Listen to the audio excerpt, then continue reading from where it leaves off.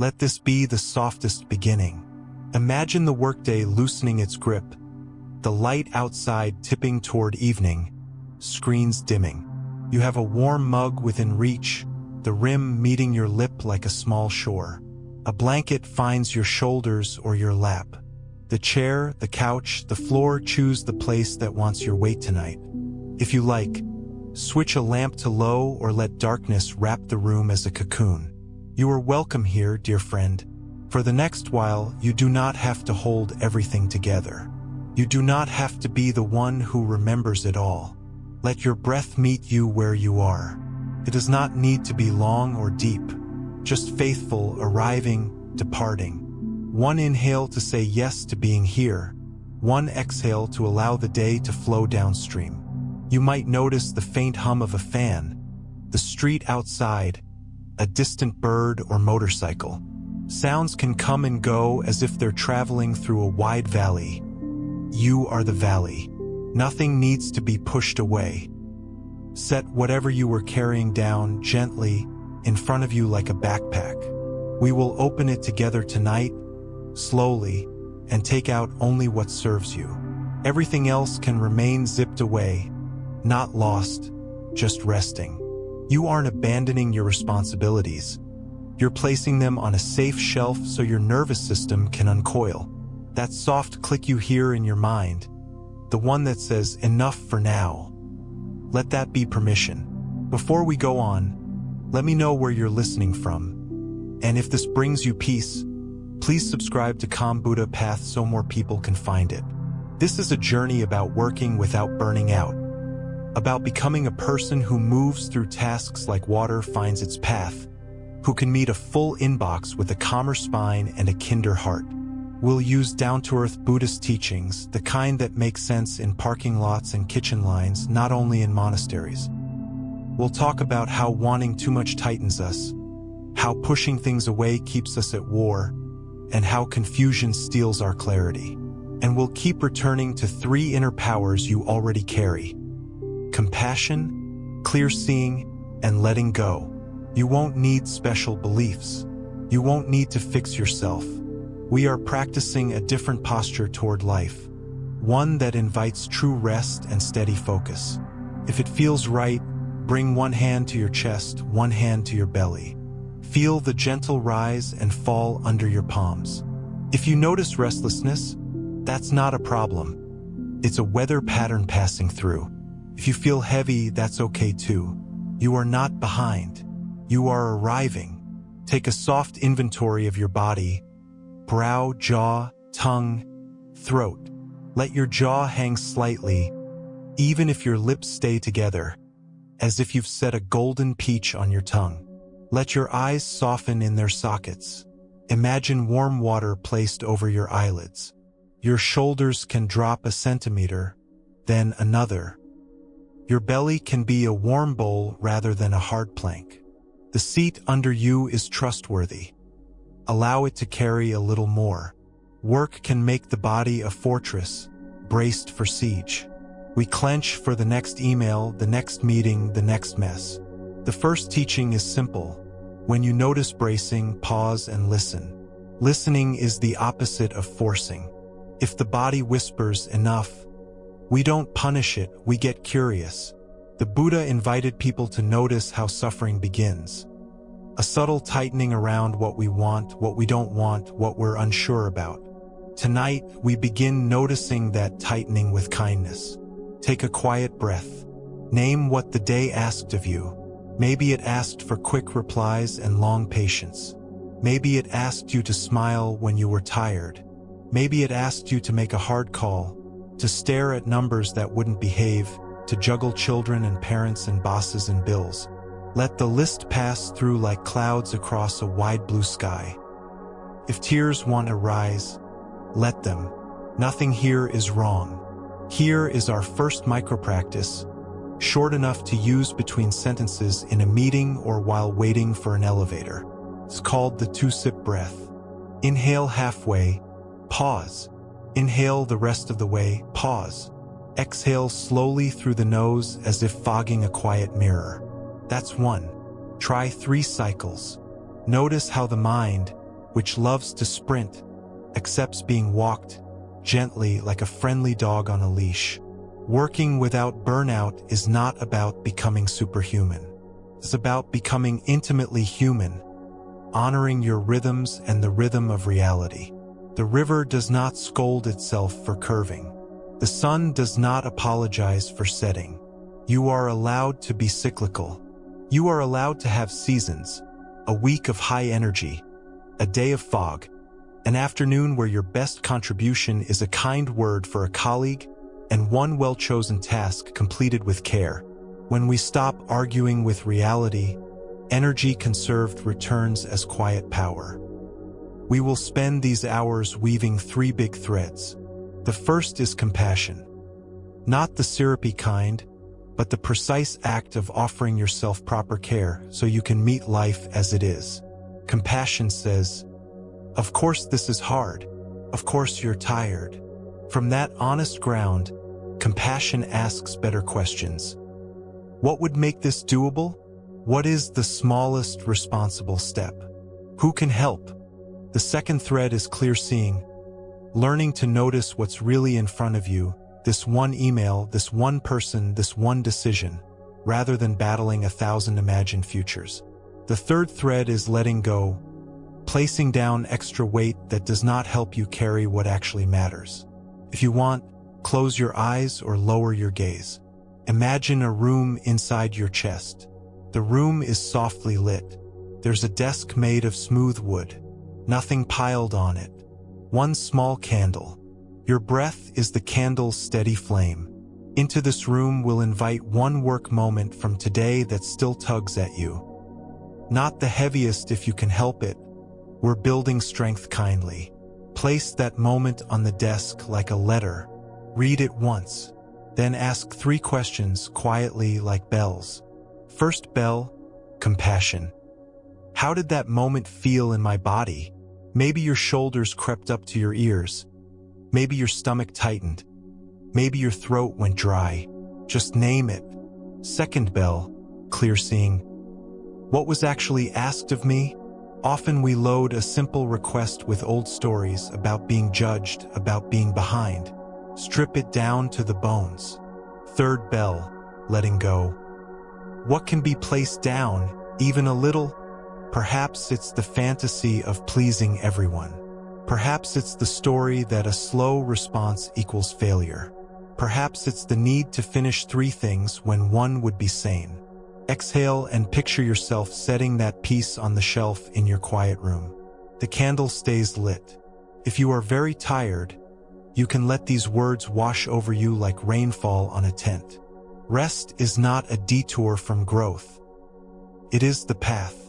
A skier waxes the skis not because they dislike skiing, but because speed without friction is gentler and more joyful. Rest is wax. Rest helps your inner edges slide. Here is another small practice for between tasks. Call it the 90-second landing. Before you jump into the next thing, land. Set a timer if you like. For 30 seconds, breathe and feel the ground. Feet, hips, back. For 30 seconds, ask, what matters most about the next step? Not the whole project, not the whole week, just the very next step. For 30 seconds, take that step or schedule it. Then close your eyes for a single breath as a seal. In 90 seconds, you have moved from scattered to oriented. This is how entire weeks change complexion, one honest landing at a time. There is a myth that focus requires violence. We grit our teeth. We bully our attention. But attention loves to be courted, not coerced. Invite it like you would invite a shy friend to sit. Warmth, clarity, ease. Choose one thing. Name it aloud. Now I will write the first 3 lines. Now I will tidy the corner of my desk. Now I will draft the reply and send it imperfectly. Naming is a bell that gathers the mind. If distractions pop like little fireworks, imagine gently cupping them and setting them beside you. They can spark without leading you away. Even during this listening, thoughts will arrive. Snippets of the day, tomorrow's weather, a tune from childhood. You don't need to amputate them. Bow to each and return to the breath, to the voice, to the quiet room. Let's soften the self-talk that keeps burnout close. Many of us have internal managers who only know two settings: not enough and do more. Thank them for their intent to keep you safe. Then offer them a new script. Instead of, "I have to finish everything," try, "I will choose the next right thing." Instead of, "I should be stronger," try, "I will be kinder so I can be steady." Instead of, "I must prove my worth," try, "My worth is not at stake. I'm practicing skill." Speak these lines in a voice you would use for someone you love at 3 in the morning. The nervous system listens to tone more than content. Make your tone a soft blanket. If anxiety is your frequent companion at work, it may be because the mind is spinning out futures like a 1,000-sided die. To meet this, we offer a grounded question. What is here right now that is workable? Not perfect, workable. Maybe the room is too loud, but you can put on gentle music. Maybe the task is too big, but you can outline the first 3 steps on a sticky note. Maybe the meeting is unpredictable, but you can bring a breath and a single, kind question to ask the group. When we locate the workable, we borrow strength from reality itself. Some nights, you will fall asleep before these words reach mid-sentence, and that is a blessing. Let sleep have you, friend. This teaching can seep into dream and marrow. If you stay awake, the simple rhythm of inhale and exhale will keep brushing your mind clean. Either way, your time here is not wasted. Bring attention down to the soles of your feet. Imagine roots growing, not to trap you, but to nourish. On the next exhale, feel any leftover static drain down through those roots and into the earth to be composted. On the next inhale, draw up steadiness, the scent of rain on dry soil. Let your hands rest open, palms up if you like. An open palm is a message to the body. It's okay to receive. Consider this: the purpose of work is not to consume you. Work is a place to practice being awake and kind, even when the world around you runs on speed. Buddhists sometimes call practice skillful means. Not holy, not rigid, but skillful. What is skillful for you might be different than for me. A 5-minute walk outside between calls, a glass of water before coffee, a refusal to answer emails from bed, a promise to leave 1% of every project undefined so your creativity can breathe. Skillful means fit the moment the way a key fits a lock. We will learn to make keys. Another micro-practice, the shoulder sigh. Lift your shoulders to your ears on an inhale. Hold for 2 heartbeats. Exhale and let them fall with a sound. You can do this while muted on a video call or while stepping away from your desk. Sound helps the body believe you. If tears come after a shoulder sigh, the body is showing you where compassion is needed. Put your palm there. You don't need instructions beyond contact and breath. If you feel the tightness of perfectionism, an old companion of burnout, try this gentle sentence as an experiment. What if good enough is respectful? Respectful of your time, your relationships, your health. Let respectful open a window where perfect locked a door. Perfectionism often springs from fear of disapproval or exile. But we are building an inner community that will not exile you for being human. When approval is not the sole currency, you can spend your energy on craft and care instead of defense. In your mind's quiet room, imagine a small basket labeled tomorrow. If thoughts about future tasks arrive, place them in the basket without judgment. You will see them when the sun returns. If you worry they'll be forgotten, picture tying a ribbon onto the basket's handle. Bright enough that morning, you will spot it and smile with relief. This is letting go, not erasing, but gently postponing, in trust. Now, feel the support of everyone listening along with you around the world. Different time zones, different jobs, different challenges, but one shared wish for less strain and more ease. The sense of togetherness is not a concept. It's a bodily warmth. Someone in a quiet apartment in Jakarta is breathing with you. Someone in a small town in Canada is softening their jaw. Someone in a city in Europe is placing down a bundle of worry and choosing one kind action. You do not have to carry this alone. Let me offer a small blessing for the path we're starting together. May your work become a place where your gifts can flow without burning you. May your attention grow strong and gentle. May your boundaries become clear and kind. May your rest be considered sacred, not optional. May the discipline you practice be the kind that makes you more humane. And when you forget, which you will, may you remember quickly and return without shame. For tonight, for this beginning, choose one sentence to carry into sleep or into the next quiet hour. Perhaps it is, I will move like water around stones. Perhaps it is, I can do the next right thing. Perhaps it is, I belong to myself even at work. Let the sentence settle low in your belly. Breathe it in, breathe it out.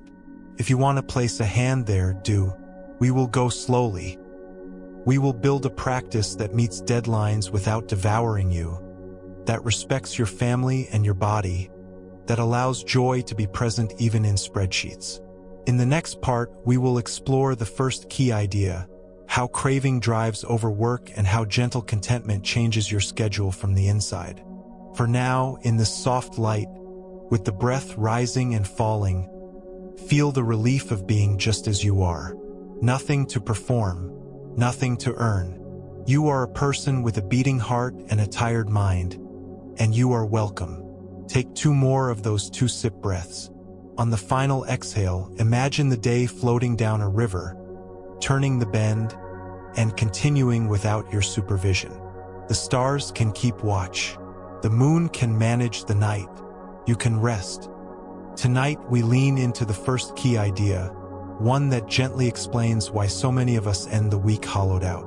In the old teachings, craving is called a fire, not because wanting is evil, but because certain kinds of grasping heat the system without end. You know this fire. It is the itch for one more task, one more message cleared, one more nod of approval. It is the mind measuring itself against an imaginary horizon that keeps receding. In modern life, we have trained entire networks, digital and social, to feed this fire. But you also carry within you a natural spring, a coolness called contentment. Contentment is not laziness. It is the quiet recognition of enoughness that allows focus to bloom and energy to last. Craving scatters. Contentment gathers. Craving accelerates. Contentment steadies. This is our exploration. Bring awareness back to breath. Inhale easily. Exhale with a small softening at the jaw. As you breathe, let's look at a work scene, familiar to many. Morning. Your phone is the first sun. Notifications sprinkle like seeds across your attention. Even before your feet touch floor, your mind is already sprinting. The fire likes beginnings. It claims territory early, whispering, faster, answer now, prove you are not behind.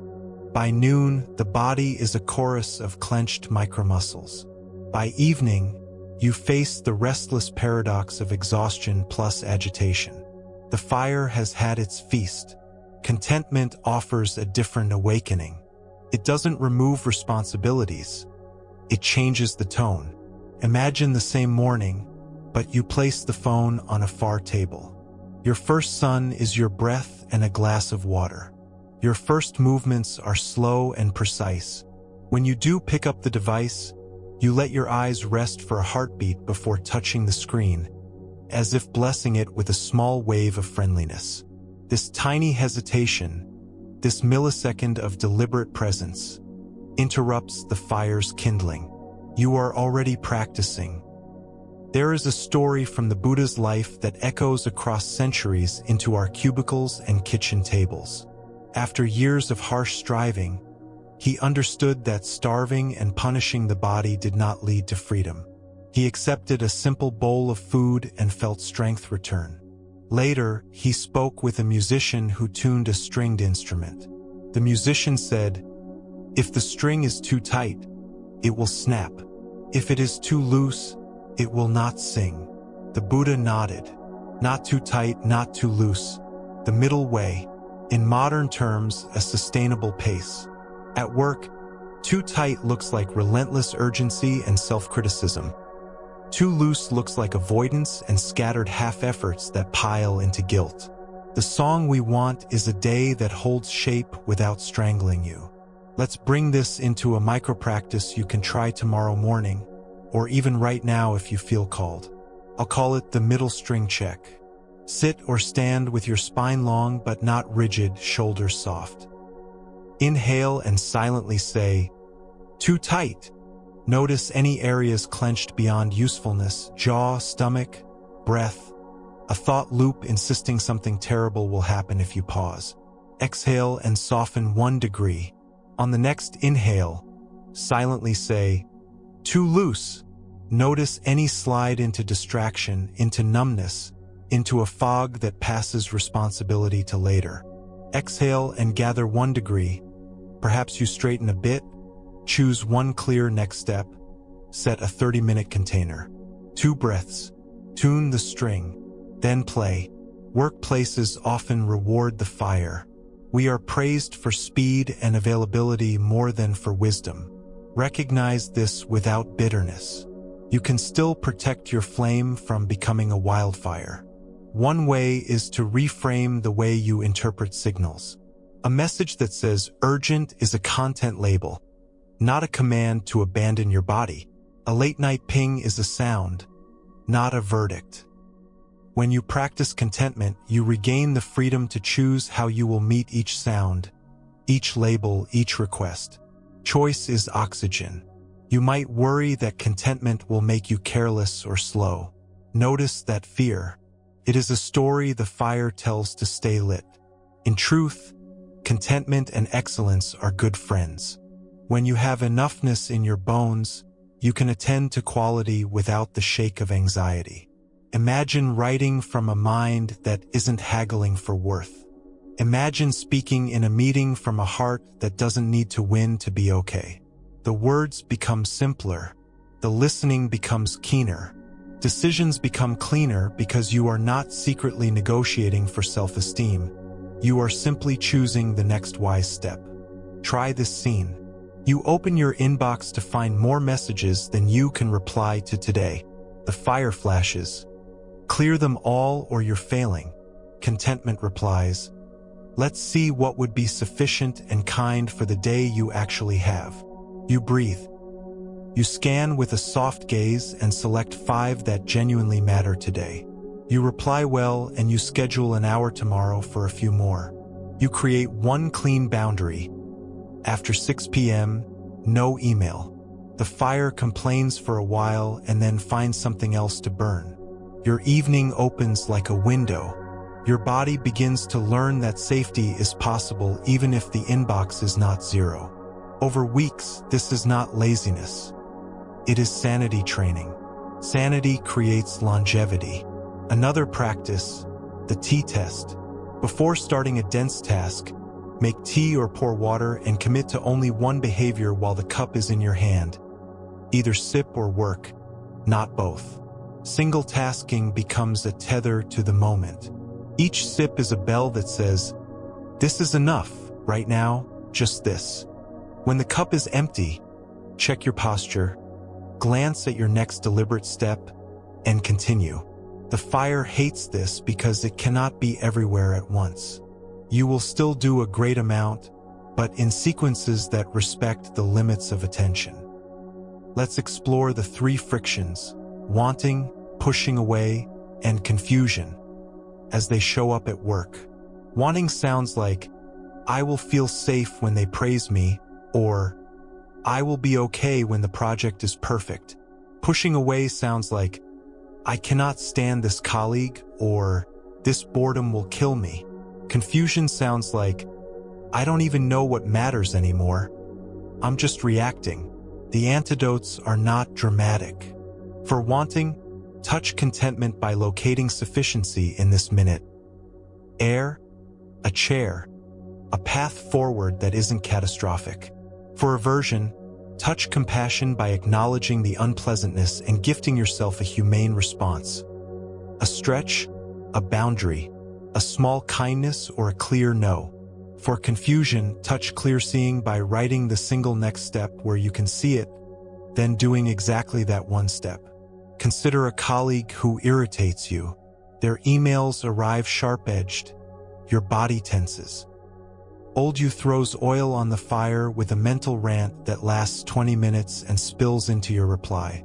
Contentment informed you says, "Ah, unpleasant. Of course I feel it." You place a hand on your chest for one breath.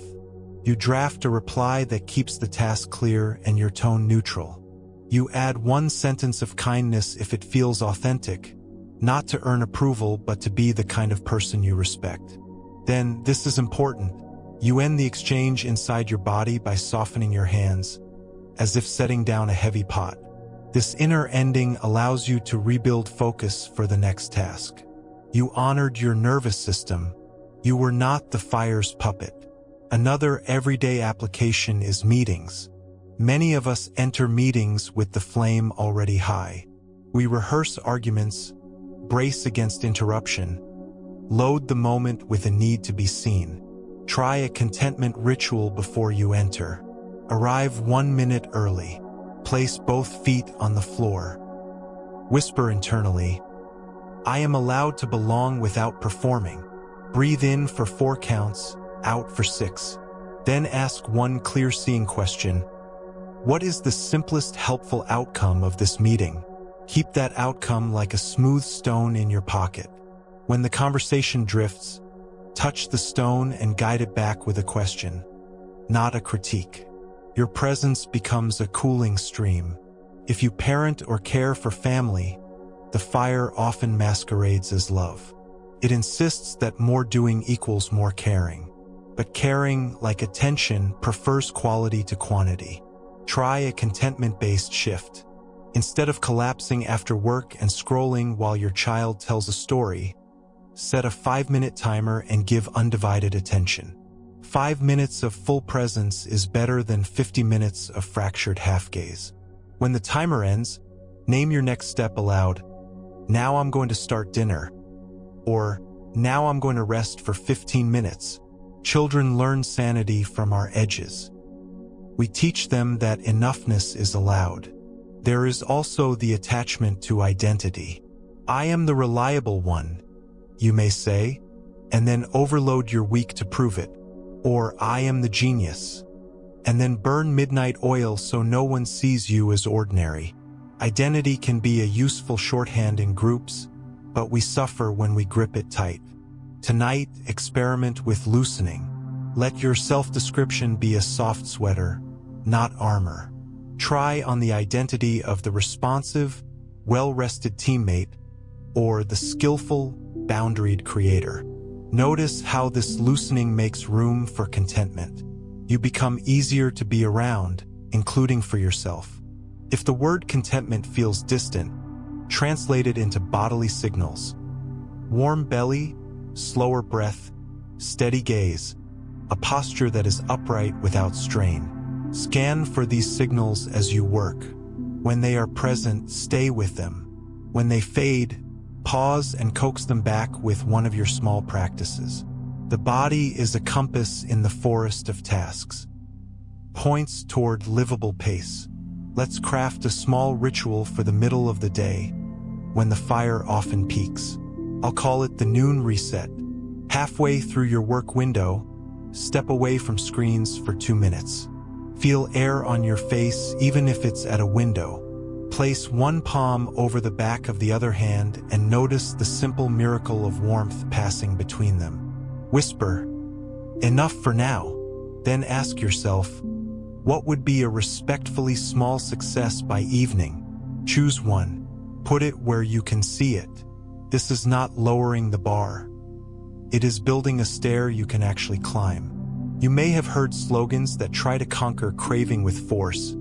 Crush your goals. No pain, no gain. If those have helped you at times, honor that. But notice whether they also invite an inner violence that is hard to live with long-term. The middle way encourages a third language.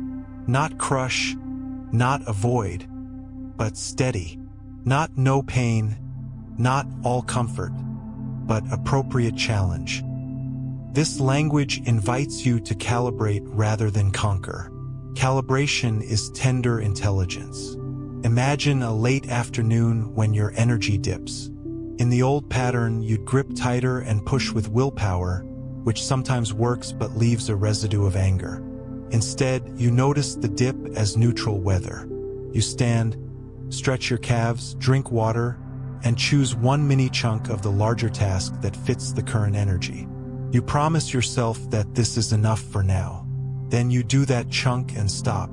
The fire protests that you are slacking. But in the evening, you feel a strange new sensation. Quiet satisfaction without depletion. Over weeks, you notice more days ending like this. Your life turns, degree by degree, toward balance. Here is a short parable to carry with you. In a small village, a baker was praised for the tallest loaves. He began waking and working earlier each day, adding more yeast, more kneading, more heat, chasing praise like a kite in wind. The loaves rose huge but hollow, collapsing when sliced. A traveler came through and tasted one.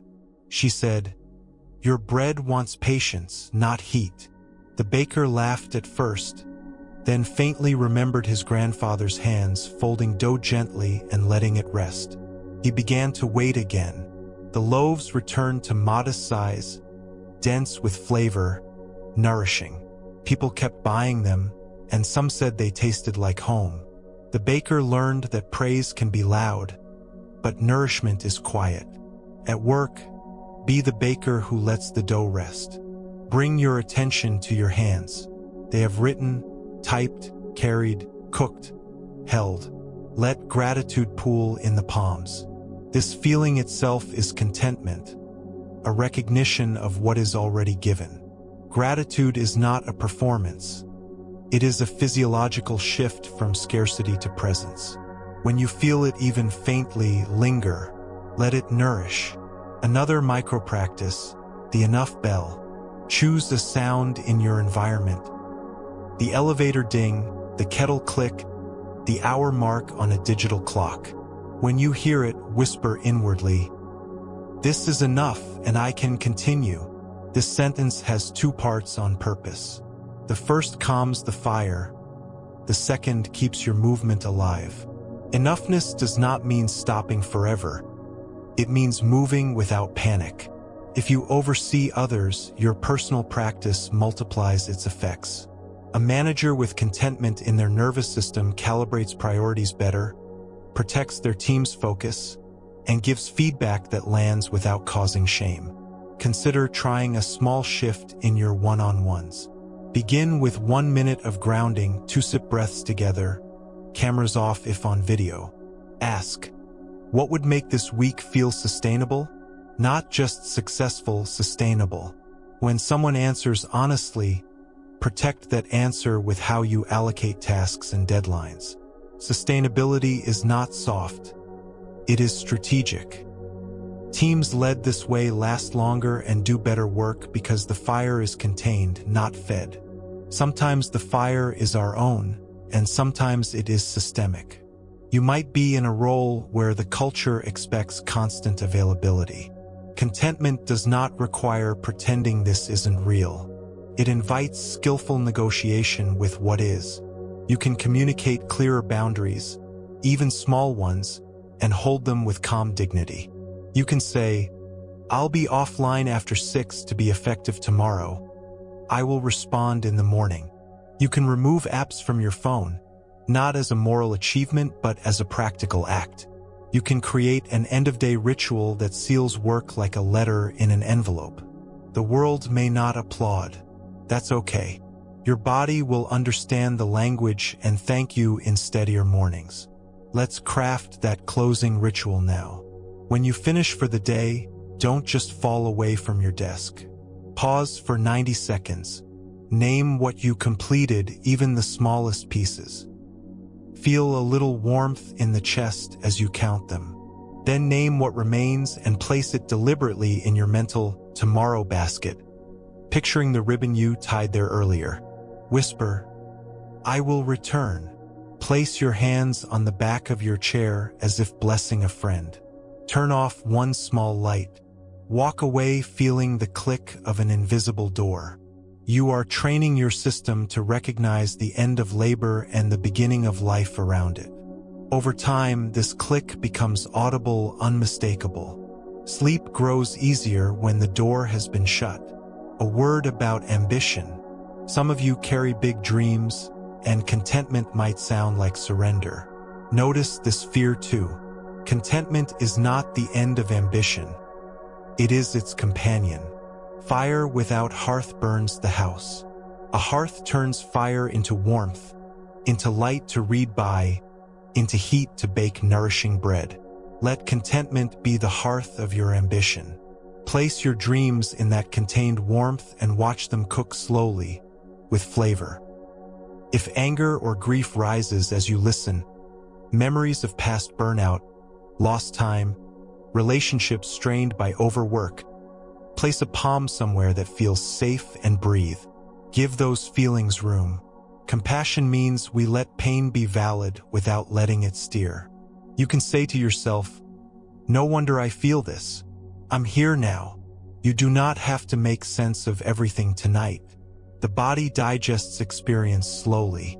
Your only task is to be kind, which is already enough. Let's finish this part with a short guided moment. Imagine you are at your workplace, not the literal architecture, but the felt sense of it.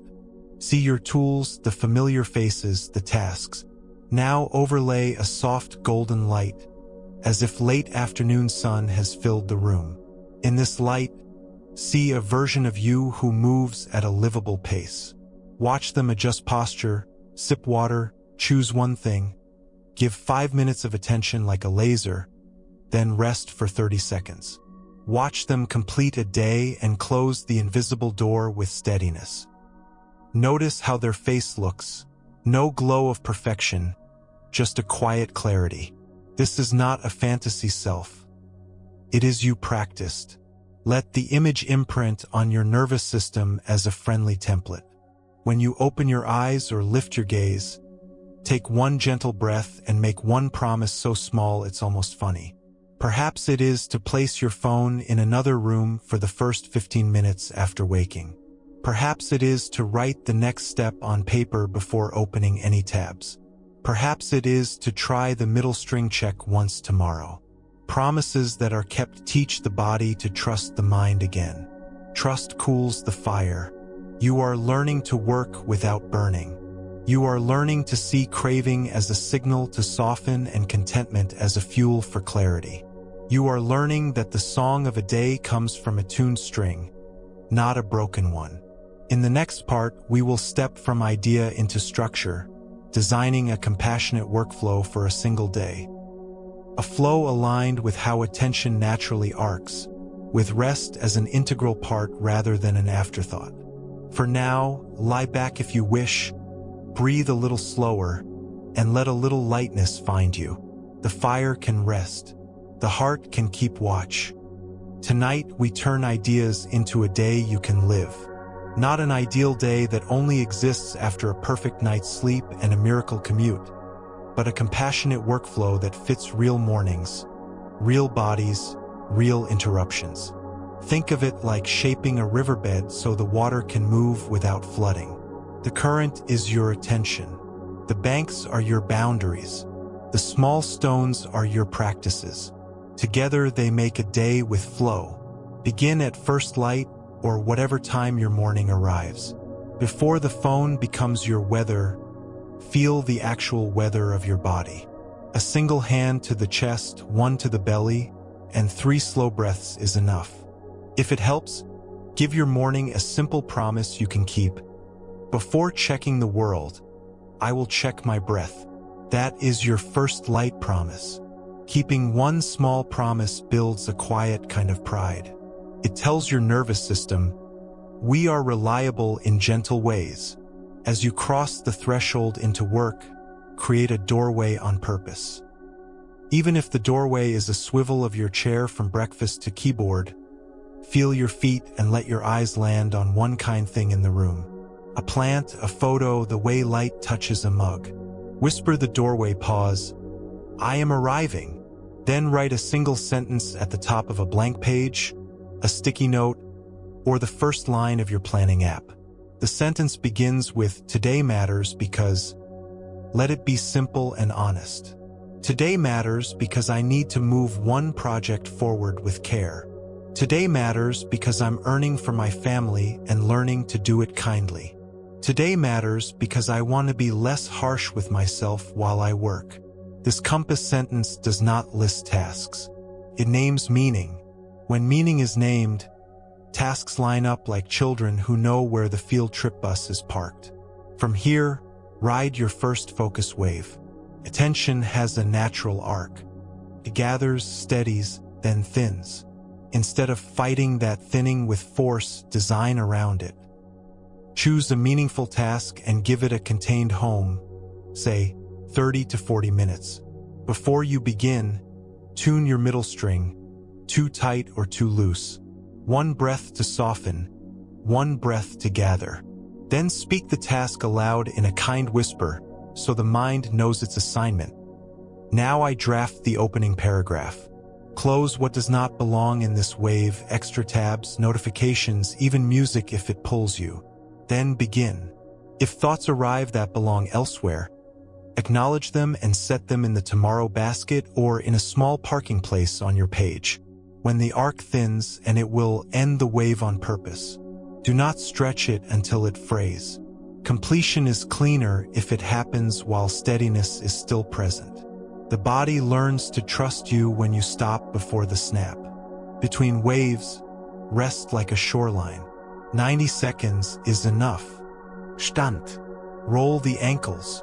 Let your eyes look at something far away to reset the tiny muscles that screen work phrase.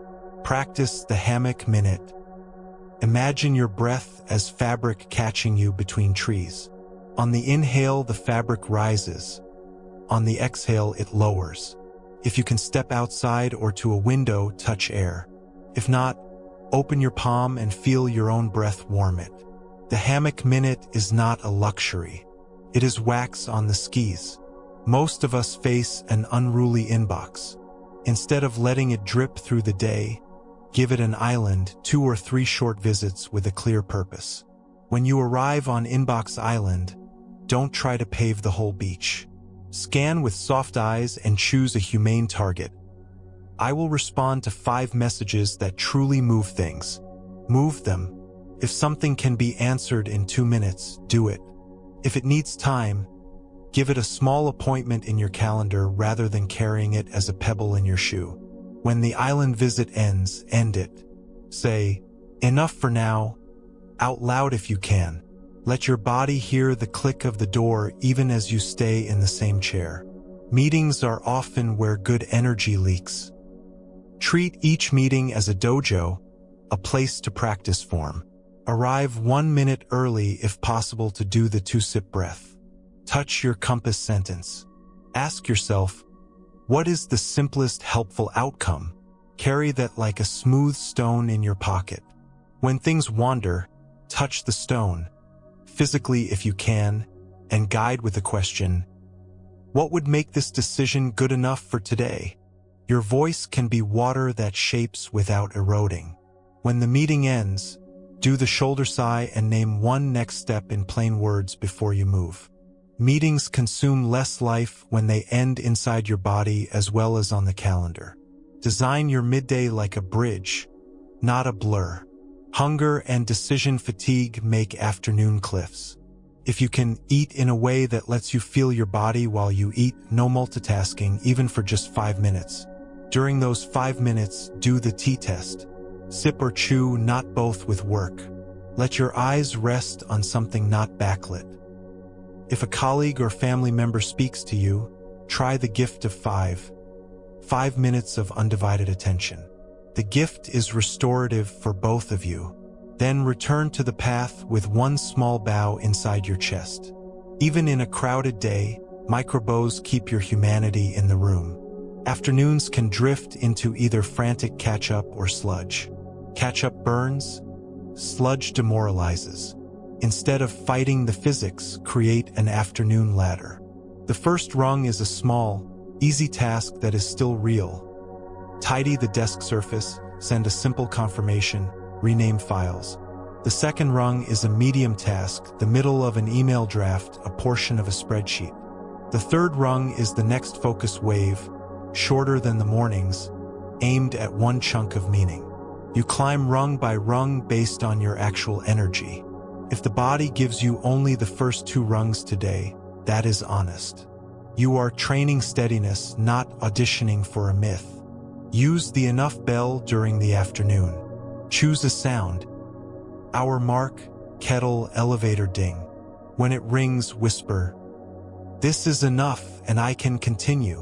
The first phrase cools the fire. The second phrase keeps momentum. Both together keep you from the crash of all or nothing. Let's talk about interruptions. They arrive like small storms. A colleague pings you. A child asks for help. A thought insists on attention. Meet interruptions with the 3-step door. Step 1. Acknowledge the knock. I see this. Step 2. Place it accurately.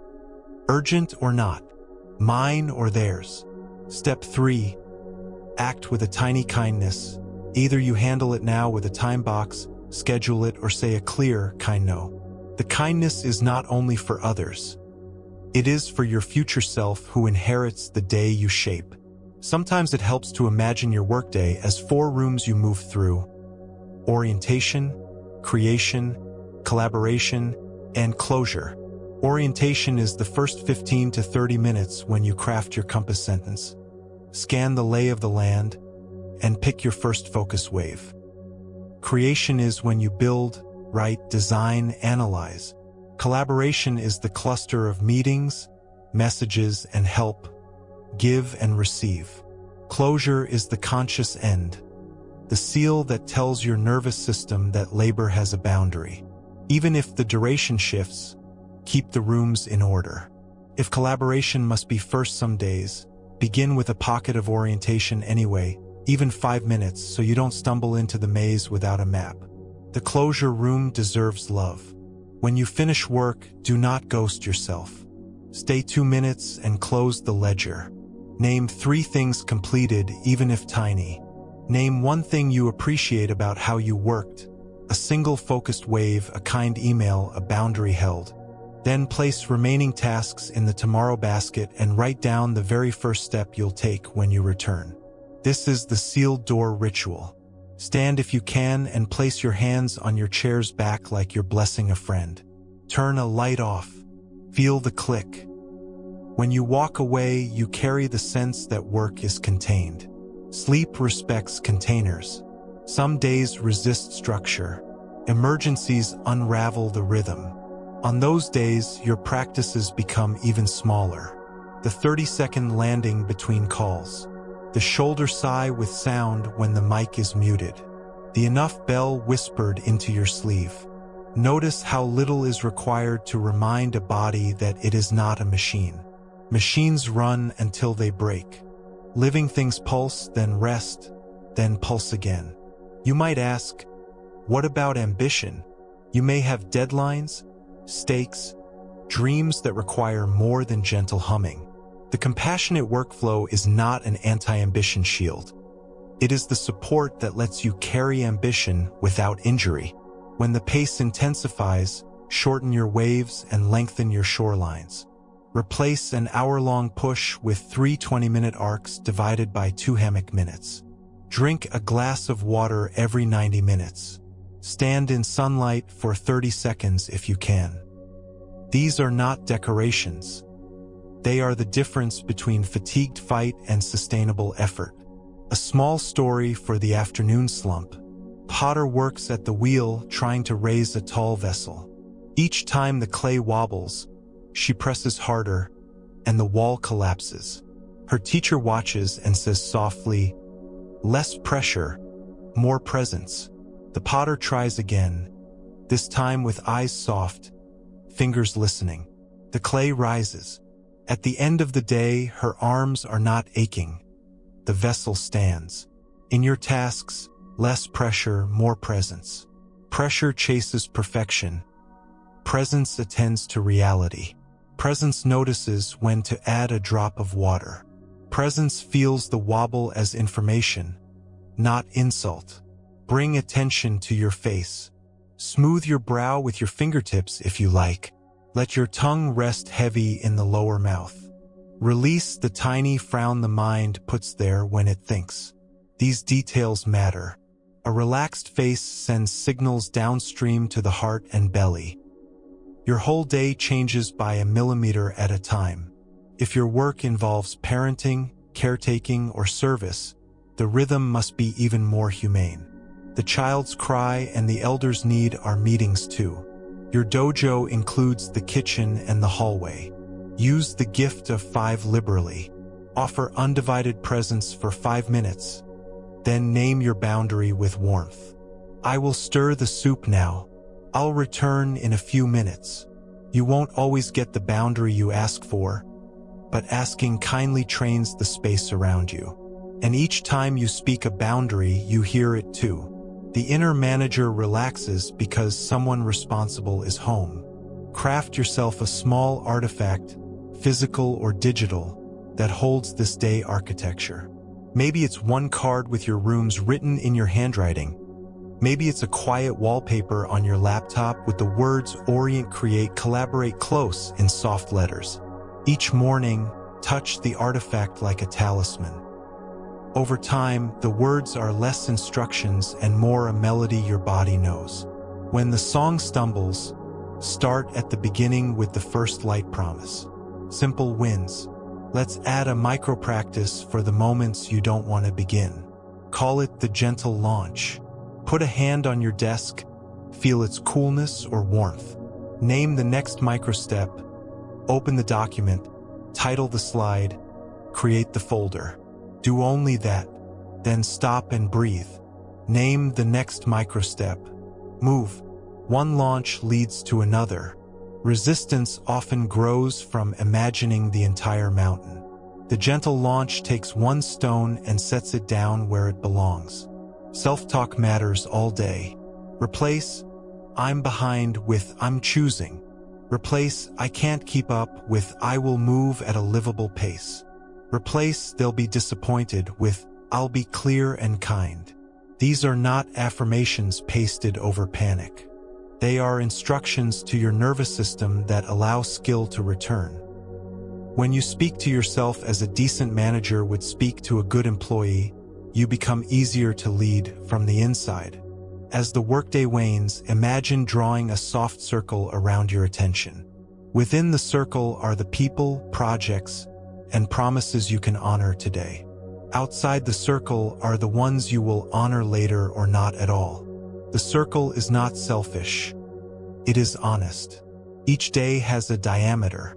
When the circle is invisible, guilt expands to the horizon. When you draw it on purpose, gratitude and focus can stand up again. Sometimes the kindest act is to renegotiate. A deadline that once fit now pinches. A meeting needs a different scope. Practice the clear ask. Name what you can do by, when, why it's wise, and how you'll protect quality. Speak slowly, with breath between sentences. People hear you better when you are not sprinting through your own words. Even when the answer is no, you will feel the sturdiness of having advocated with clarity instead of running until the wheels wobble. If grief or anger about past patterns shows up, jobs that took too much, years that felt like a blur, let it move. Sit with it like you would with a friend. You don't have to resolve it at your desk. Acknowledge, breathe, offer the body a little time later to feel more fully. A walk, a journal page, a conversation. Burnout often hides old grief. Meeting it in doses is part of healing. The compassionate workflow leaves room for being human. Before we close this part, try a short guided pass through your next workday. Picture yourself waking. First light promise. Doorway pause. Compass sentence. First focus wave. Hammock minute. Inbox island. Meeting dojo with the smooth stone outcome. Midday bridge with the T-test. Afternoon ladder. Enough bell. Shield door ritual. See it once, slowly, like tracing a path on a map with your finger. Then see it again, briefer, like glancing at the way you know by heart. The map won't hold perfectly tomorrow, and that's fine. It gives you a shape to return to when the day asks you to improvise. Jazz needs a key, your day needs a key too. Finally, place your hands open in your lap. Whisper, "May my work be a place of kindness and clarity." Whisper, "May my pace be human and steady." Whisper, "May I remember I am more than what I finish." Let the words drop like stones into a quiet lake. Watch the ripples widen. The day you want is not far away. It is made of small, honest moves, repeated. In the next part, we'll deepen the second thread, clear seeing. So your attention becomes a gentle lamp rather than a searchlight that blinds you. We'll explore how to prioritize when everything shouts, how to make decisions without spiraling, and how to see people, including yourself, with less distortion and more care. For now, rest in the knowledge that a compassionate workflow is not a fantasy. It is a rhythm you can learn. Clear seeing is the quiet lamp you carry into the maze. Not a searchlight that startles and scorches, but a steady flame that makes the next step plain. When confusion leads, work feels like running through smoke, grabbing at shapes, breathing fast, taking wrong turns. When the lamp leads, you move slower than panic wants and faster than dread predicts. The lamp does not argue with darkness. It simply shows what is here. Tonight, we practice becoming that lamp so your days stop wobbling under guesswork and overthinking. Begin by letting your gaze soften. If your eyes were gripping the world, loosen the grip as if you were holding a delicate cup and remembered it was already safe in your hands. Let the breath lengthen by half a count. Feel the places where your body touches support, the chair, the floor, the blanket, the bed. Clear seeing always begins with contact. It is not a theory, it is felt. Whisper inwardly, "Here I am," as if returning from a long trip.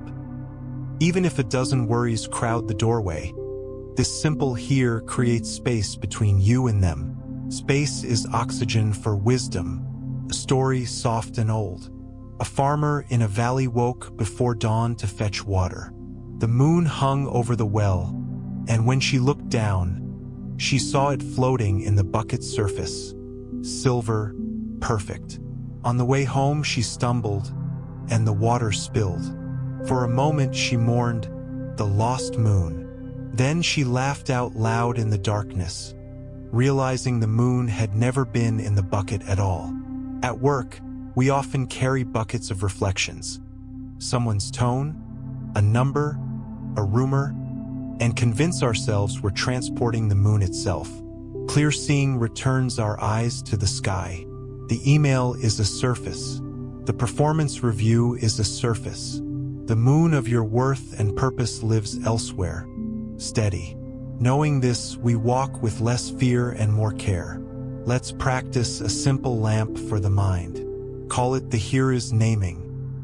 3 breaths. 3 quiet acknowledgements, spoken internally like the gentlest narrations. On the inhale, here is the body breathing. On the exhale, here is the task in front of me. On the next inhale, here is one kind intention. That's all. 3 lines. You can do it before opening your laptop, before entering a meeting, before answering your child, before you speak when your heart is hot. The nervous system relaxes when reality is named without judgment. Then, from that calmer ground, you can choose what matters. Clear seeing is not cynicism. It does not mean lowering standards or expecting the worst. It is the skill of labeling what is actually present: sensations, facts, limits, values, so you are not ruled by guesses, old stories, or sudden weather. In Buddhist language, confusion is the third friction that keeps suffering alive. Confusion distorts. It makes the small feel catastrophic and the solvable feel impossible. The antidote is not to hammer clarity into existence. It is to clear the lens you're looking through. Tonight we'll polish the lens together. Begin with priorities. Many of us start the day trying to sort a pile that keeps reshuffling. Everything shouts. Clear-seeing answers with a softer voice and a simple shape. In the morning, after your compass sentence, ask yourself for 3 truths. First, name the one outcome that would make the day meaningful even if nothing else happened. Write it plainly where your eyes will land. Second, name the one person or relationship you want to touch with care today: colleague, partner, child, client, your own body. A single, real touch. Third, name the boundary that will protect both. Perhaps the sealed door time, perhaps no email in bed, perhaps a nourishing lunch. These 3 names are not a list to bully yourself with. They are a lantern held high so the fog thins. Throughout the day, return to the lantern. If chaos pulls you, ask, which of my 3 truths is needed now? Then choose one small action that honors it. Decision-making becomes gentler when you hold a triangle inside. On one side, values: what matters to you beyond winning, such as kindness, craft, honesty, family, health. On the second side, reality: the external conditions that are true whether or not you like them, such as deadlines, budgets, other people's needs, the weather of the market. On the third side, capacity: the current state of your energy, attention, time, and skill. Place the decision in the center of this triangle and rotate it slowly. Ask, what choice honors my values? Then, what choice acknowledges reality as it is? Then, what choice fits my capacity without breaking me? The answer is rarely a perfect point. It is a gentle region where integrity, truth, and sustainability overlap. Choose the next step inside that region. You can return and choose again tomorrow. Clear seeing frees you from the pressure to nail the entire future in one move. When your mind spirals, it is often because it is trying to predict the entire chess game with blurry pieces. Bring the pieces close. Ask, what is the smallest test I can run? If a plan feels grand and heavy, design a quiet pilot and set a date to review.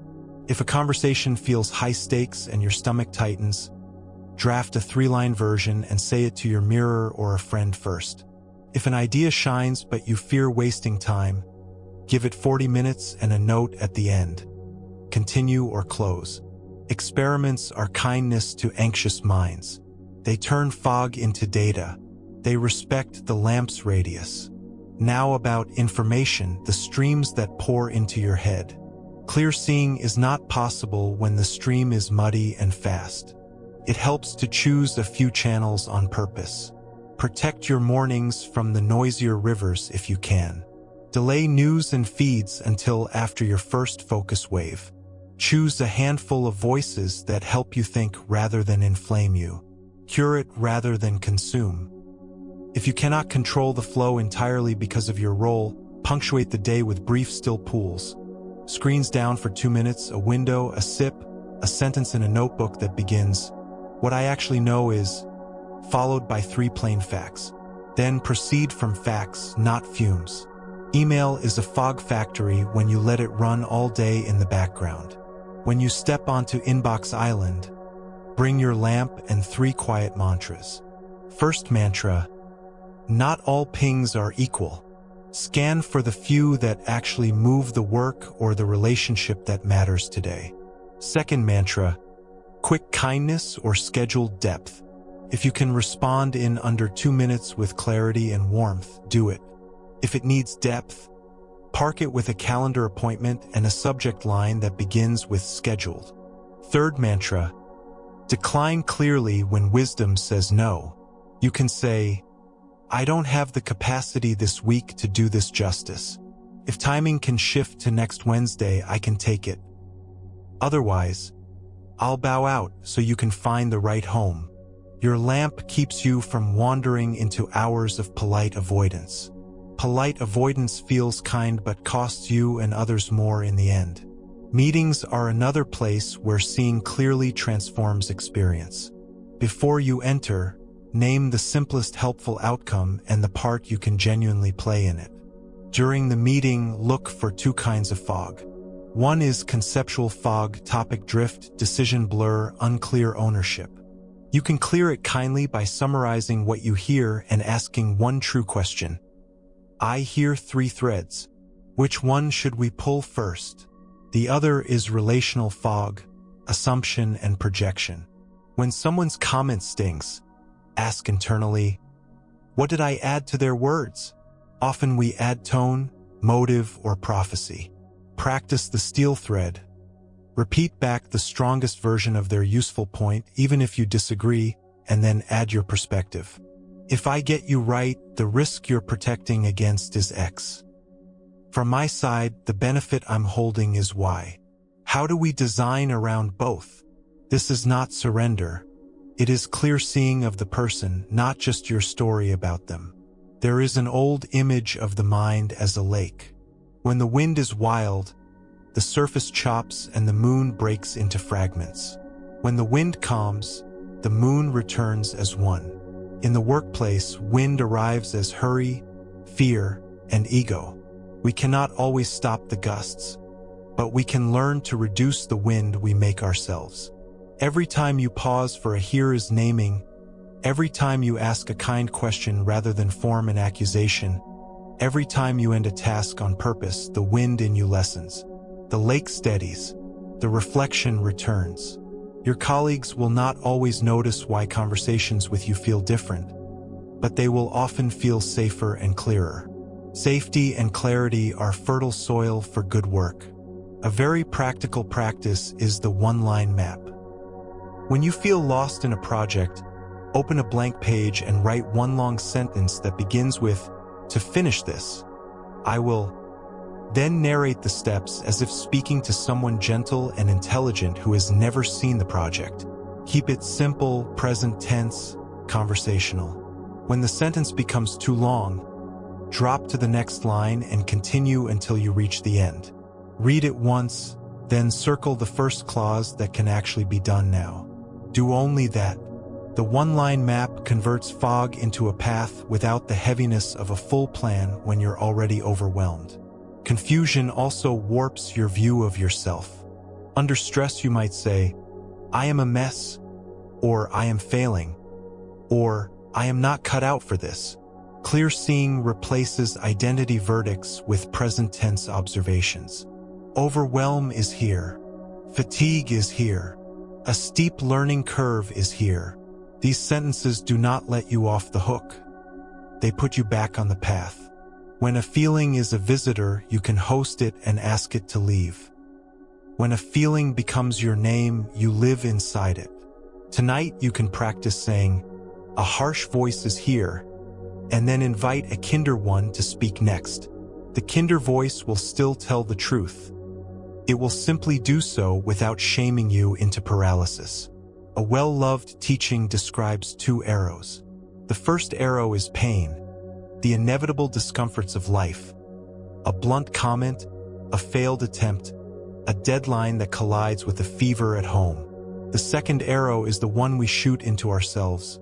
Story, blame, replaying the moment, predicting doom, deciding we are unworthy. At work, the first arrow might be a project rejected. The second arrow is, they will never trust me again. I always disappoint. I should quit. Clear seeing practices the art of removing the second arrow. You can say, ouch, that stung. Breathe. Then ask, what is the next wise move? Perhaps it is to ask for feedback in 2 specific sentences. Perhaps it is to rest for 10 minutes, then try again. The second arrow steals energy you could spend on craft and repair. Your lamp helps you keep energy for what heals. Many decisions feel hard because we expect certainty to arrive before we move. Clear seeing accepts that often you get enough light for the next few steps, not the whole road. If you wait for the sky to turn noon bright, you waste the tender hours of dawn. Move with lantern light. Set a review point. Thursday afternoon you will check the path and adjust. Speak this to anyone affected so they can travel with you. I'll take this route until Thursday. If new data arrives, we'll shift. People handle uncertainty better when you name the cadence of checking. Rhythm is reassurance. Let's create a pocket ritual for moments when your mind is noisy and you must choose. Place one hand on your chest and one hand on your lower belly. Exhale until your belly softens. In your mind, draw your triangle: values, reality, capacity. Whisper one word for each side. Then ask a single question. What is the kind next step? If you hear 2 or 3 candidates, choose the one that protects a relationship first, or the one that prevents harm, or the one that unlocks the next piece with the least cost. Move. After doing it, pause for one breath and check. Clearer or muddier? Use the check as your compass. The body is wise feedback. Clarity likes clean edges in time. If your calendar is a wall of overlapping blocks, imagine transforming it into a garden. Beds for focus, paths for collaboration, hedges for rest. Give your focus waves a living name and color. Label them with verbs, not vagueness. Draft page 1. Analyze week 5 data. Design slide 3. Protect the edges with small gates. 5-minute buffers where you land and lift. Do not expect perfection. Gardens grow and change. But each day you tend, weeds are easier to pull and blossoms easier to see. Colleagues learn the shape of your garden and begin to respect it because you respect it. When people frustrate you, clarity reminds you that everyone is carrying invisible bags. You don't excuse harmful behavior, but you see the person beyond your story. Try a small practice when irritation spikes. Inhale and think, just like me, this person wants to be safe and respected. Exhale and think, just like me, this person struggles when tired or afraid. Now choose the skillful response. Sometimes it is a boundary, sometimes an offer of help, sometimes silence and a return later when you're both steadier. Compassion and clear seeing feed each other. Neither is mushy. Both protect your energy. Distractions often wear the costume of urgency. A headline, a group chat, a sudden impulse to clean the spice drawer. When the urge hits, ask, is this a move toward my 3 truths? If not, tell the urge, not now, later, and place it in a tiny later list. If it returns 3 times with increasing volume, give it a minute of attention on a timer and then end it. Treat the mind like a bright child, firm, warm, consistent. Over time, the child trusts the schedule and the house grows calmer. Your week can hold its own lamp if you end each day with a 30-second look ahead. Not a full plan, a reassuring glance. Write one note to tomorrow you, one sentence that begins, start with. Tape it to your monitor or lay it on your keyboard like a small flag. In the morning, you inherit the gift from a friend. The mind that went to sleep anxious meets a gentle instruction and sighs with relief. Relief breeds clarity. There is also joy in clear seeing. When fog lifts, colors brighten, literally.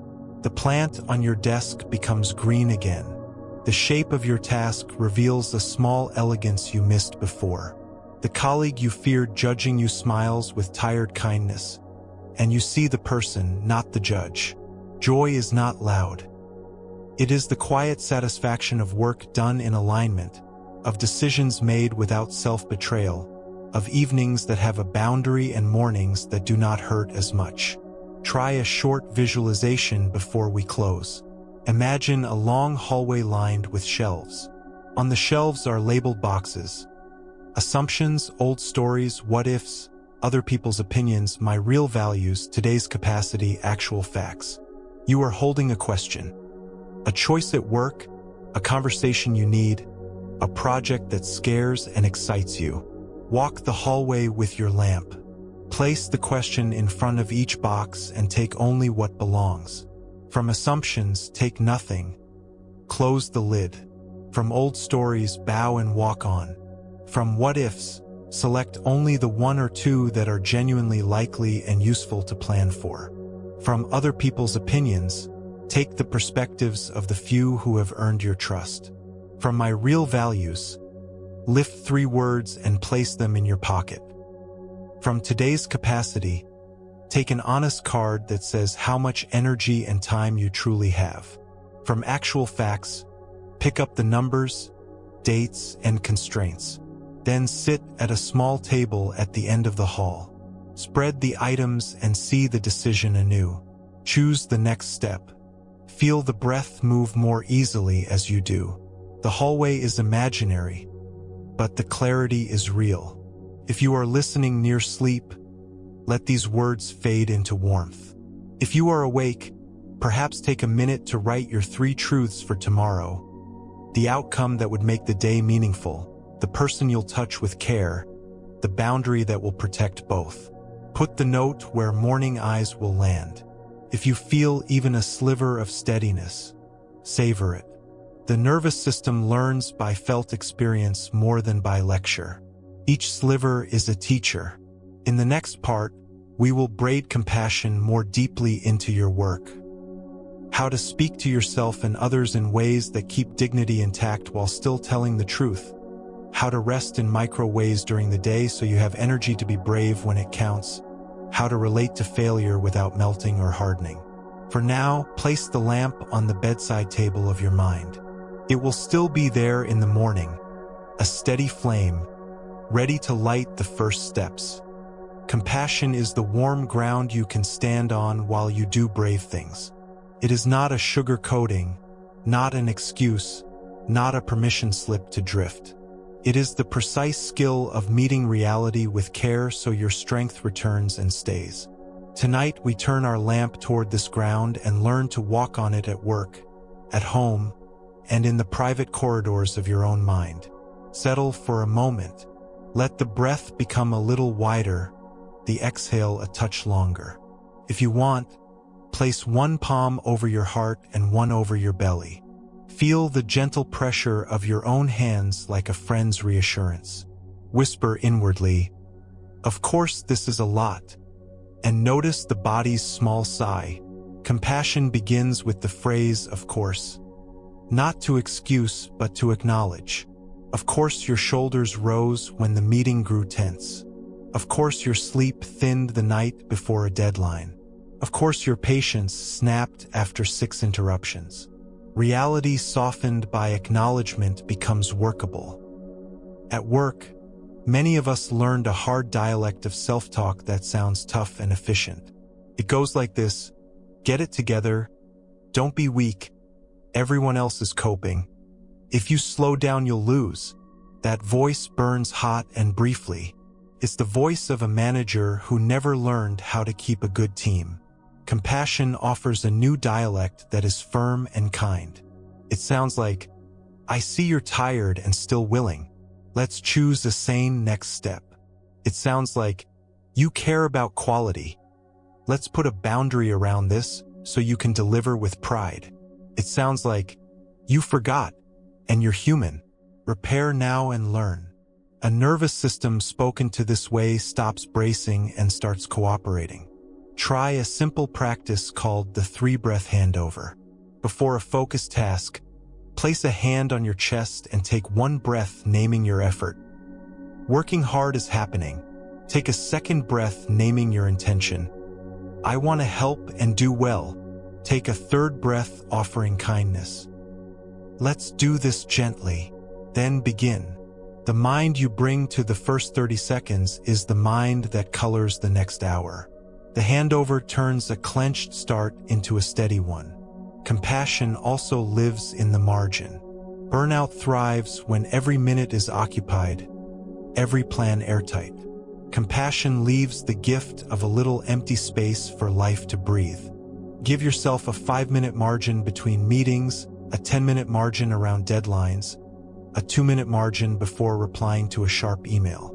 These small edges are not inefficiency. They are safety rails. Inside the margin, you can drink water, breathe, check whether your first reaction is the wisest. People who build margins make fewer avoidable mistakes and recover faster when the unavoidable ones happen. Consider the way you speak to yourself after an error. The old reflex may be a flurry of blame and prophecy. You always do this. They'll never trust you again. This proves you're not cut out for the role. That cascade is the second arrow dressed in office clothes. Compassion interrupts and offers a warm audit. A warm audit has 3 parts spoken slowly. What happened? What hurt? What helps? What happened is the briefest factual account you'd offer a wise friend. What hurt acknowledges the human cost: embarrassment, wasted time, strain on a relationship. What helps names the smallest repair. Maybe it's an apology sent before the day ends. Maybe it's a checklist to prevent a repeat. Maybe it's 10 minutes outside so your brain can reset and the next attempt can be clean. The warm audit keeps dignity intact while extracting learning. This is how craft grows without the rod of shame. Compassionate communication with others begins long before the words land. It begins with the state you cultivate in the body. When you need to give hard feedback, do the shoulder sigh once or twice. Let the exhale be audible. Feel your feet. Then craft your opening line like a bridge. Care, clarity, request. I care about you and the work we do. I want to name something I'm seeing so we can improve it together. Here's what I notice. Then the specific, observable behavior, not your story about their personality. Close with a request that a real person could act on. Let's try posting agendas the day before so we can both prepare. This structure protects the other person's dignity and your own integrity. You leave the conversation having told the truth without sharpening it into a weapon. Receiving feedback is harder for many. Compassion looks like a pause and a breath before the shield flies up. You can say, "Thank you for telling me. I need a moment to take this in, and I do want to improve." If the feedback is vague or tangled with someone else's projections, ask for a concrete example and the impact. If it is unfair, compassion still asks, "Is there one grain here I can use?" Sometimes the answer is yes. Sometimes it's no, and your work is to let the comment pass through you without lodging. You can protect yourself without hardening completely. That softness keeps your learning alive. There is a quiet story many teachers tell in different forms. A young attendant walked with an elder through a forest after a long day at the monastery. The elder's pace was slow, his breath even. The attendant was fuming with private anger about a mistake made earlier in the kitchen. He wanted to confess and also to scold himself. Finally, he blurted, "I broke a bowl today. I'm useless." The elder stopped and pointed to a bamboo grove bending in the wind. "Do you see how the bamboo yields and returns?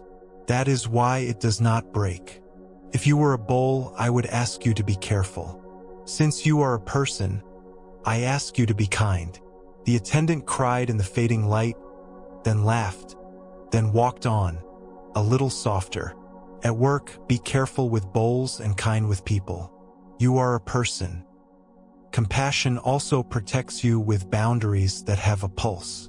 A rigid wall is sometimes needed, but more often you want a living fence that can open and close with intention.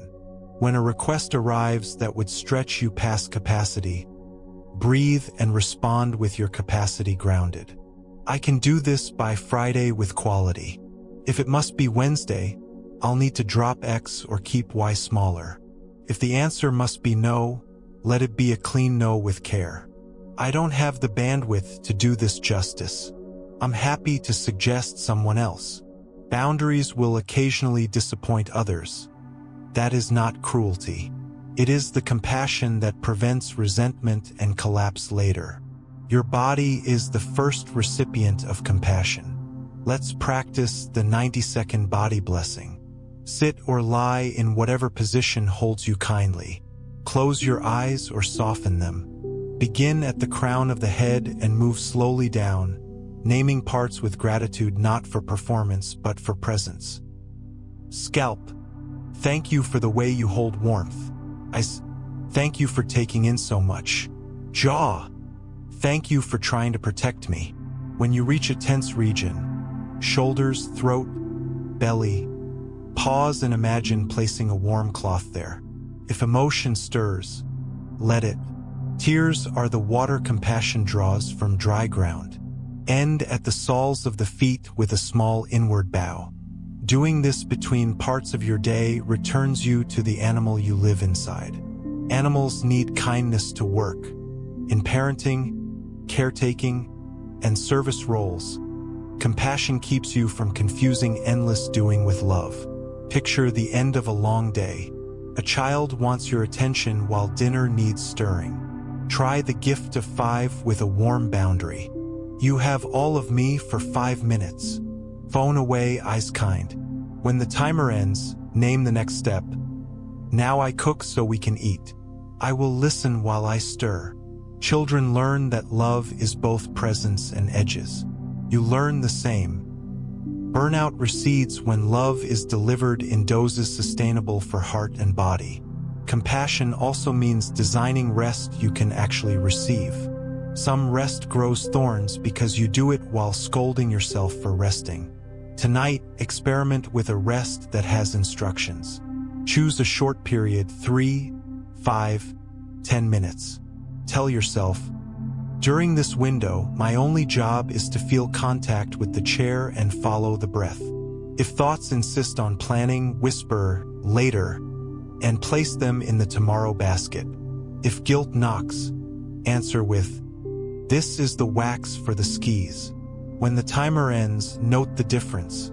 Maybe an inch more breath, a millimeter less jaw. That inch ripple reaches every conversation after. In team life, compassion prevents silent debt.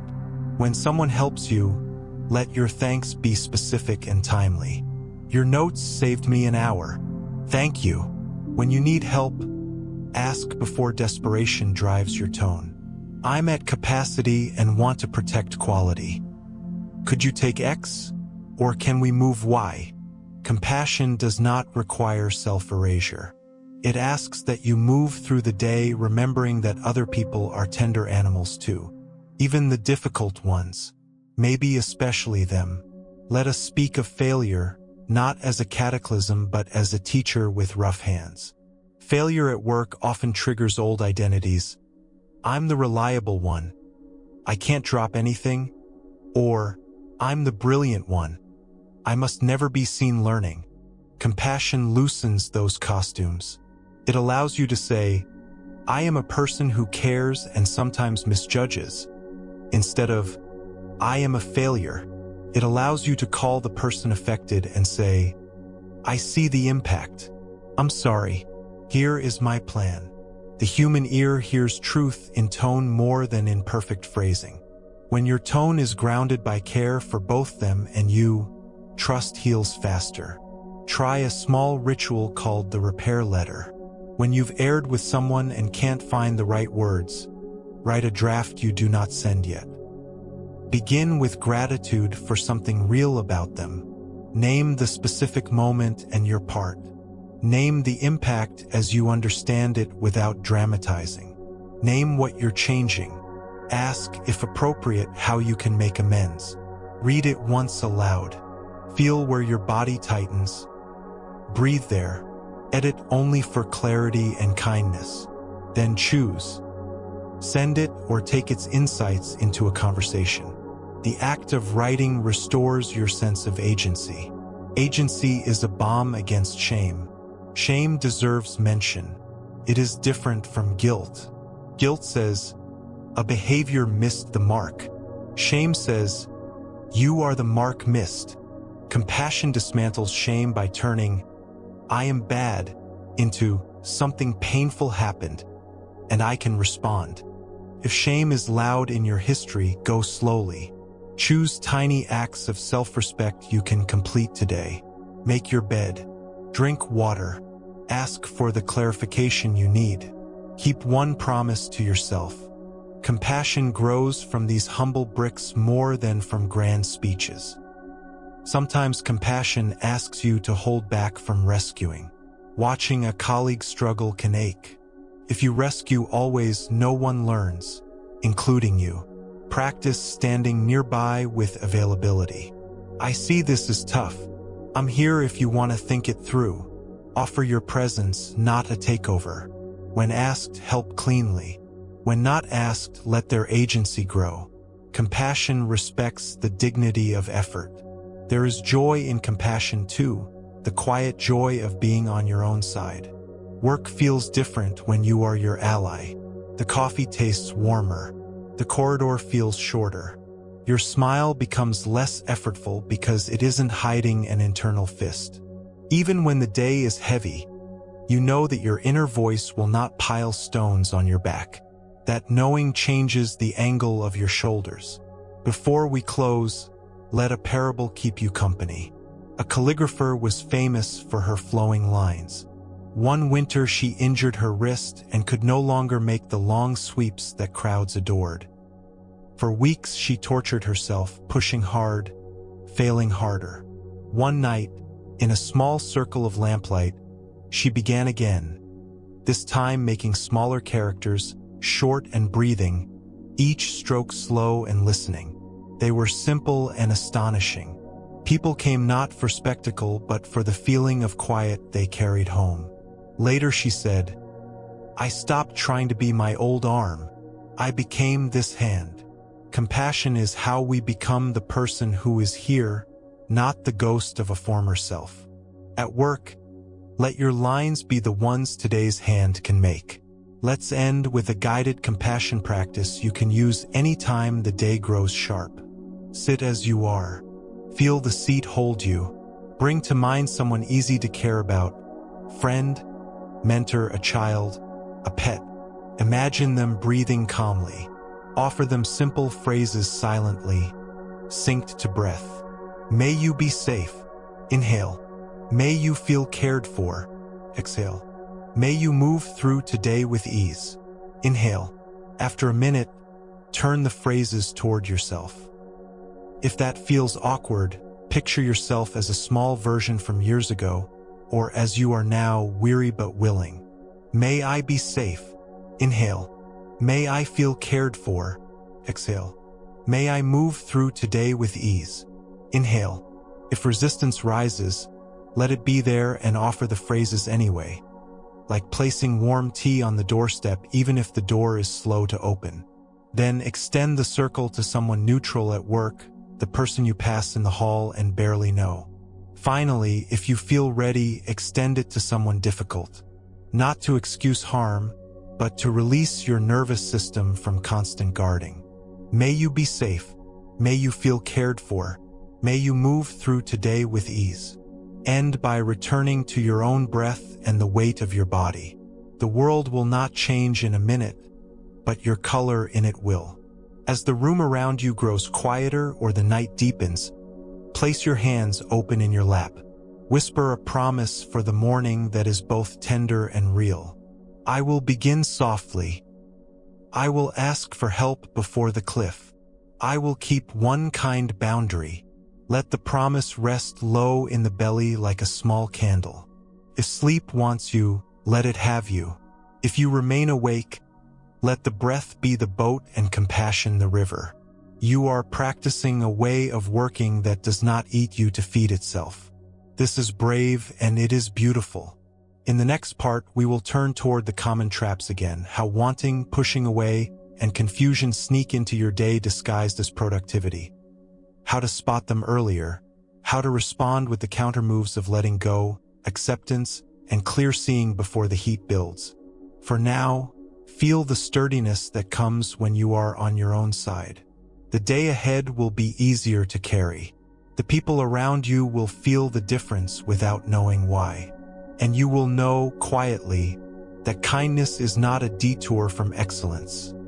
It is the path under your feet. Tonight we will meet the 3 common traps that dress up as productivity and walk right into your day. Wanting, pushing away, and confusion. They rarely announce themselves. They borrow the language of diligence and care. They masquerade as drive, high standards, and staying informed. We won't fight them with force. We'll recognize them kindly and apply the countermoves. Letting go, acceptance, and clear seeing. When you can spot these disguises early, you keep your energy for what truly matters. Your work becomes clean. Your evenings grow quieter. Settle back. Let the shoulders sink a fraction. Notice breath without improving it. If there's tension under the cheekbones or behind the eyes, imagine warm palms there. You are learning to read small signals. Small signals met early change whole days. Whisper inside, "I'm here," and let the sound of those words smooth a corner in you. Wanting is the first trap. In its wholesome form, wanting sets direction. You want to serve well, to provide, to craft something honest. But when wanting tilts into craving, the nervous system tightens and the horizon slides away. Craving appears at work as the need to be seen as indispensable, the hunger to finish one more thing so you can finally rest, the subtle bargain, if I say yes again, they'll value me. Even when your body is begging for a pause. Craving also hides in perfectionism, an attempt to secure love by leaving no seam visible. Imagine a morning. You open your laptop and your eyes go directly to the little red dots, notifications, badges, counts. Craving wears numbers well. Clear them all. It hisses. Earn 0. The minutes begin to blur. At 11 a.m., the inbox is lighter, but your actual work, that thing that matters, hasn't moved. The body hums with a hot, thin energy, half jitter, half pride. This is craving's fuel. The counter move is letting go.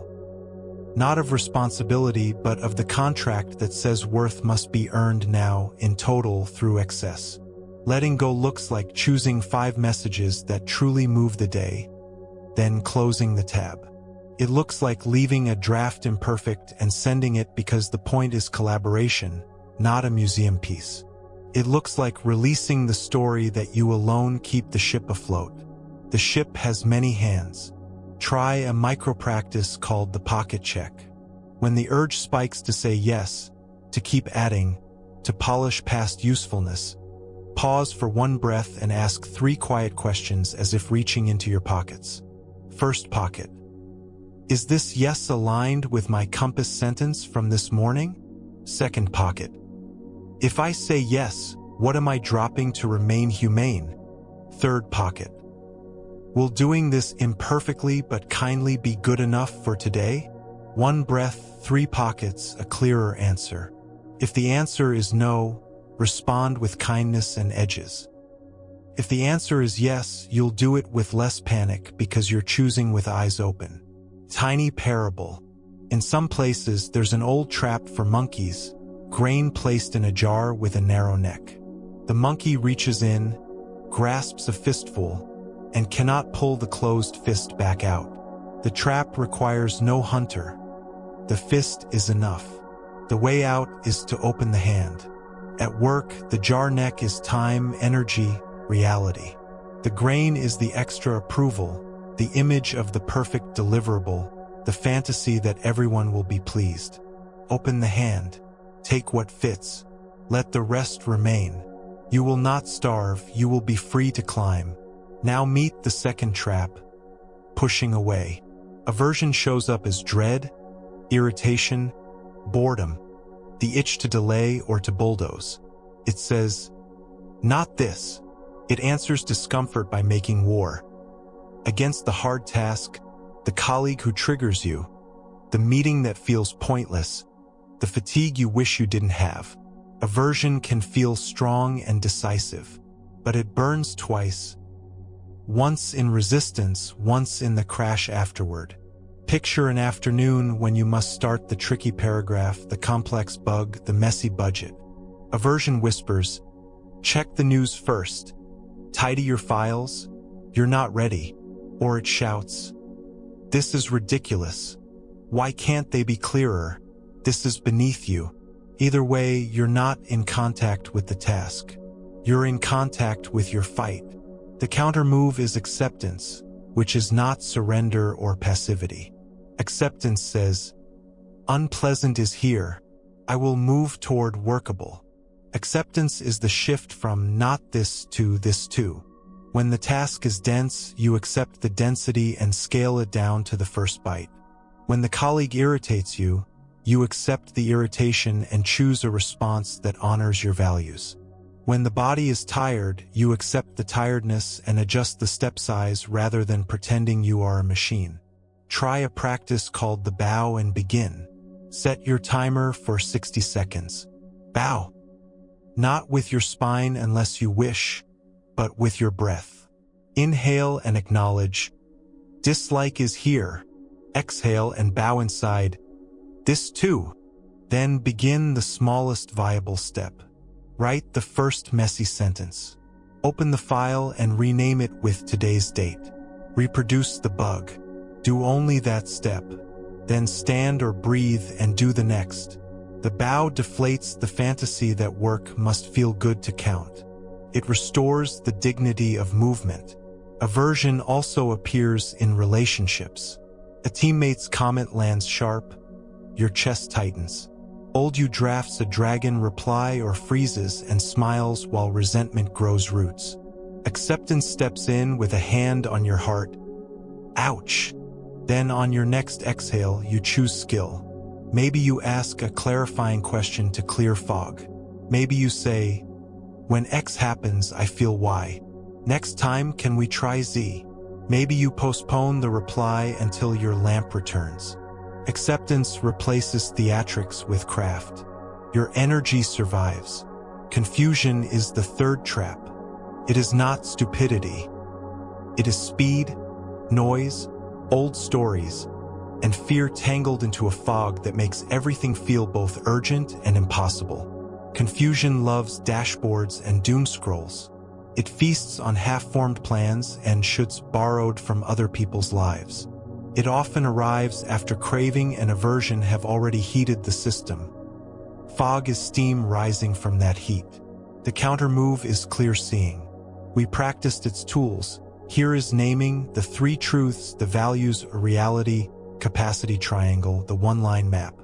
Tonight we'll add one more, the stoplight scan. When your mind splinters and your attention ricochets, close your eyes for 10 seconds and scan your inner stoplights. Red, what must stop today for you to be humane? It might be late-night email, doom scrolling during lunch, saying yes without checking. Yellow, what needs caution and a smaller dose? It might be the meeting you can shorten, the ambition you can place on a hearth. Green, what nourishes and should continue? It might be the morning focus wave, the hammock minute, the gift of 5. Open your eyes and choose one red to stop, one yellow to shrink, one green to repeat. This is not moral inventory.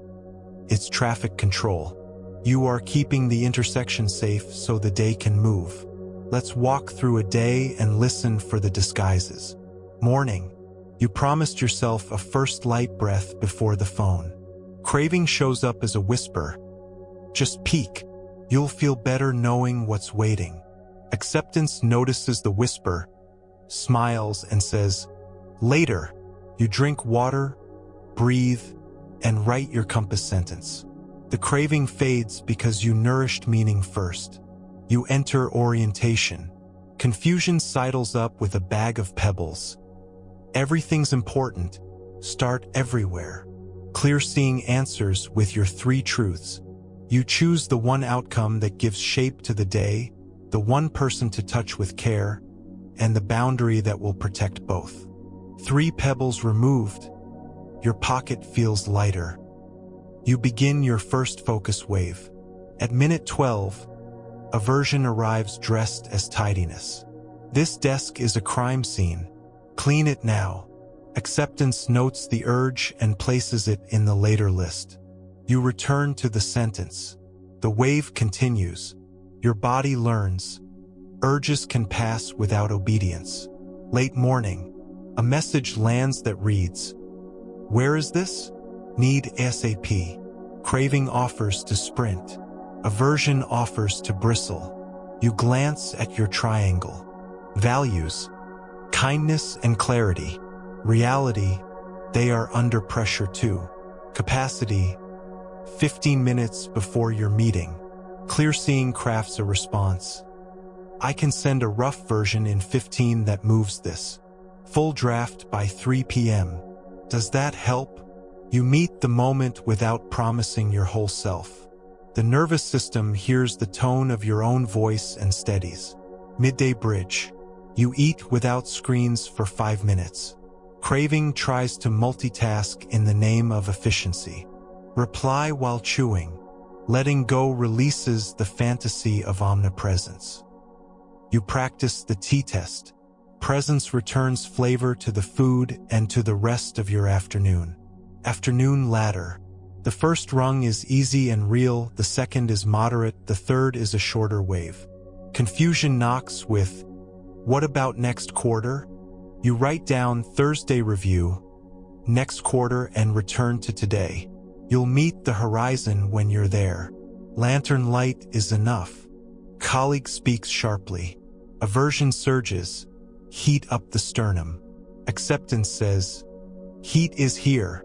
You place a palm there under the table, breathe, and ask, "Can we rewind a beat? I want to hear your core concern so we can aim at it." You are not performing holiness. You are protecting your capacity to think. End of day. Craving resurfaces as the promise of one more email to feel safe. Letting go takes your hand and walks you to the sealed door ritual. You name what you did, bless your chair, write one sentence to tomorrow you, feel the click. The evening receives you with less static. Sleep has a chance. Sometimes the traps attack together. You're tired, behind, and your mind fogs while your chest fights. On those days, lower the bar and raise the kindness. Use a rescue rhythm. 60 seconds of here is naming, 60 seconds of breath with hands on belly and chest, 60 seconds to choose a single micro-step. Then do only that. Repeat once. Then pause and check. If your clarity rises even 1 degree, continue gently. If not, draw the circle smaller and protect the basics. An honest note to a teammate, a boundary around your evening, something nourishing for the body. The goal is not heroic recovery. It is preventing further injury. Let's address a subtle version of craving that pretends to be care. Overhelping. You see a hole and want to fill it because you fear what will happen if you don't. Sometimes help is right and good. Sometimes overhelping steals chances from others to learn and silently promises more than your capacity. The countermove is letting go of the identity that must be the rescuer. You can offer presence, suggest a path, or ask, "Would you like ideas or listening?" Let them carry their piece. Watching someone wobble is not neglect. It is faith in their ability to wobble and grow. Another subtle aversion. Avoidance by productivity. You do 10 small, satisfying tasks to avoid the one that matters. Your brain gives you a tiny parade for each and calls the day busy. The countermove is acceptance of discomfort plus one clear action. Choose the single action with the highest integrity and do it first in tomorrow's morning wave. You'll feel the relief of honesty spread through your spine. Confusion has a refined costume too. Research without end. It feels noble, I'm being thorough, while keeping you from choosing. Clear seeing sets a container. I will read for 40 minutes, then draft a position for feedback. Decision follows the container, not the rabbit hole. Now a brief story. 2 friends traveled with a teacher. They came to a river after rain. Person stood waiting, hesitant to cross the rush. One friend grumbled, "We'll be late." The teacher quietly lifted the person. carried them through the water, set them down, and walked on. Hours later, the grumbler erupted. "Why did you do that?" "We lost time." The teacher said, "I put them down at the bank. You've been carrying them for miles." At work, how many conversations, emails, mistakes do you carry for miles after they're over? Aversion clings to grievance. Craving clings to praise. Confusion clings to replay. Letting go put them down. Acceptance says it happened. Clear seeing asks what's next. Your back thanks you. Let's practice a 3-sentence reset you can use after any sticky moment. First sentence, that happened. Say it as neutrally as you can. Second sentence, it felt like, and name the feeling in the body: hot, tight, heavy, prickly. Third sentence, what helps now is, and insert one humane, concrete act: drink water, draft the apology, write the next step, take 2 breaths by the window. 3 sentences, 30 seconds, 1,000 pounds lighter. Sometimes the traps take the steering wheel because of old pain. You don't have to excavate history to work sanely today, but you can respect it by going gently. If a particular type of task reliably spikes your nervous system, sandwich it. Begin with a tiny win, tuck the hard thing in the middle, and end with something that reminds you you're competent. If a certain person's presence tightens your throat, prepare 1 sentence before the meeting that anchors you in values. I will be clear and kind. If you feel yourself fading, ask for a pause or take one. It is not unprofessional to be a mammal. There is also the trap of comparative suffering, a craving of a different kind. Others have it worse. I shouldn't feel this. Compassion answers, pain doesn't compete. Acceptance says, this is here. Clear seeing asks, what helps? You don't need permission to take care of your nervous system. When you do, you have more to offer everyone. Let this sink into a very practical scene. It's 3 p.m. You promised yourself a shorter focus wave. Craving tries to expand it to make 1 wave do the work of 3. Letting go keeps it short. Aversion tries to shove it to tomorrow. Acceptance invites you to begin now, small. Confusion tries to add 3 more tasks to the table. Clear seeing chooses 1. You set the timer, whisper, now I do just this. And you do. When the timer ends, you stand and feel your feet. You are building a spine like bamboo, flexible, upright, forgiving. Another micro-practice, the label and loosen. When you notice an inner whether wanting, pushing away, fog, label it quietly. Craving, aversion, confusion. Then loosen the jaw, loosen the belly, loosen the hands. Pick the counter move. Let go. This too. See clearly. The labels keep you from becoming the weather. The loosening signals the body that a different script is playing. Over time, your nervous system will start to offer the countermove automatically, the way a practiced driver checks mirrors without thinking. Bring to mind a person at work you find difficult. See them as clearly as you can without adding costume. Notice how your body reacts. Label it. Loosen. Ask, what is the smallest respectful boundary or kindness here that protects both of us? Maybe it's putting agreements in writing. Maybe it's arriving a minute early to ground before you talk. Maybe it's escalating a structural issue rather than personalizing it. The traps thrive in personalization and rumor. Clarity loves structure and sunlight. At the end of this part, I want to offer you an image to carry 3 switches on the wall of your day. The first says release, the second allow, the third see. When the room gets noisy, you don't have to redesign the house. You reach out and flick the switches, release the extra, allow the real, see the next step. Flick, flick, flick. The hum lowers. You can hear again. Before we close, place a hand somewhere that feels safe. Chest, belly, cheek. Inhale once for release. Picture a thread untying from your shoulders. Exhale. Inhale once for allowing. Picture your chest widening half an inch for what is real. Exhale. Inhale once for seeing.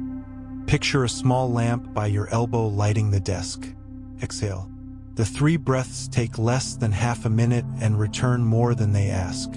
You are learning to move through a world that rewards heat with a body that knows how to cool and a mind that knows how to choose.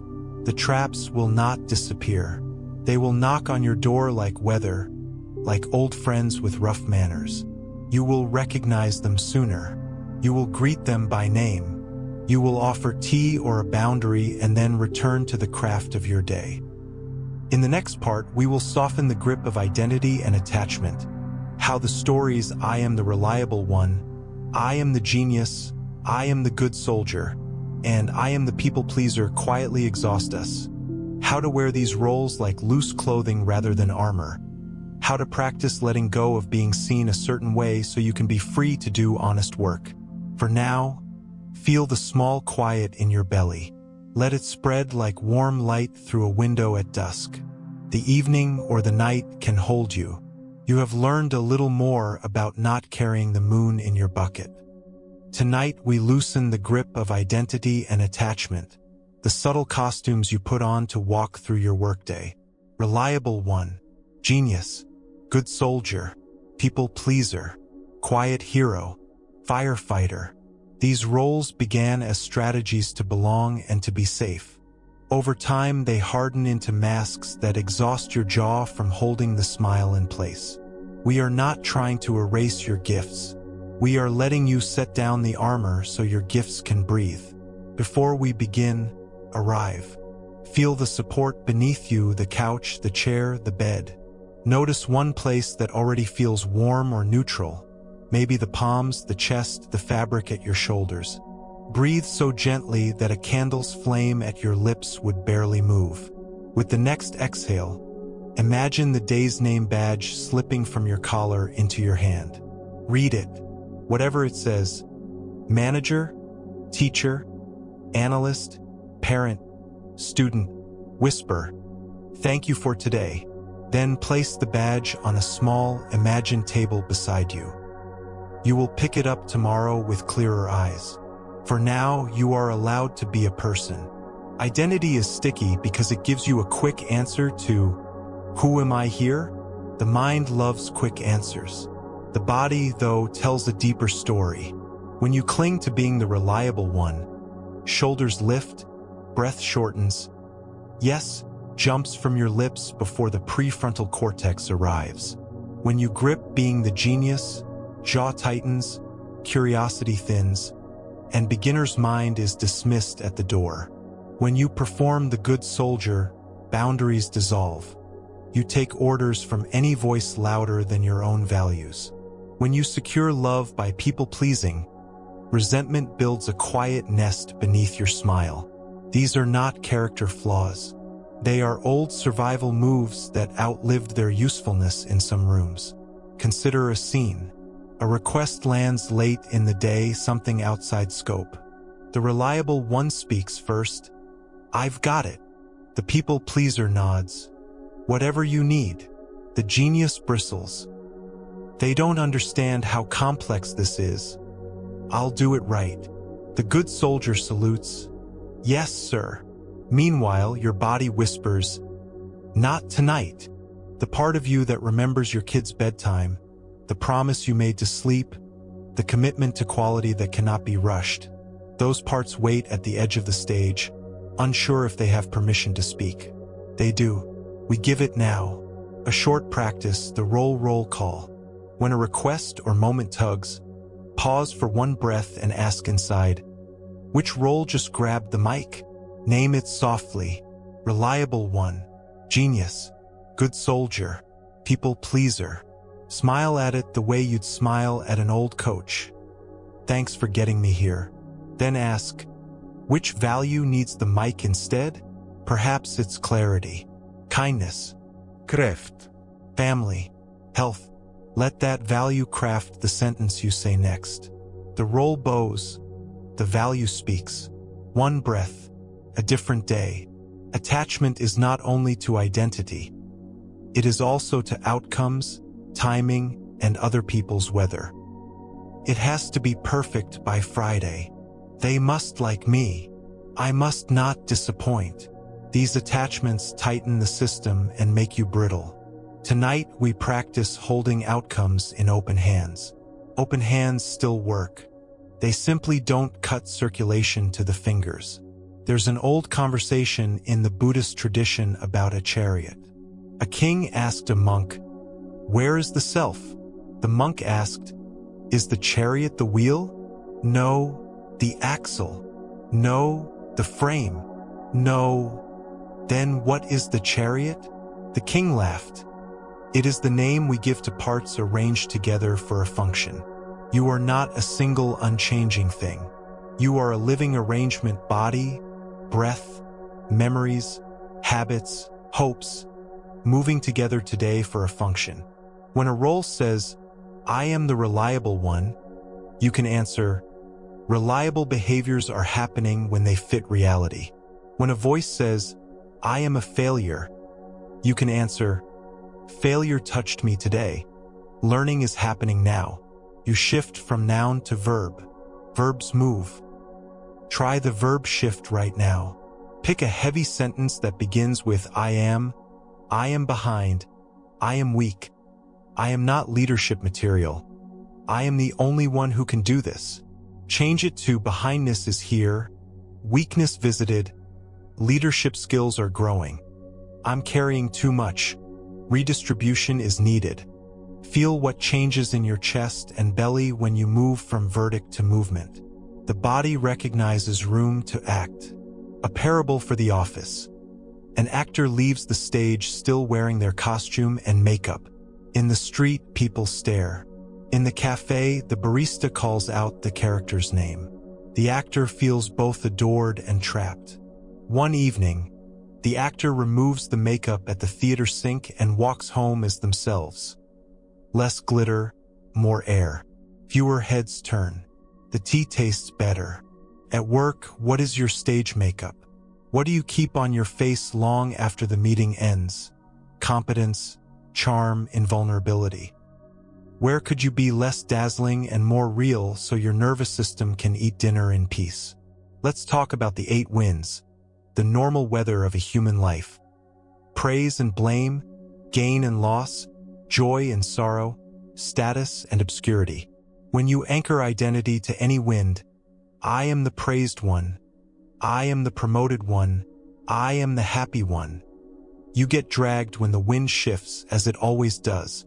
Clear seeing offers you a windsock instead of a throne. You notice the direction. You adjust the sails of your day. You remain you, a moving you, not a brittle statue. Practice the windsock check-in under a minute. Sit tall but not rigid. Inhale and ask, am I chasing praise right now? Exhale and soften the jaw. Inhale and ask, am I fleeing blame? Exhale and soften the belly. Inhale and ask, am I gripping gain or status? Exhale and soften the hands. Then ask, what would I do if neither praise nor blame, gain nor loss, defined my worth? Choose one small action and do it. The work you produce from that place smells like clean air. Identity attaches not just to how others see you, but to how you see yourself in time. Many of us carry secret timelines. By this age, I should be here. By next quarter, I must have that. The inner calendar can be a whip. Notice it. Thank the part of you that dreams, and then ask, what is honest for today's body? Today's body may be ready for one bold phone call. Today's body may be asking for a shorter wave and an earlier seal on the door. Move with today's truth, not yesterday's fantasy or tomorrow's fear. Another gentle practice, the hat rack ritual. Before you enter home space from work, or before you leave work for rest, pause at an actual rack or an imaginary hook by your door. Lift the hat of your role from your head, even if it's invisible. Name it as you hang it: project lead, caregiver, analyst, Place it on the hook with respect. Place your hand briefly on your bare head and whisper, "Just a person now." If you live and work in the same space, walk one slow lap around a chair as the marker of the transition. The body believes ceremony more than thought. The nervous system needs to feel the off switch click. We hold identities in teams too. You might be known as the one who always volunteers, the calm one, the unflappable one, the fixer. It's helpful until it's not. If your team depends on you being unflappable, you never get to ask for help. If they rely on your volunteering, they stop building their own capacity. Practice sharing the identity. The next time a volunteer moment arises, breathe and count to 3 in your head while looking around the room. Give space for someone else's hand. If no one moves, ask, "What if we rotate this weekly so the load is fair?" This is not selfishness. It is architecture. When you lead others, your identity as leader can accidentally suffocate the room. You don't need to be the source of every answer. Try a 2-step loosening. Step 1. Name your stance and your uncertainty out loud. I care about clarity and sustainability, and I don't have the full picture yet. Step 2. Invite the room into values and reality. Given our values and constraints, what's the smallest next step? People follow human leaders more easily than masks. They give you their creativity when they are not busy reacting to your armor. Let's explore how attachment to image creates burnout by making everything personal. A colleague sends a curt sentence. Suddenly your worth is on trial. You present one rough idea. Silence feels like exile. Here, an old Taoist story helps, borrowed into Buddhist circles, the empty boat. You ride a small boat across a lake in mist and feel a thud. Another boat bumps yours. Anger flares until you see the other boat is empty, drifting. The anger dissolves because there is no person to blame. In daily life, treat bumping moments as empty boats first. Maybe the email came at 1 a.m. from someone exhausted. Maybe the silence in the meeting was people thinking, not judging. You can still address real harm and ask for clarity. But you do it without burning your own deck. Now an everyday exercise to loosen attachment to outcome. Call it send the rough. Choose one piece of work tomorrow that you typically polish past usefulness. Draft to honest clarity, then stop 2 steps earlier than your perfection impulse demands.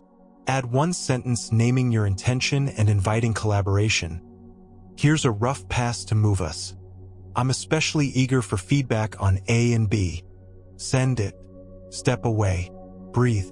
Notice the life you get back when you don't perform the role of the flawless one. Notice, too, how often rough but clear outperforms perfect but late. Identity likes applause. Your nervous system, however, craves congruence. Congruence is the relief of doing what matches your values without contorting for an audience. Try a private congruence check at your desk. Write 2 columns on a scrap.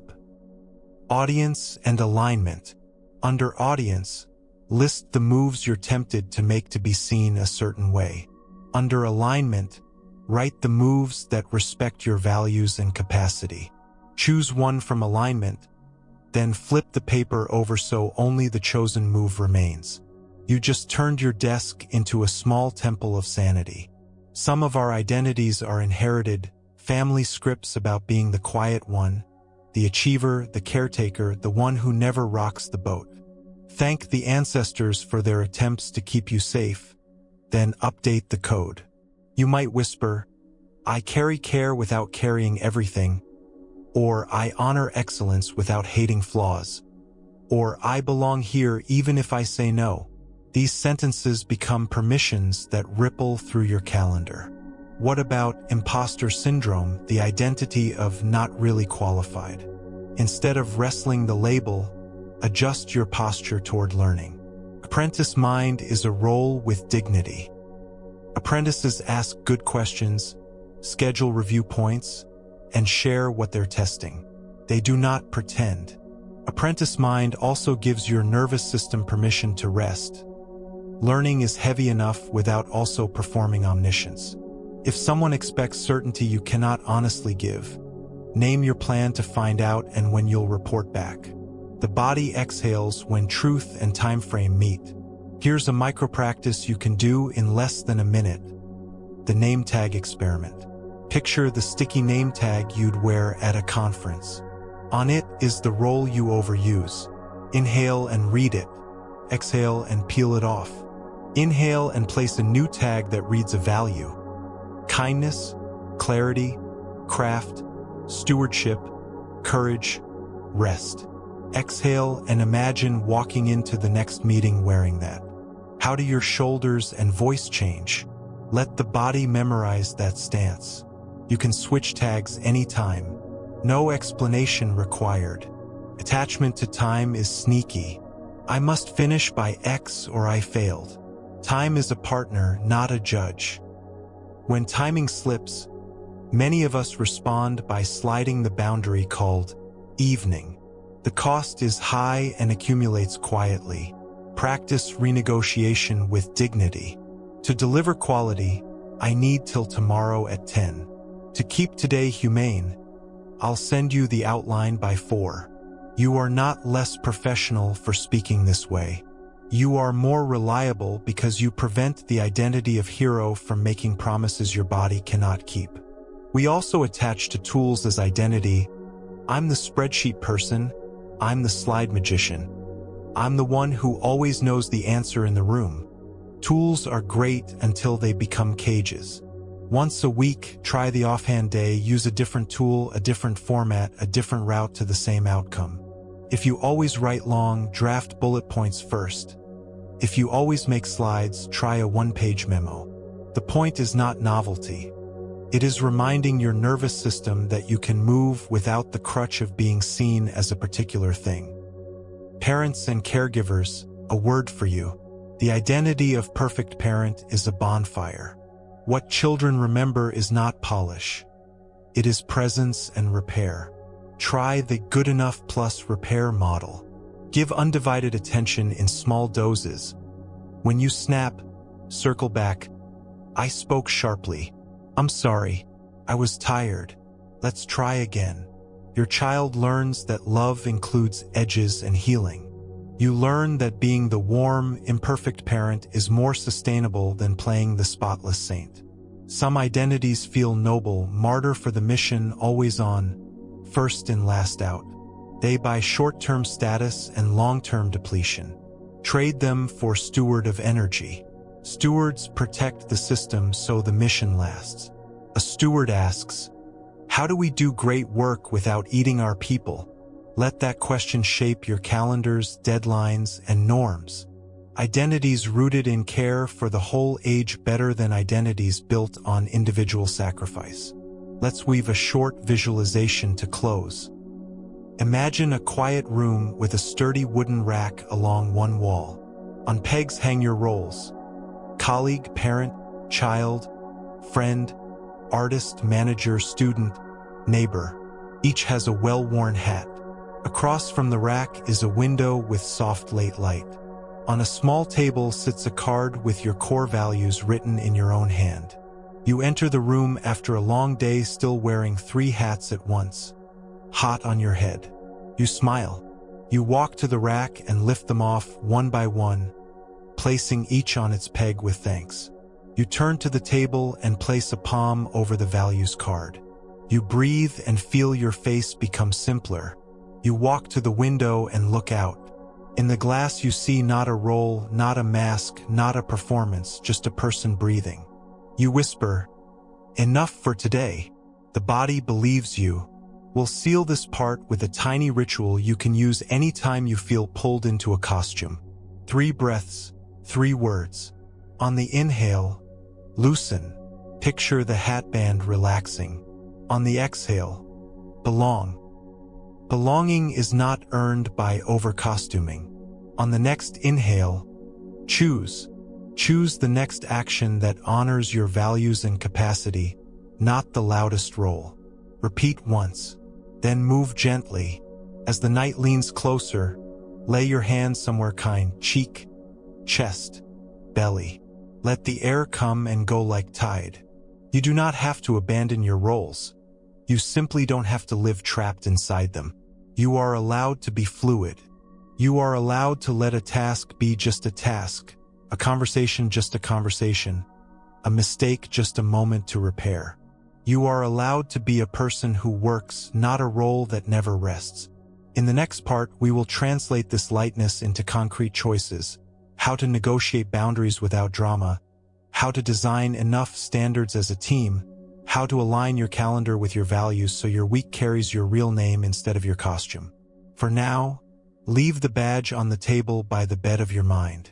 The stars can watch your titles while you sleep. You can be a person, even better, you already are.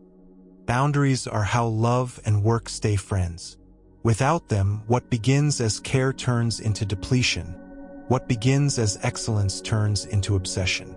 Tonight we turn the light of clear seeing and compassion onto the concrete craft of boundaries and standards. How to say yes and no without drama. How to define enough as a team so your days stop ballooning. How to shape a calendar that carries your values rather than your fears. We will make words you can say, rituals you can keep, and a map you can actually walk. Start by feeling the edges of your body. Notice where air touches skin. Feel the weight of your hips, your back, your feet. Boundaries begin as sensations. If edges are fuzzy inside, edges will be fuzzy outside. Take one slow inhale as if tracing a soft line from the crown of your head down your spine to the tailbone, and one slow exhale as if tracing a line around your ribcage and belly. You are not building a wall. You are remembering that you have a shape.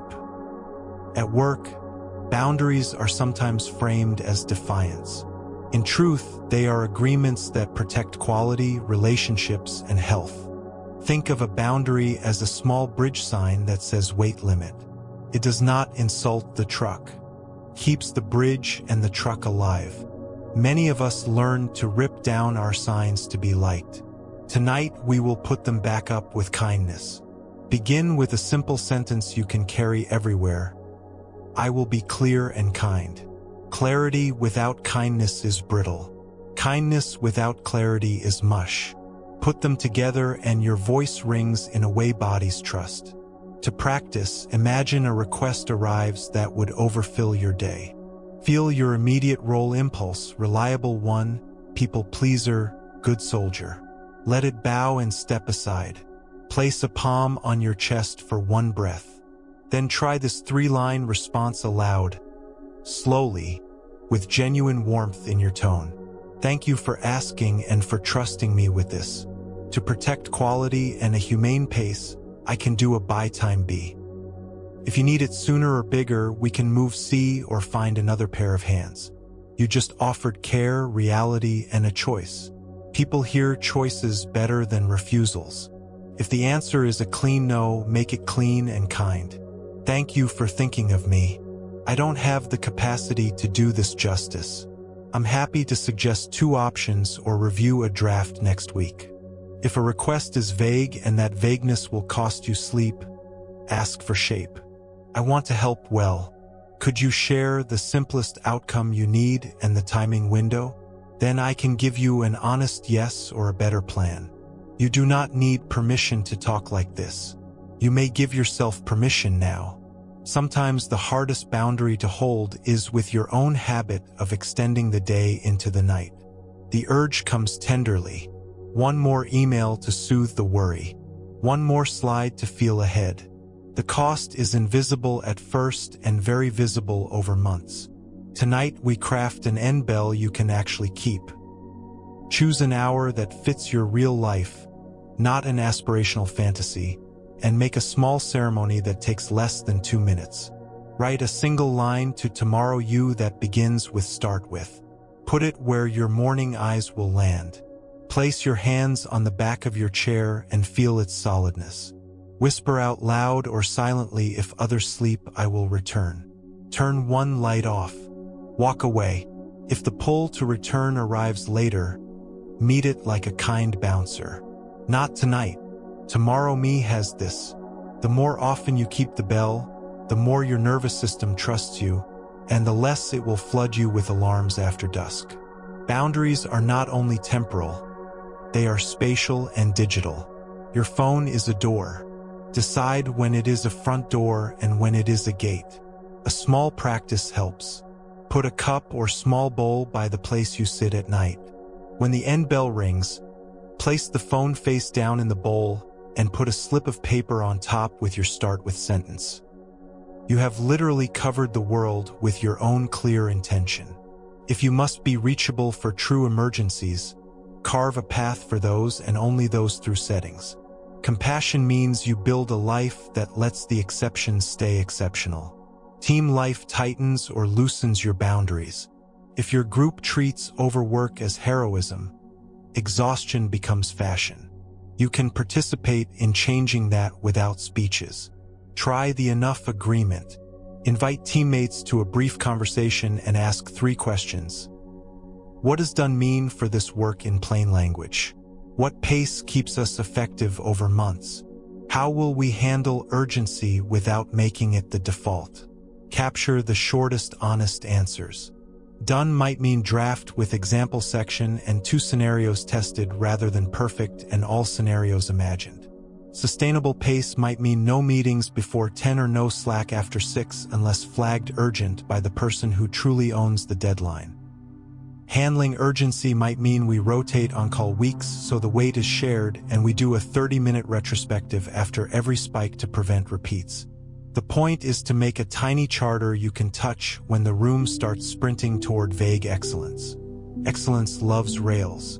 There is a story I heard from a teacher about a monastery kitchen.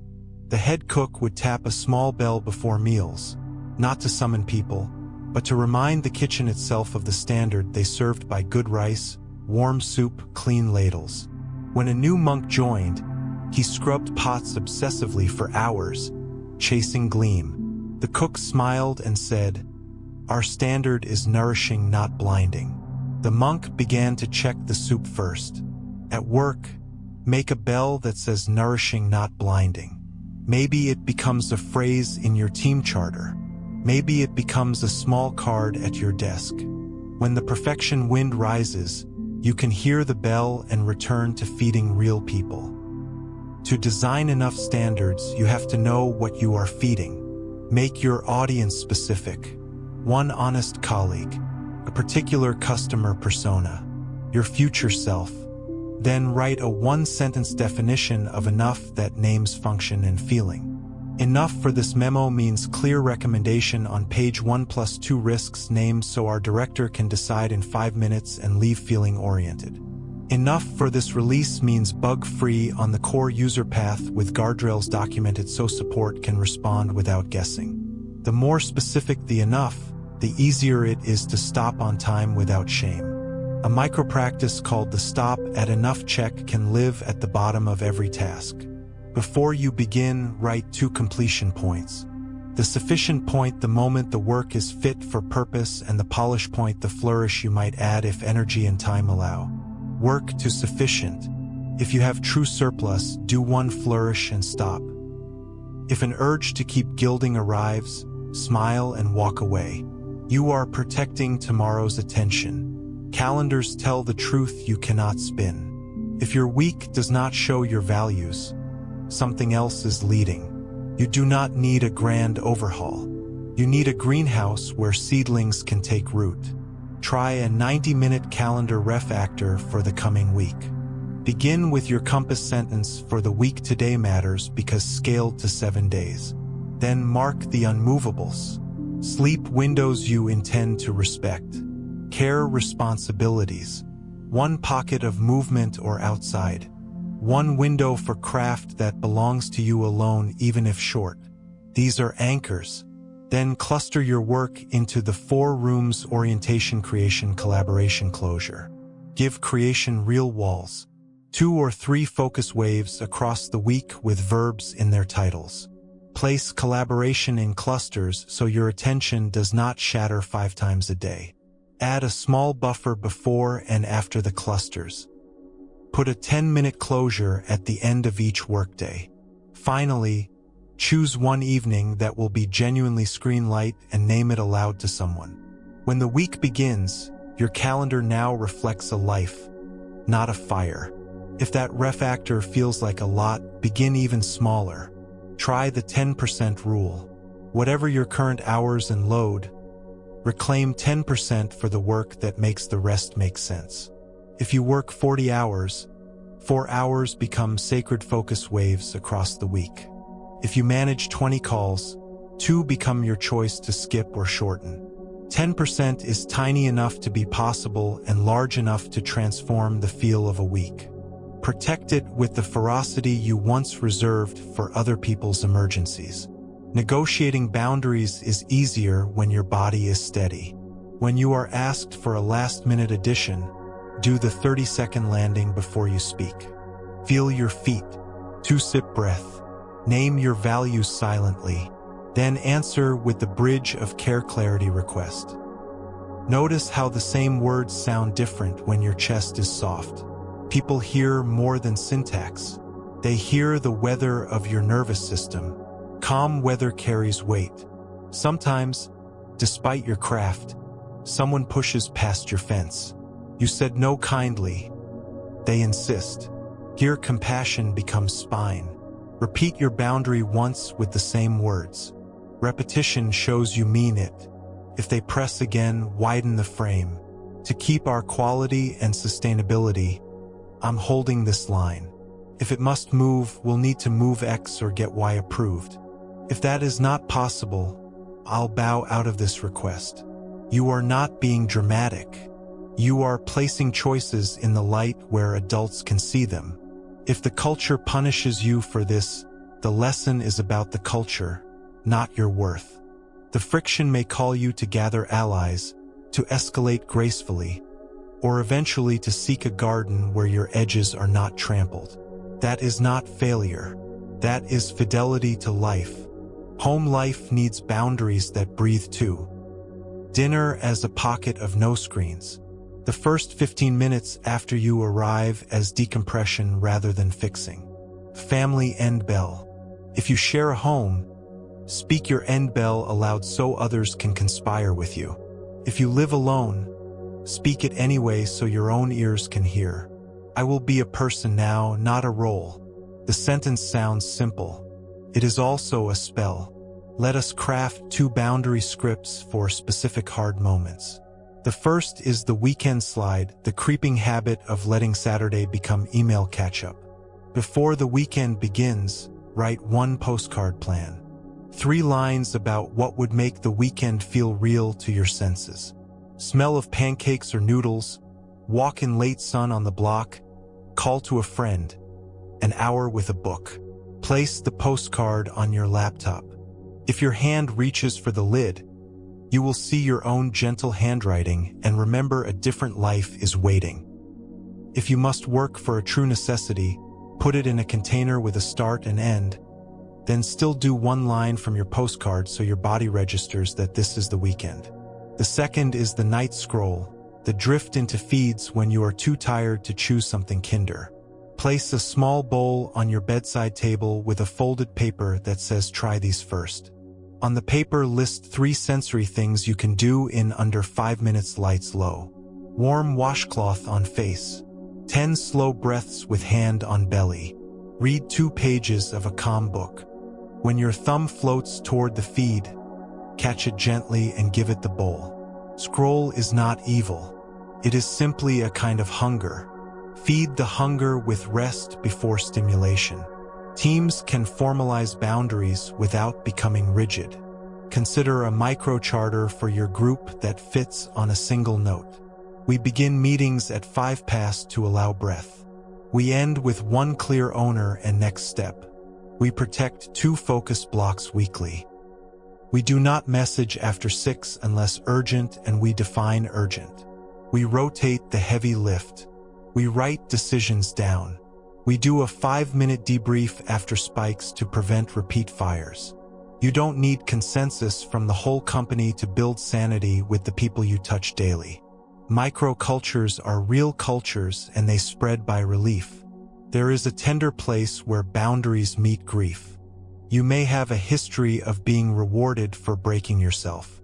When you begin to hold lines, a part of you will fear losing love. Meet that part with warmth. You are not abandoning anyone. You are stopping the quiet abandonment of yourself. If tears come, let them. Let tonight be a memorial for the years you tried to be air for everyone. Place a hand over your heart and say, I am learning to be a person with edges. The world is still allowed to love me. Now a small story for courage. A woodworker was known for tables that lasted generations. Apprentices came to learn his finish. They expected secret oils and rare resins. He showed them sandpaper and patience. He ran his hand along the wood with eyes half closed, feeling for snags invisible to sight. The magic, he said, is not what I add.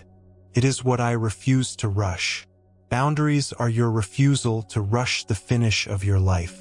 They create the sheen you cannot buy. Let's practice a short internal protocol you can use anytime you must say no.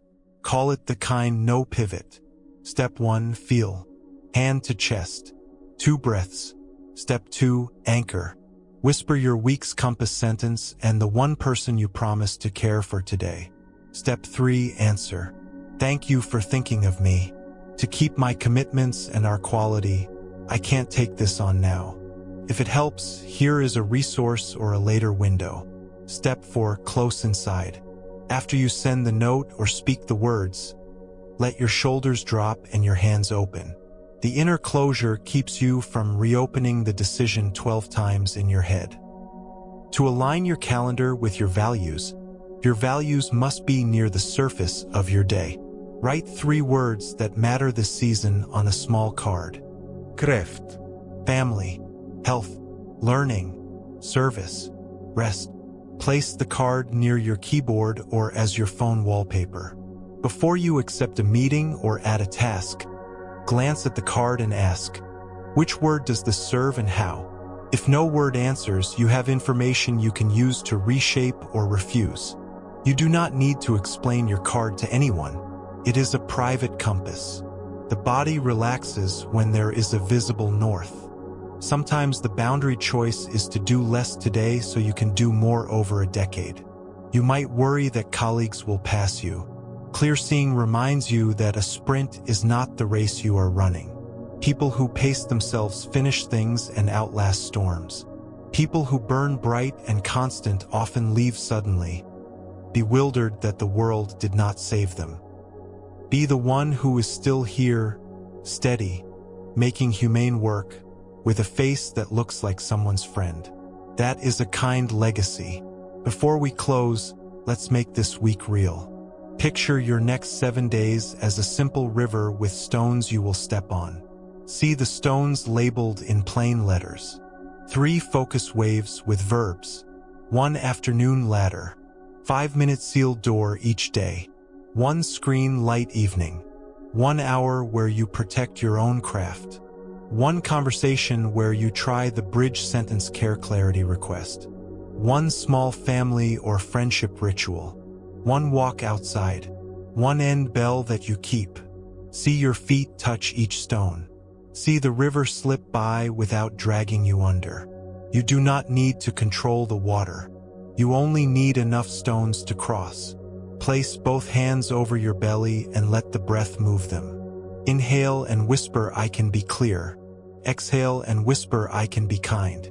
Inhale and whisper, I can stop at enough. Exhale and whisper, I can rest. Feel how true these are when you let them be small and practiced rather than grand and promised. In the next part, we will widen from the day to the week and the season, designing a simple, living rhythm you can keep, exploring rituals for deep rest and reset, and learning how to let evenings and sleep become teachers in their own right. For now, feel the gentle click of an inner door. The night can hold what you did not finish.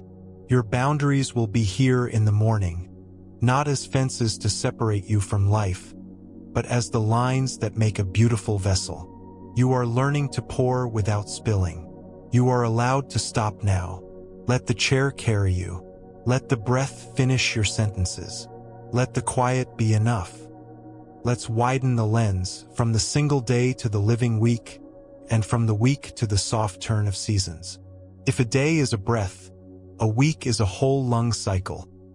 An inhale of focus, an exhale of connection, and the pause that makes both possible. Most of us try to inhale all week. No wonder we feel starved. Tonight we'll design a humane rhythm you can keep, with rituals for deep rest and reset, and a way of letting evenings and sleep become teachers rather than battlegrounds. Quiet, simple, repeatable. That's our craft. Begin by noticing the room. Let the light be as it is. Feel your seat catch your weight. If your brow is knit, smooth it with your fingertips. If you like, place one palm at the base of your ribs and one on your belly. Take 3 slow breaths down into your hands. Say softly, "This week can be kinder." Let the body hear you. Bodies trust repetition. We're going to give yours a rhythm it can trust. First, the week as 3 modes. Imagine a gentle triangle that holds your 7 days. Mode 1 is focus. These are your creation windows, the few blocks where you ask your best attention to do what only it can do. Mode 2 is connection, collaboration, service, family, errands, the glue work that keeps life together. Mode 3 is recovery, full stops and soft idles. Sleep, walks, unproductive looking out the window, a long shower, an early night, the things that return shine to your inner tools. A burnout week tries to put everything in mode 1 and calls the rest time wasting. A sane week honors all 3. Tonight we'll place them like stones across a stream so you can cross without wet shoes. Let's start with the Monday arrival. Many people attack Monday as a wall. Instead, try the soft opening. For the first 30 minutes of your Monday work, no inbox. Touch your compass sentence for the week. Today matters because, stretched into 7 days. Add your 3 truths at week scale. 1 meaningful outcome by Friday, 1 relationship to touch with care, 1 boundary that will protect both. Write them where you'll see them. Then schedule 2 focus waves, mode 1, early in the week, 2 connection clusters, mode 2, and at least 1 pocket of recovery each day. You aren't filling all 7 days, you're setting a melody the rest can harmonize with. The 4 rooms grow up to the week 2. Orientation on Monday morning and Thursday afternoon. Creation as real blocks Tuesday and Wednesday mornings, sometimes Friday morning too. Collaboration clustered into afternoons or specific days to protect attention. Closure late Friday, a sealed door for the week itself. If your role demands different days, rotate the labels, not the intention. Micro-practice, Sunday night without spikes. If Sunday evening often prickles, make a 10-minute ritual after dinner called the gentle glance. Sit somewhere not used for work. Write 3 lines only. Start with on Monday, if nothing else then by Friday, protect by. Then close the notebook and do a sensory thing. Hands in warm dishwater, stretch by a window, slow tea. The mind bows to physical signals. You are telling it, we have glanced. We are safe to rest. Now the midweek reset. Wednesday or your middle day gets a tiny Sabbath of its own. 2 minutes before lunch, do a stoplight scan. Red, what will I stop for the rest of the week to remain humane? Yellow, what will I do at half dose? Green, what worked that I'll repeat? Choose one of each. Adjust 1 calendar block accordingly. The week shifts by degrees and thanks you at bedtime. Next, the Friday closure. 15 minutes, an alarm you keep. Name 3 completions, even tiny. Name 1 kindness you did for yourself or others. Place leftovers in your tomorrow basket, but label the basket Monday. Write 1 sentence for future you, start with, and put it where your eyes will land. Touch the back of your chair like blessing a friend. Turn off a light. Walk away.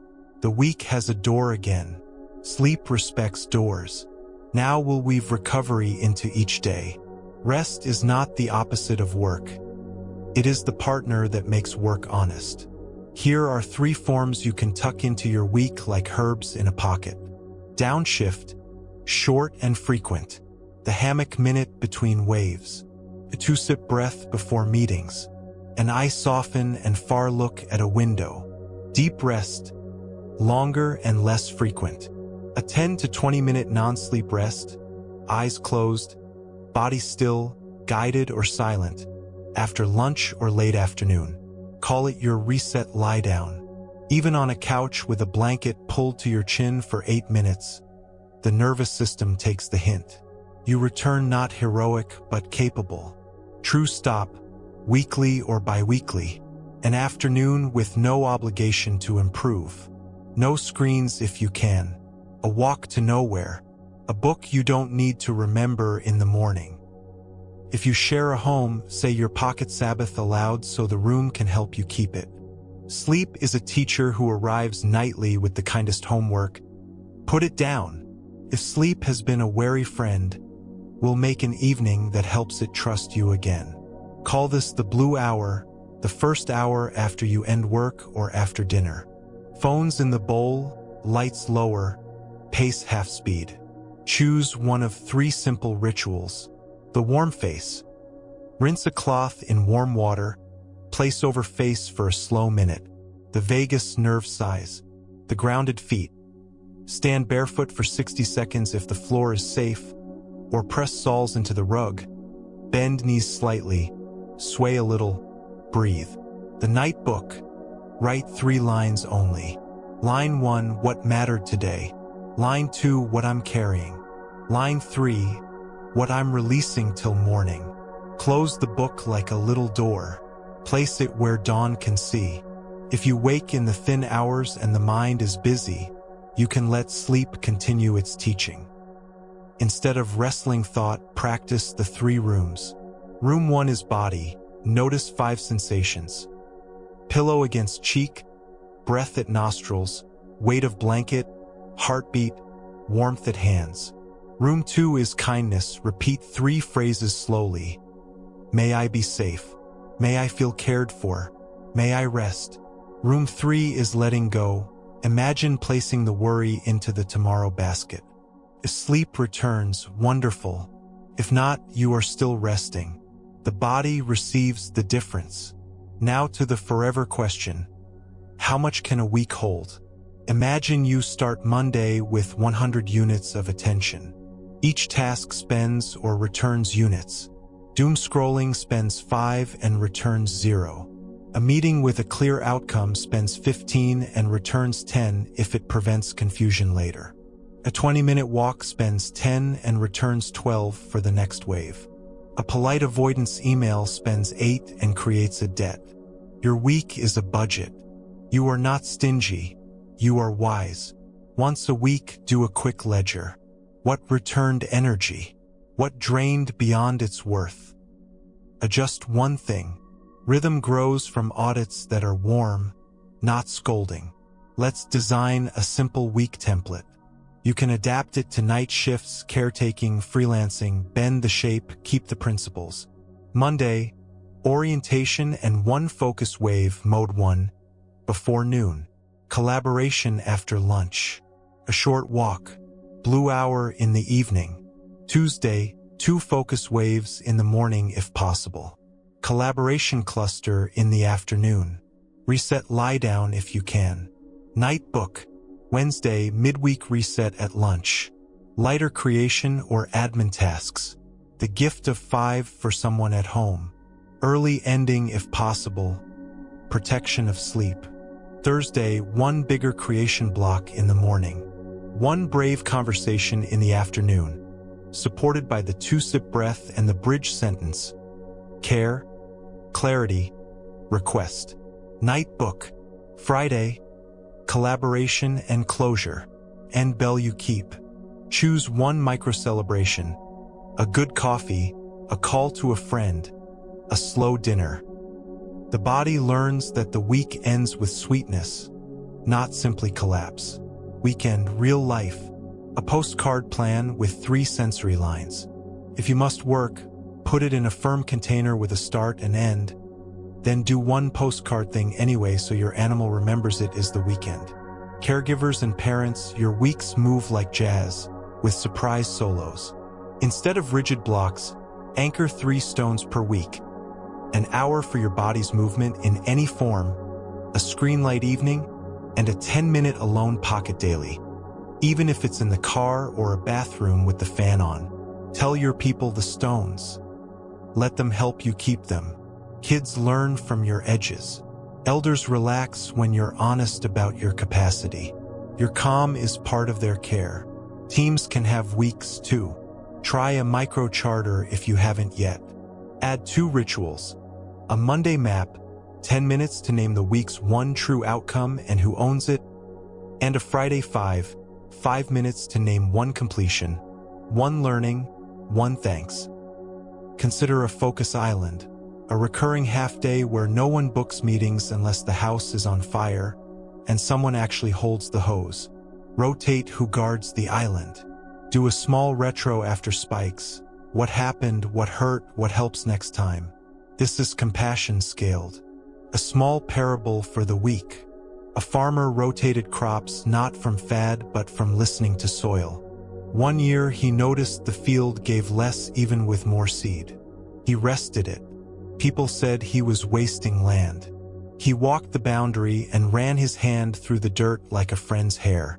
The next season, the rested field yielded steadily, not flamboyantly, and the grain tasted like something people remembered. Your mind is a field. Rotation is not laziness. It's sustainable harvest. Now the season. 90 days is long enough to shape a direction and short enough for your heart to feel. Each season, choose 3 words. Words like steady, repair, learn, simplify, nourish, build, listen, brave, rest. Write them by hand. Then write your stop doing list. 3 things you are releasing for this season. App you remove from the phone, meeting you decline or shorten, hour you defend for focus, the identity costume you won't put on as tightly. Place the words where your eyes land daily. When opportunities arise, ask, do they serve my season? When storms arise, ask, how does my season help me meet this? Seasons keep you from flailing at every wind. A seasonal ritual, the small retreat. 2 hours at the end or start of a quarter. Walk to a cafe or a bench. Bring a pen, paper, water. Begin with 20 minutes of doing nothing productive. Look out the window, let the snow or traffic or leaves move you. Then write 4 short lists. Gratitudes, 10 honest, small things. Learnings, 5 truths you paid for and want to keep. Letting go, 5 things you will not carry forward. The next 3, the smallest 3 steps that honor your season words. Walk home slowly. On your first workday after, do only one of the next 3. Let momentum be quiet and real. Evenings carry the hinge of your week. If your nights keep turning into bright rectangles, make them round again. Put a lamp where you can reach it. Choose one analog thing within arm's length of your evening seat. A book, a crossword, a deck of simple sketches to copy, a knitting project, a puzzle. When the hand twitches for the feed, put it to the analog. If you share a home, make a shared blue hour once a week. Music low, phones away, something simmering, 1 story each about the day. A small thing I noticed, a small thing that helped. You are designing a house for your nervous systems. Travel and unpredictable weeks need a pocket week. 3 anchors you carry no matter where you are. First light promise, 1 breath before phone. 1 focus wave per day, even if 10 minutes. Sealed door, 2 minutes. That's all. Keep them and forgive the rest. Survival weeks are not the time for improvement projects. Survival weeks are the time to practice kindness. If you're leading people, protect seasonal and weekly rhythms publicly. Model the end bell. Share your season words if that feels right. Cancel a meeting once a month on purpose and send a note that reads, "Returning 2 hours to your week. Please use for focus or rest." People don't remember everything you say about culture.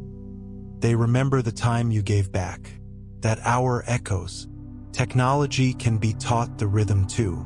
Remove badges. Batch notifications into 2 small windows if your tools allow. Set do not disturb schedules that honor sleep. If news churn harms you, choose 2 windows a day to check headlines and let the rest go. Letting go is not ignorance. It's the refusal to burn your attention on fires you cannot reach with water. You can still be informed and useful. You are simply not a siren. Self-talk upgrades for the week. Change, "I must make this a perfect week," to "I will keep the stones." Change, "I blew it on Tuesday," to "I learned on Tuesday." Wednesday can be lighter. Change, "I'll rest when I'm done," to "I'll rest so I can be done." The body believes your nouns and your verbs. Choose verbs that move. A Buddhist story, brief and bright. A monk asked, "How should we practice?" The teacher lifted a drinking bowl, rinsed it, turned it upside down to dry. The monk bowed. Practice is not always found in caves. It is found in the rinse and the turning over. Your week is a bowl. Rinse it with a Monday map. Use it with care. Turn it over on Friday. Let it dry in the sun of the weekend. Pick it up again with gratitude. Let's make your next week real. Close your eyes if you want. Picture a simple path by water. See 7 stepping stones labeled. Stone 1. Monday map 30 minutes. No inbox. Stone 2. Focus wave Tuesday morning 45 minutes verb named. Stone 3. Collaboration cluster wed afternoon. Stone 4. Midweek reset 2-minute stoplight. Stone 5. Brave conversation Thursday with care clarity request. Stone 6. Friday closure 15 minutes sealed door. Stone 7. 1 true rest pocket on the weekend with your postcard plan. See your foot touch each stone. Feel the relief of enoughness. Hear the inner bell that says, "This will do." It will. You are not auditioning for the week. You are shaping it. Place a hand on your chest. Place a hand on your belly. Whisper 3 promises so small they fit on a matchbook. I will begin Monday softly. I will keep 1 end bell. I will protect 1 focus wave. Let those promises drop into your body like seeds. Seeds don't worry. They know soil, water, light. Repeat. That is your practice. Soil, water, light. Repeat. If sleep is near, let it collect you. If you're awake, sit for 1 minute in the blue hour now. Lights lower, jaw soft, breath long. Imagine your week exhaling with you. Imagine your season putting a hand on your shoulder. The life you want is not far away. It lives in quiet repeats, in small doors you close and open, in the way you bless your chair and your bed and your own name at the end of the day. In the next part, we'll return to people, the gentle art of conflict and repair at work and at home, how to disagree without leaving scorch marks, how to ask for what you need without bracing, how to carry compassion into tough rooms and still tell the truth. For now, rest in the knowledge that weeks can be kind and seasons can heal. The river keeps moving. You now have stones. Conflict is the weather of any real relationship, at work, at home, in the mirror. You don't need to fear weather when you know how to dress for it and when to head for shelter. Tonight we'll learn the art of disagreement without scorch marks, the grace of asking for what you need without bracing, and the courage to tell the truth while carrying compassion like a warm stone in your pocket. We will practice before the room gets hot, we will practice while it's hot, and we will practice how to repair after the heat passes. What we're building is not clever rhetoric. It's a nervous system that can stay kind and clear while saying real things. Arrive first in your own body. Let the jaw slacken a touch. Soften the tongue from the roof of the mouth. Feel the chair, couch, or bed hold you. Take one slow inhale through the nose and let the exhale be a little longer than usual. Place a hand over your chest if you like. You are safe enough here to learn. When we speak from a wired, frantic body, even good words land like gravel. When we speak from a steadier body, even hard truths can feel like water finding a path. There is an old teaching about speech that I love because it survives fluorescent lights and Slack threads. Say what is true, timely, helpful, and kind, spoken with a mind that wishes well. We can translate this into plain practice. True means you start with what you observed, not the story you built around it. Timely means you don't unload at midnight or during someone's crisis. Helpful means you aim for a change that reduces suffering or increases clarity. Kind means your tone is a bridge, not a blade. A mind that wishes well means you check whether you want to punish or you want to help. If punishment is driving, do not speak yet. Cool the wheels first. Before conflict, create the smallest runway. I call it the pulse check. When you notice heat, tight chest, buzzing scalp, shallow breath, pause for a single cycle of the 2-sip breath. Inhale halfway and pause, inhale the rest and pause, then slow exhale through the nose. Ask quietly, what is my good purpose? If your good purpose is foggy, name one of your season words or values: clarity, craft, family, health. Let that word sit in your mouth like a lozenge. Feel what changes. Now you are more likely to speak from the part of you that builds rather than breaks. In the workplace, disagreement often goes sideways because we skip the difference between data and story. The data is the email, the number, the missed timestamp, the sentence that was said. The story is, they don't respect me, they're lazy, they're trying to make me look bad. Stories may contain hints of truth, but they are gasoline when poured too quickly. A simple move clears air. Begin with the smallest verifiable description. In the last 2 sprints, we slipped by 3 days. In yesterday's meeting, we didn't name an owner for X. Your message at 10:42 said, we were changing scope. Then add the part your body felt. I felt my stomach clench, and I'm guessing others felt rushed. Then add your helpful ask. Can we decide on a single owner and define done, so we don't carry this fog? You haven't accused a soul. You've pointed your lamp at what can change.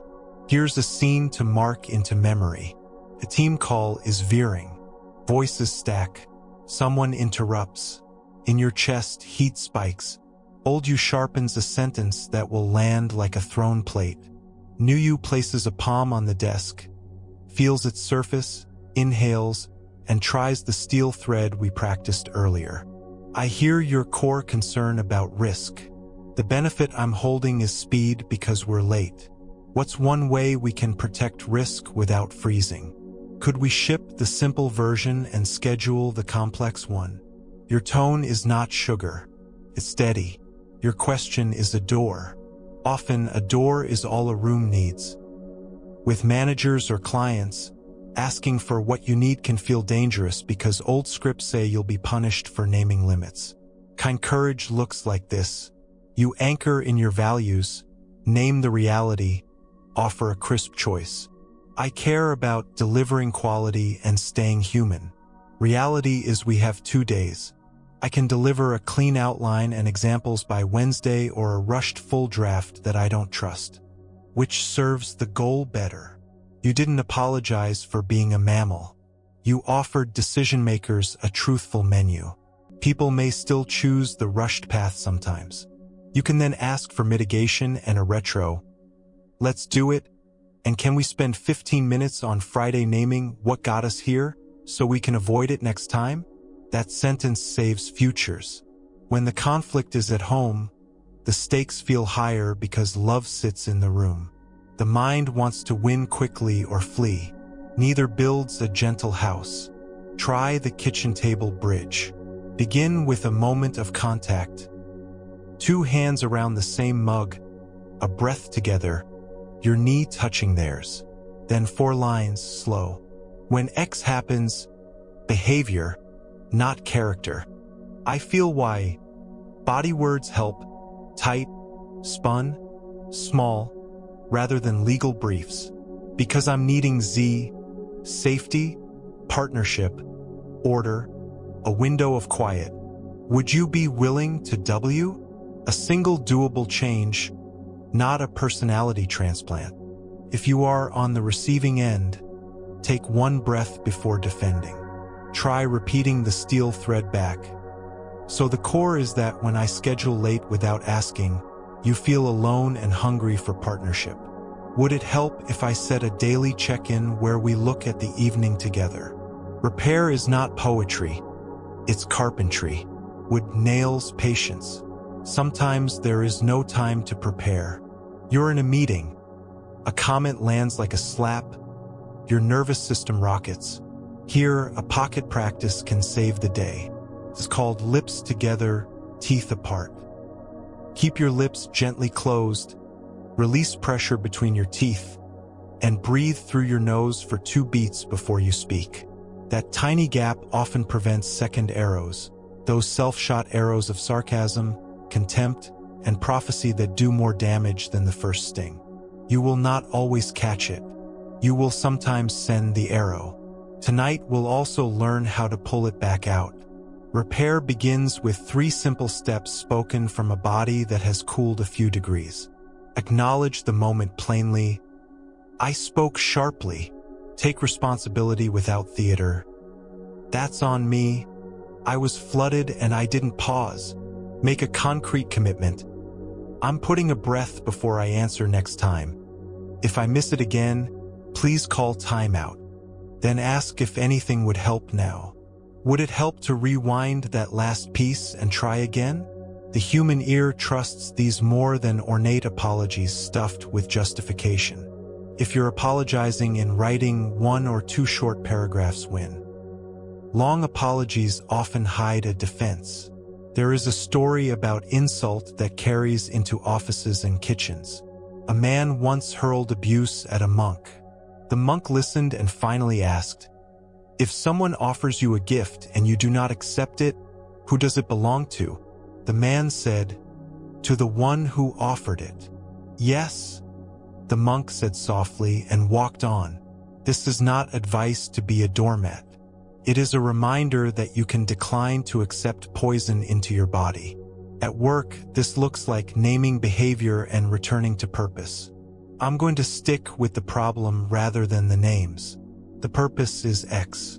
What's a first step? At home, it looks like a soft but firm exit. I care about you. I'm getting flooded. I'm going to take 10 minutes and then come back to talk. You're not abandoning. You're refusing to wrestle in mud you both will hate later. Gossip deserves attention because it burns trust like dry grass. We often gossip to regulate anxiety. It feels like bonding and then leaves a film. Try the warm redirect. When someone invites you into a triangle, breathe and say, "Sounds important. Have you told them? If you want, I can help you find words. If you must vent, do it with someone who holds your confidentiality and your growth, and end the vent with 1 honest next step that reduces harm.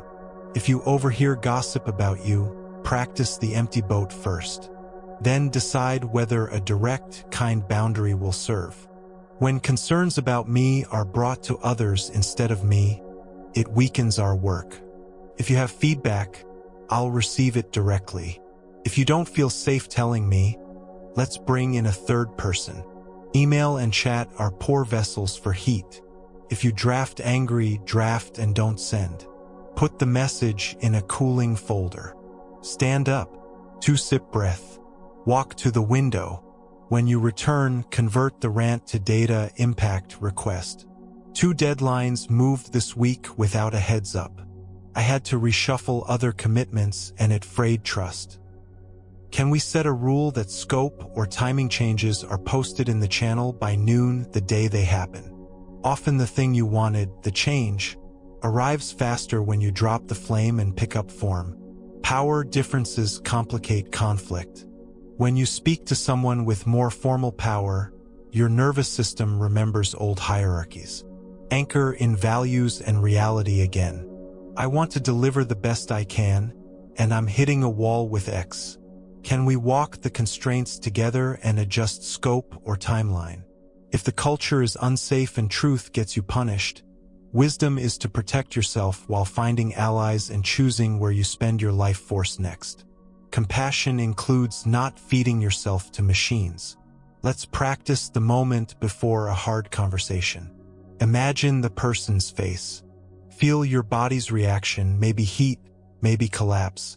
Place your hand where that reaction gathers. Whisper, "Of course." Then bring up their humanness. They also want to be safe, respected, and competent. You don't have to like them to wish them well for one breath. Now draft your opening line out loud, here in the quiet. Begin with care, tie it to purpose, then name the topic. I care about our work and our relationship, and I want us to hit our dates without burning. I need to talk about how we're assigning work last minute. Practice it twice. Hear your tone get rounder, less sharp. The first 10 seconds of a conversation often set the next 10 minutes. 10 seconds is within your control. Children and elders teach conflict plainly. A child explodes, your body floods. Acceptance says, "Heat is here. Kneel so your eyes meet." Offer a simple label. Mad, wait for a small nod from their animal.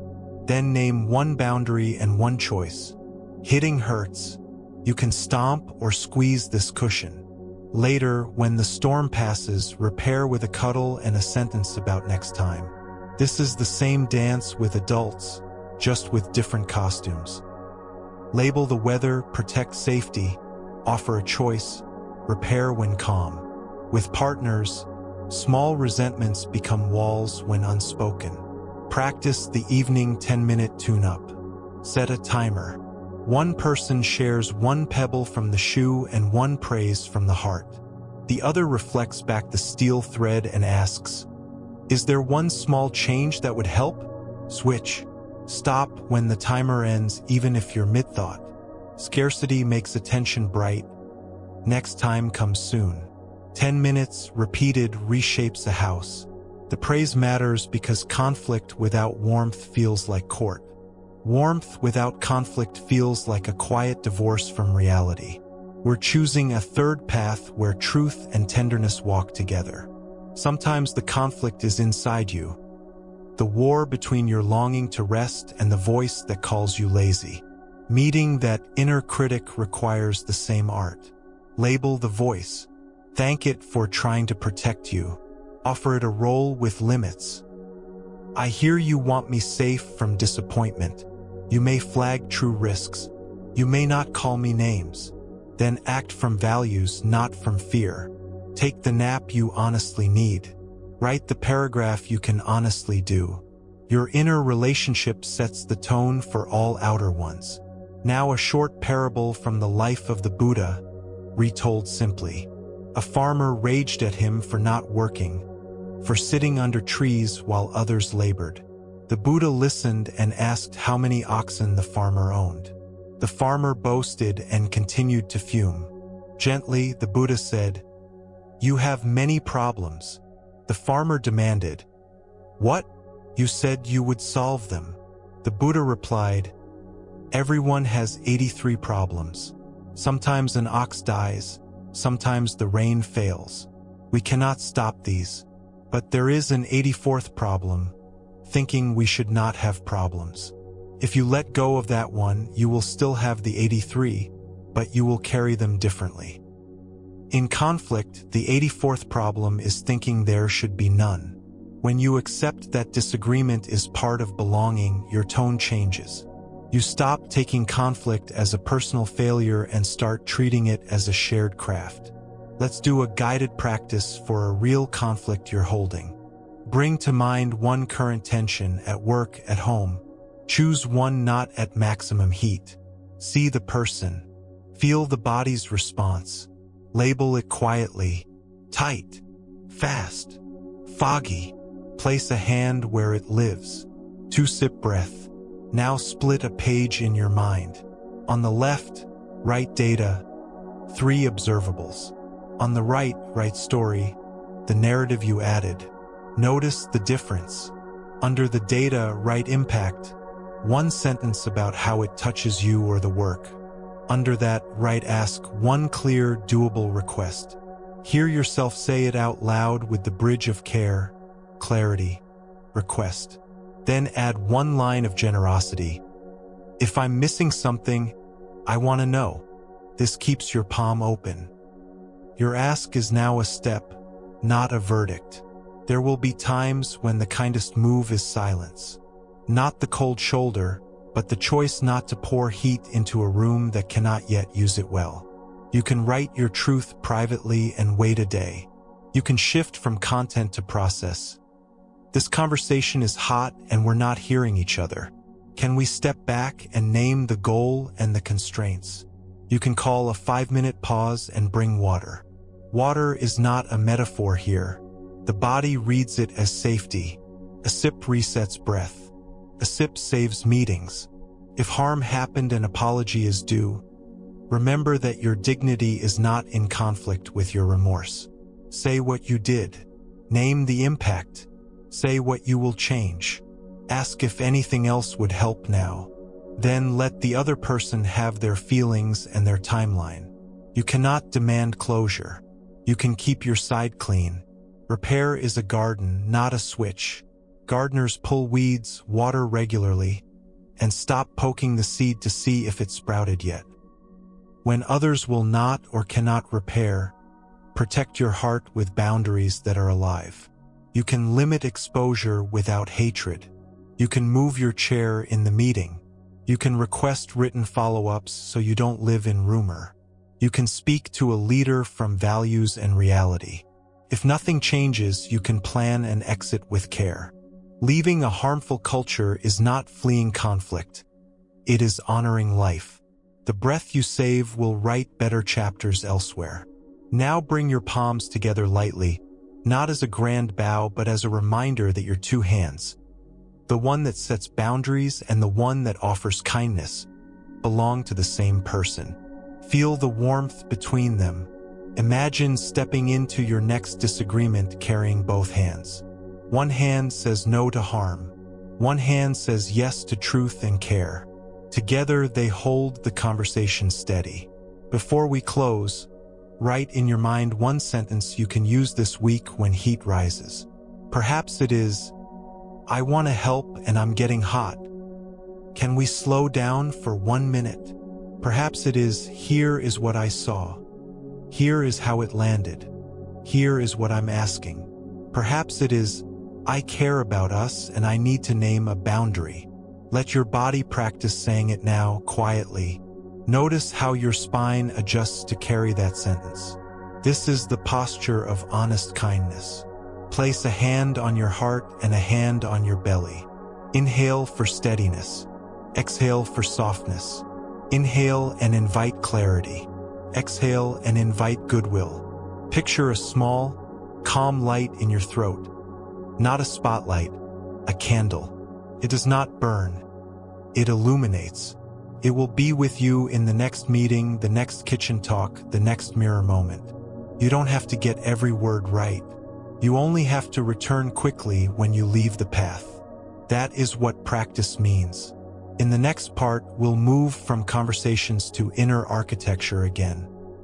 Rituals of identity release at day's end, deeper evening wind downs that teach the body to trust sleep, and gentle ways to carry compassion into dreams so you wake less braced.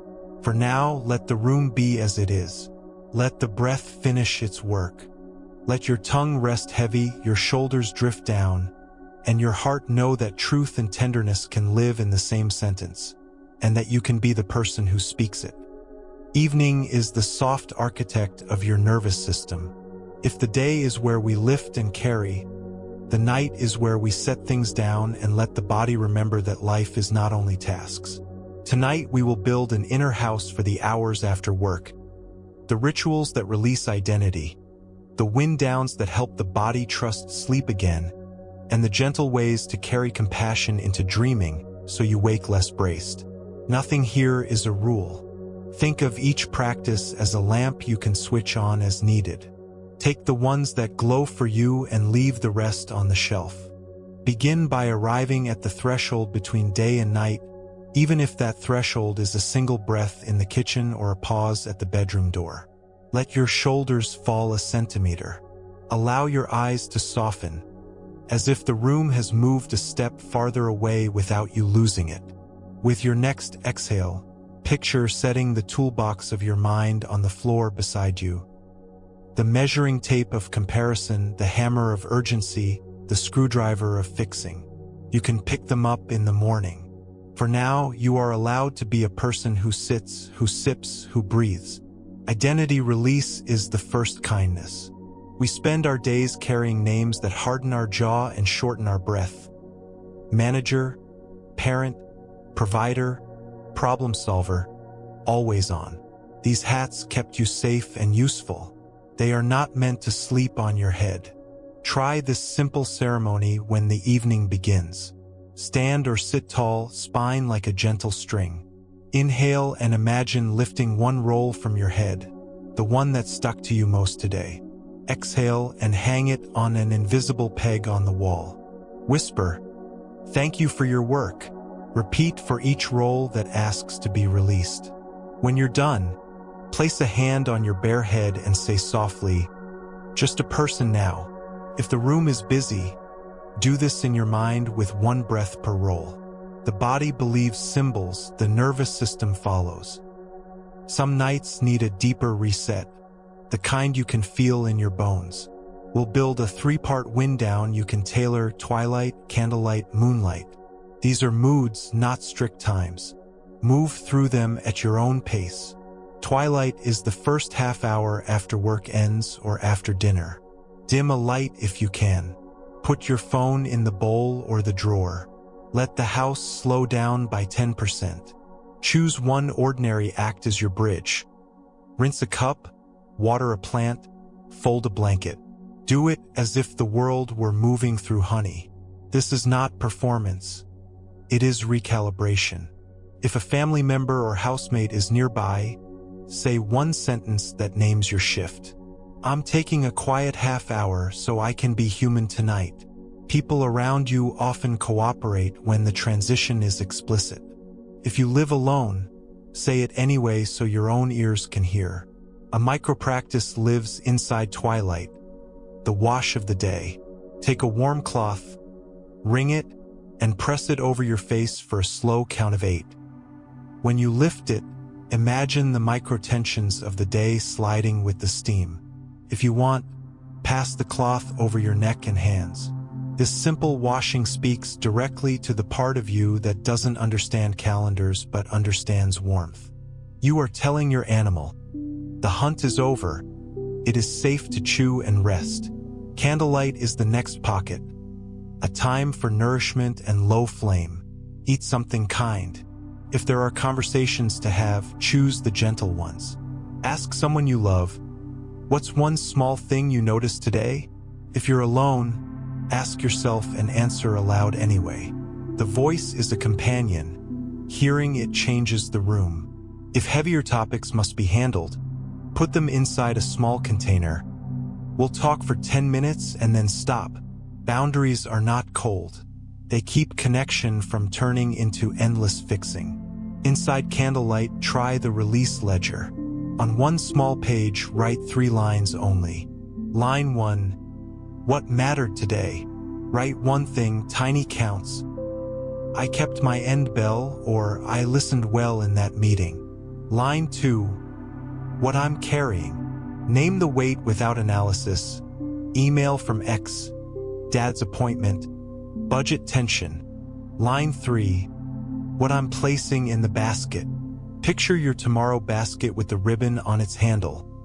Write 1 or 2 items you'll place there.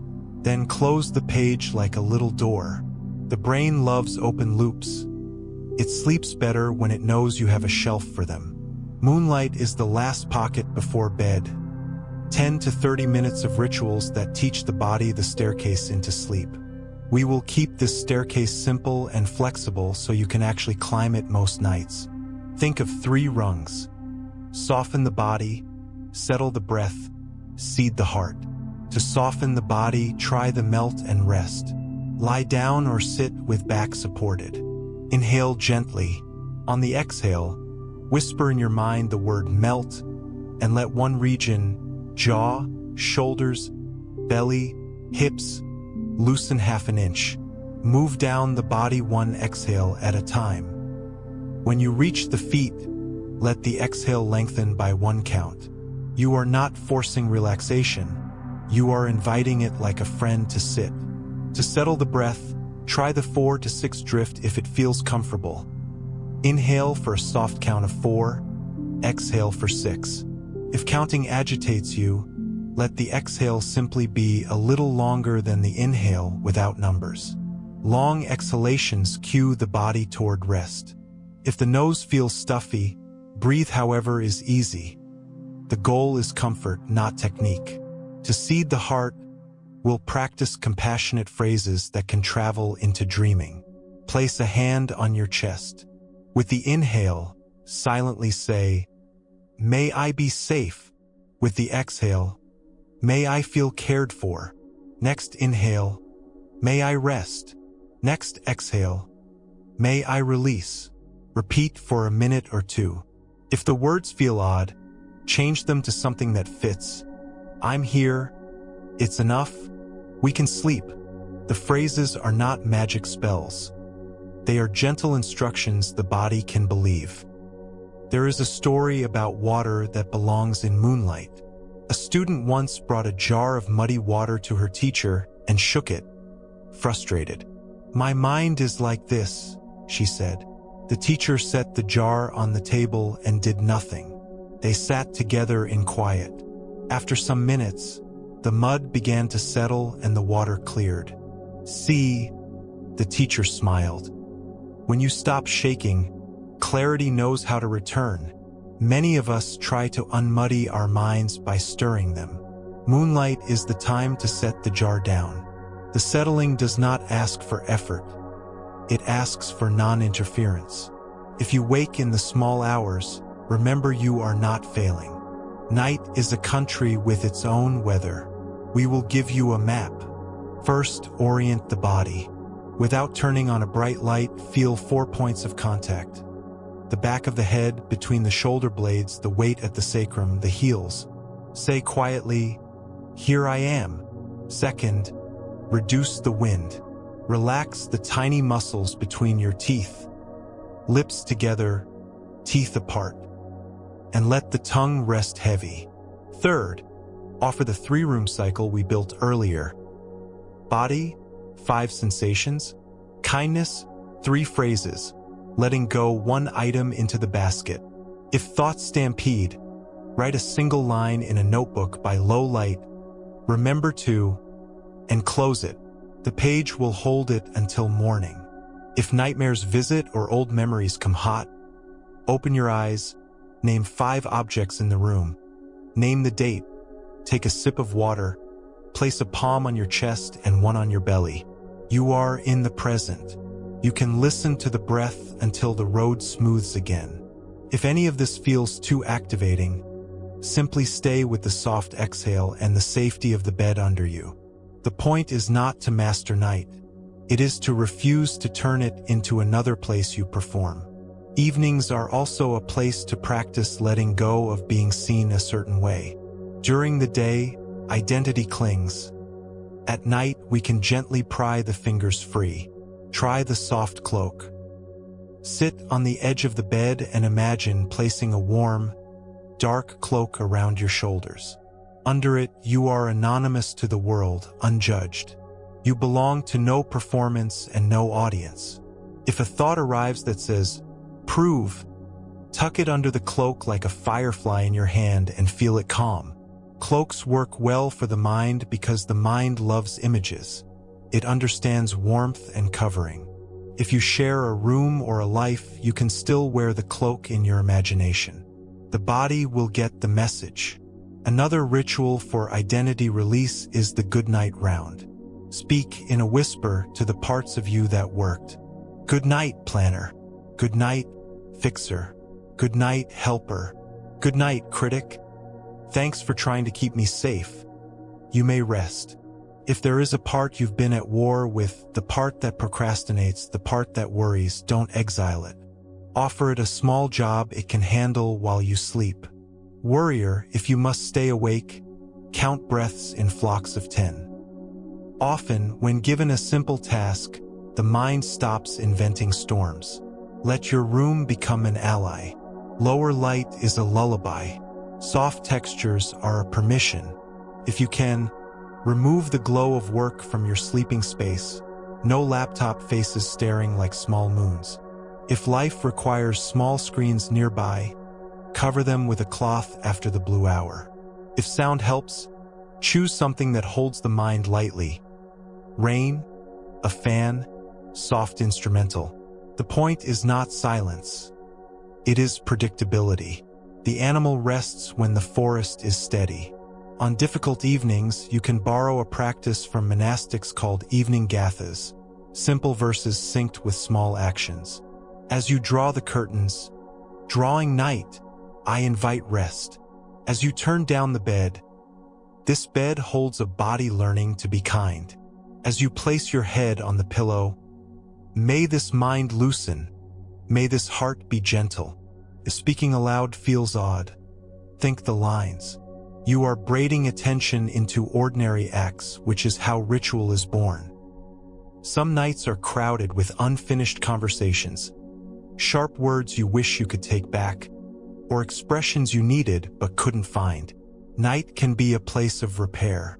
Picture the person you tangled with. Imagine placing both of you under the same soft light where neither of you needs to win. From your side, offer one sentence only that you can stand behind in the morning. I'm sorry I spoke sharp. Or, I need us to plan timing better next time. I care about both of us. Then let the scene fade. Repair will happen in daylight, but you have unhooked the costume of enemy so sleep can reach you. If you live with children, design a family blue hour. 5 minutes of quiet before bedtime where each person names one pebble and one gratitude. Little bodies learn quickly. The pebble might be, my sock felt wrong all day. The gratitude might be, you read the silly book. End with a shared phrase like, may the night be kind to us. You are building nervous systems that find courage in calm. If you live alone, your best friend voice matters. Sit at the edge of the bed and address yourself as you would a dear friend who stayed over. You did enough today. It was not perfect and it didn't need to be. I'm proud of the way you tried, of the way you told the truth, of the way you kept one boundary. Sleep is allowed. Tone is medicine. Speak in the tone you wish someone had used with you when you were small. We also need a ritual for evenings that went sideways. Late work, jagged conversation, too much screen, not enough grace. The body often wants to punish with more wakefulness. Offer the switch instead of the whip. Sit up, plant your feet, take 3 2-sip breaths, and say aloud, I am switching. Then do one small act that signals new direction. A face cloth, a minute of standing sway, one kindness phrase. Then lie down and forbid review. The ban on review is an act of compassion.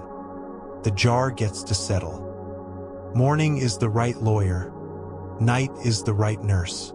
People ask, how do I keep this going when life is loud? The answer is small anchors and gentle persistence. If you can do the full twilight, candlelight, moonlight staircase once a week, it begins to write itself into your bones. On other nights, keep one rung. Maybe you only do the wash of the day cloth. Maybe you only write the release ledger. Maybe you only whisper the compassion phrases. Consistency is kinder than intensity. The body learns from repeats, not from lectures. Here is a small story for your bedside. A traveler came to a monastery looking for secret techniques. The old cook handed him a wooden spoon. "This is your temple bell," he said. "When you put it down, you are done for the day." The traveler laughed. "That's it." The cook smiled. "That is everything." The traveler used the spoon for a week. The seventh night, he set it down and felt something like a click in the chest. The next morning, he returned to the cook. "It works," he said. The cook nodded. Temple bells are often wooden. Make yourself a wooden bell. Could be a spoon, a small stone, a bookmark you place on the nightstand when you end. Let your hand feel the weight every evening. Place it down with a tiny smile. The smile reminds your body that ending is a friend. For those evenings when sadness or worry is big and sleep feels like a far shore, offer yourself a fairy. Lie down and place both hands below your navel. Breathe so the hands rise and fall. With each exhale, imagine a small boat leaving the shore with one piece of worry. Watch it drift to the middle of the lake and anchor there. Not gone, just no longer at the dock banging into your ribs. You can visit the boats in daylight. Tonight, you are the shore. If you care for others at night, babies, elders, partners in pain, your sleep will be patchy. Your power is in micro-rest and in the way you narrate the night to yourself. Instead of, "I'll be useless tomorrow," try, "I'm practicing kindness, and I'll take the day gently." Between calls, do 20 breaths with lips together, teeth apart. If you can sit for 2 minutes with eyes closed, do the reset lie down even on the floor at the foot of a bed. The body understands short rests. You are not failing. You are loving. Technology is a loud roommate at night. Teach it your house rules. A simple one. Keep brightness low and the color warm after the blue hour. Set a do not disturb that honors your sleep with a narrow path for true emergencies. Place chargers outside the bedroom if that's possible where you live. If not, make the bowl and paper your ally. When you put the phone under the paper with your start with line, you are literally layering your intention above the feed. It's small. Small works. There is a blessing that can tuck you in without religion. May I be safe. May those I love be safe. May strangers be safe. May those I find difficult be safe. You are not fixing the world. You are widening the heart so it doesn't have to clench to feel protected. A wide heart sleeps easier. Before we close, let's walk one slow rehearsal of your next evening. You finish work and do the sealed door ritual. You put your tools on the imagined shelf.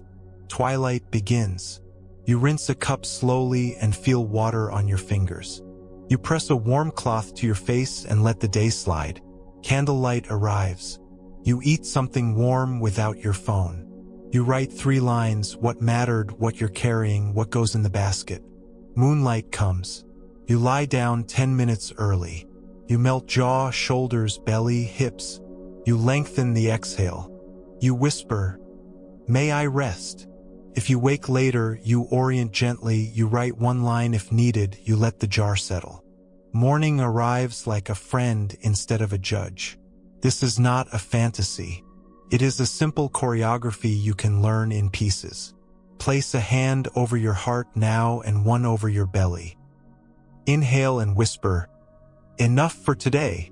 Exhale and whisper, "I can sleep." Inhale and whisper, "I belong in rest." Exhale and whisper, "The night will teach me." Let the words drop below thought and into the part of you that hums. Your evenings can become a path of quiet practice.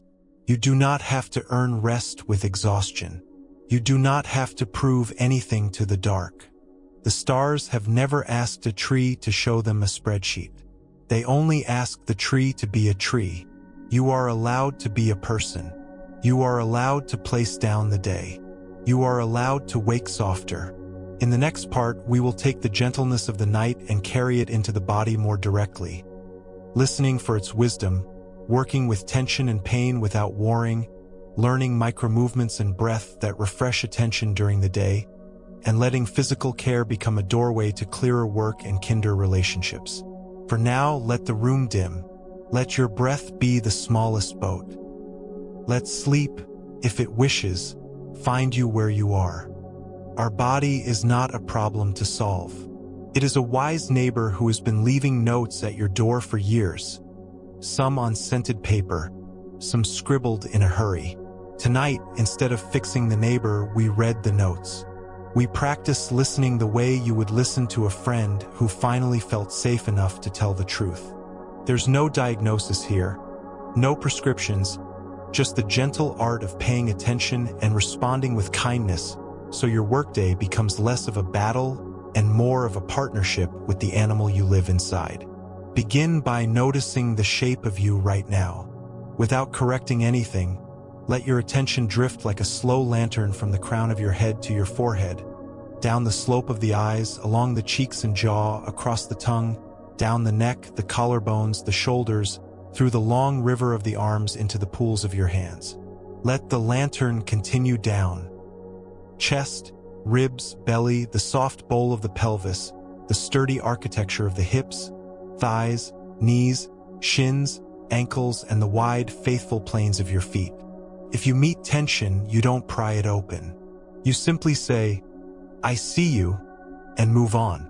The lantern's job is not to repair the whole city at once. It is to bring light. There is a difference between fixing and listening. Fixing says, "You shouldn't be tight." Listening says, "Of course you're tight. We've been bracing all day. What would help?" Fixing demands immediate compliance. Listening invites cooperation.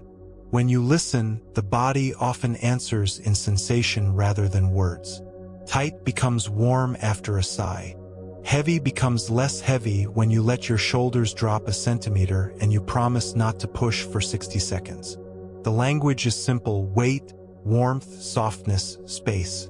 If a part says no to movement tonight, honor it. Kindness is not a trick to get compliance.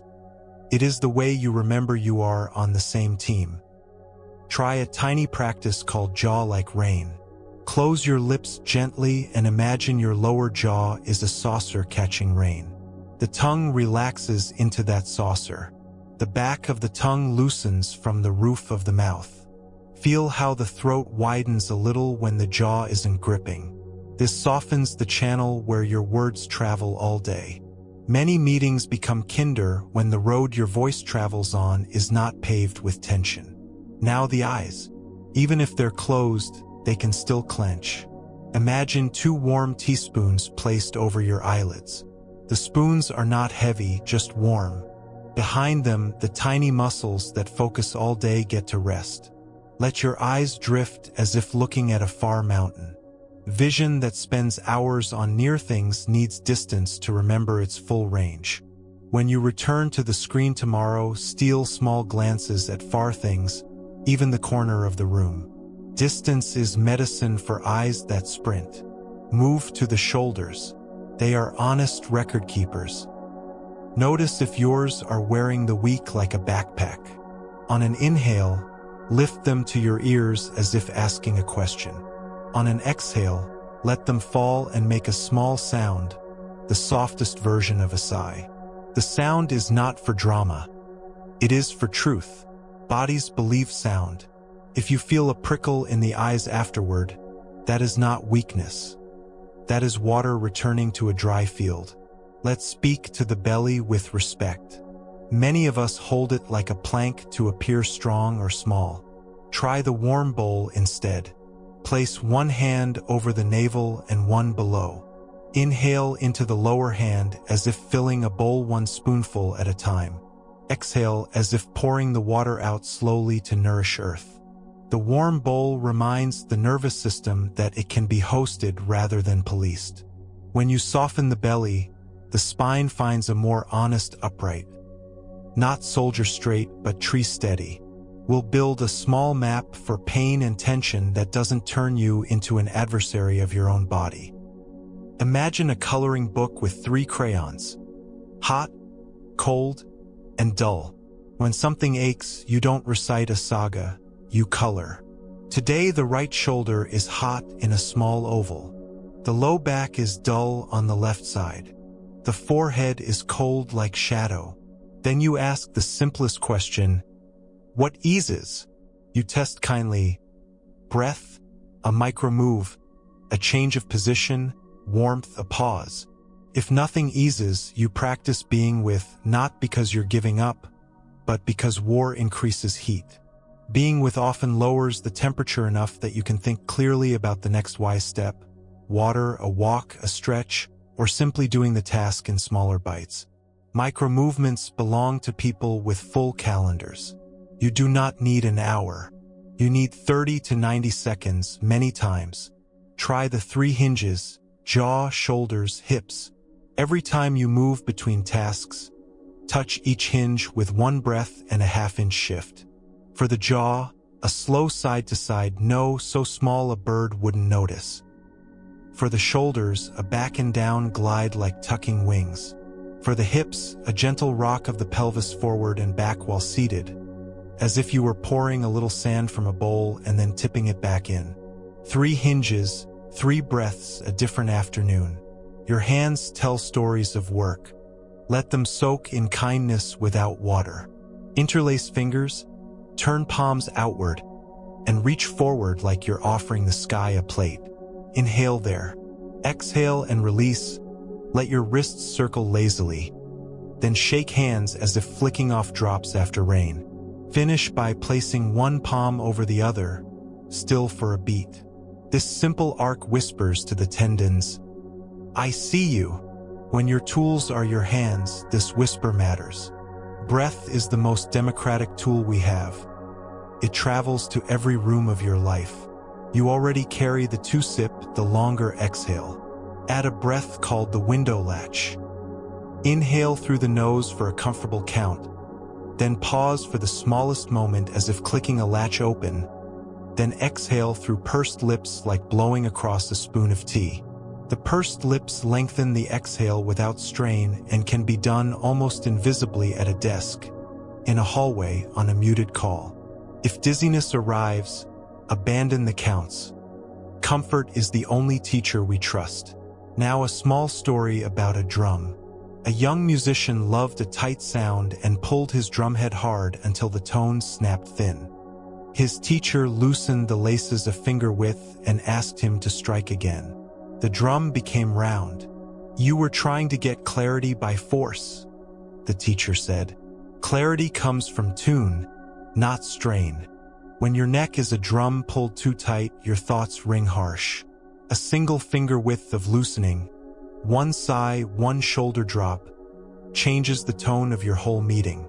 You can bring the body into your workflow without turning work into a gym. Before a focused task, sit forward on your chair so your sit bones are near the front edge. Place both feet on the floor. Imagine a string lifting the crown of your head while your ribs melt down like warm wax. Check your elbows. Let them hover near your sides instead of flying out like startled birds. Whisper, now I'll do just this. These small alignments make focus feel more like settling than bracing.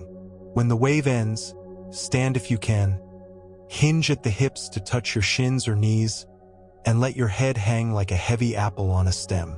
2 breaths. Rise slowly. The next wave arrives in a body that knows it won't be held hostage. Tension often squats in the hip flexors like a silent tenant. You don't need lunges in your office. You need a doorway. Step 1 foot forward so you're in a small stride. Imagine your tailbone lengthening toward your heel. Then, as you exhale, let your front knee bend a little and your back heel melt heavy. Half an inch is enough. Switch legs. If you can't stand, scoot forward in your chair, plant 1 foot back under you a little, and breathe the same tailbone lengthening breath. The psoas, that deep, shy muscle, learns by whispers, not yells. For many, pain is part of the landscape. I won't pretend a paragraph can dissolve it, but you can shift your relationship from enemy to messenger. When pain rises, label its qualities as if describing weather. Pulsing, tight, hot, dull, bright, moving, still. Then choose one of three responses: soothe, support, or space. Soothe is warmth, a hand, breath, sound. Support is a pillow, a rolled towel, a different chair. Space is a pause in work effort or reducing the task by half. You can rotate these without shame. They are not weakness. They are skillful means in an imperfect world. Notice how emotions ride the body like weather fronts. Anxiety often feels like carbonated bubbles in the chest, a fastening through the ribs. Anger is heat in the face and hands. Sadness is weight behind the eyes, a downward drag in the shoulders. Instead of arguing with the weather, dress for it. For fizzing anxiety, press your palm flat against the table and feel its coolness. For anger heat, run cold water over your wrists for 10 slow breaths. For sadness weight, lie down for 3 minutes with a book or pillow on your belly to give pressure to the ache. You are not curing the sky. You are tending the traveler. In meetings, scan for the brace. Many of us tighten the glutes and lift the ribs when we're trying to sound competent. The voice that emerges is metallic. Let the chair hold your weight. Soften your belly by 2 millimeters and feel how the voice warms. Ask a single question from that warmth. Competence wrapped in softness lands as steadiness, not performance. Commuting can become a dojo instead of a drain. If you're in a car, let every red light become a breath gate. One longer exhale while your hands loosen on the wheel. If you're walking, let 10 steps be for seeing colors, angles, light, and 10 steps be for feeling footfalls, breeze, fabric. If you ride a train, choose one sinew to relax, jaw, shoulders, hands, and notice how the car's rhythm turns from racket to metronome. Even a bus stop can teach posture. Weight over arches, knees soft, tailbone heavy, crown lifted, as if you are a punctuation mark that makes the street make sense. Food is body care that happens anyway. We make it into ritual by attention. At the first bite of any meal, put the utensil down. Chew until the food is a story instead of a headline. Ask the simplest question: warm, bright, heavy, light? Notice what your body says back 10 minutes later. Can be crude, this listening, sleepy, buzzy, steady. You don't need to count grams to hear the verdict.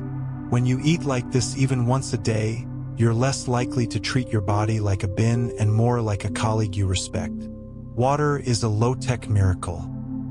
Being even a little underwatered makes focus brittle. Each time you stand from your chair, take a sip. Not a bottle chug, just a sip. Bodies love sips. They prefer rivers over floods. Now the 3 frictions: wanting, pushing away, confusion, how they hitchhike on the body. Wanting says, if I stretch hard, I'll be fixed. And you crank until the muscle flinches. Letting go says, stop one breath before force.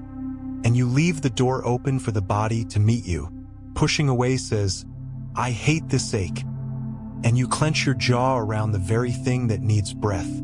Acceptance says, ache is here, and you soften the places around it, the face, hands, belly.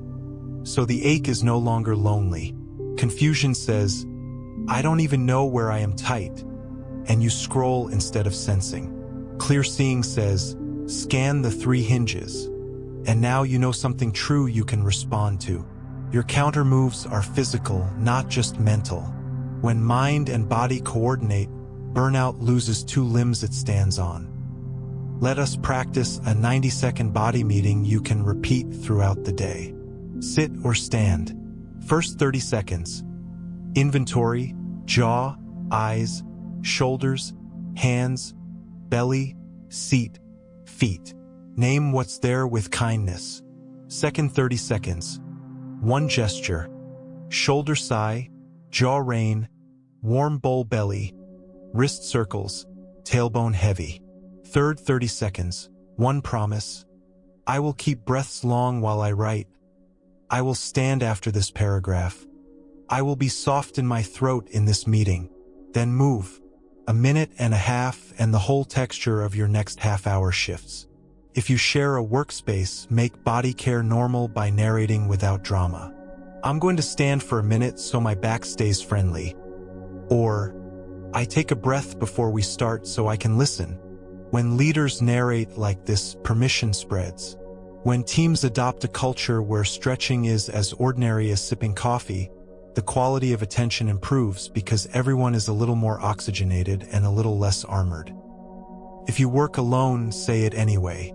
Your own ears are listening for your intention. Let's invite a short tale to keep in your pocket. A carpenter had a beautiful plane that smoothed wood to satin. Over time, he pressed harder to get jobs done faster, and the blade dulled. He began to push even more, shoulders burning, and cursed the tool he loved. An older carpenter visited, watched, and then did something strange. He set the plane down, oiled it, sharpened the blade with patient strokes, wiped the bench, and asked the younger to try again with half the pressure. The shavings curled like ribbons. "The tool works if you care for the tool," the elder said, then tapped the younger's sternum. "This is also a tool. Your body is your plane. Oil is rest. Sharpening is small movement and breath. Wiping the bench is clearing the desk for a minute before you begin. The wood is your day. Rushing dulls blades. Care smooths grain. Some of you carry histories that make the body a complicated room to enter. If scanning feels scary, you can ground first in neutral places, hands, feet, the contact points with chair or bed.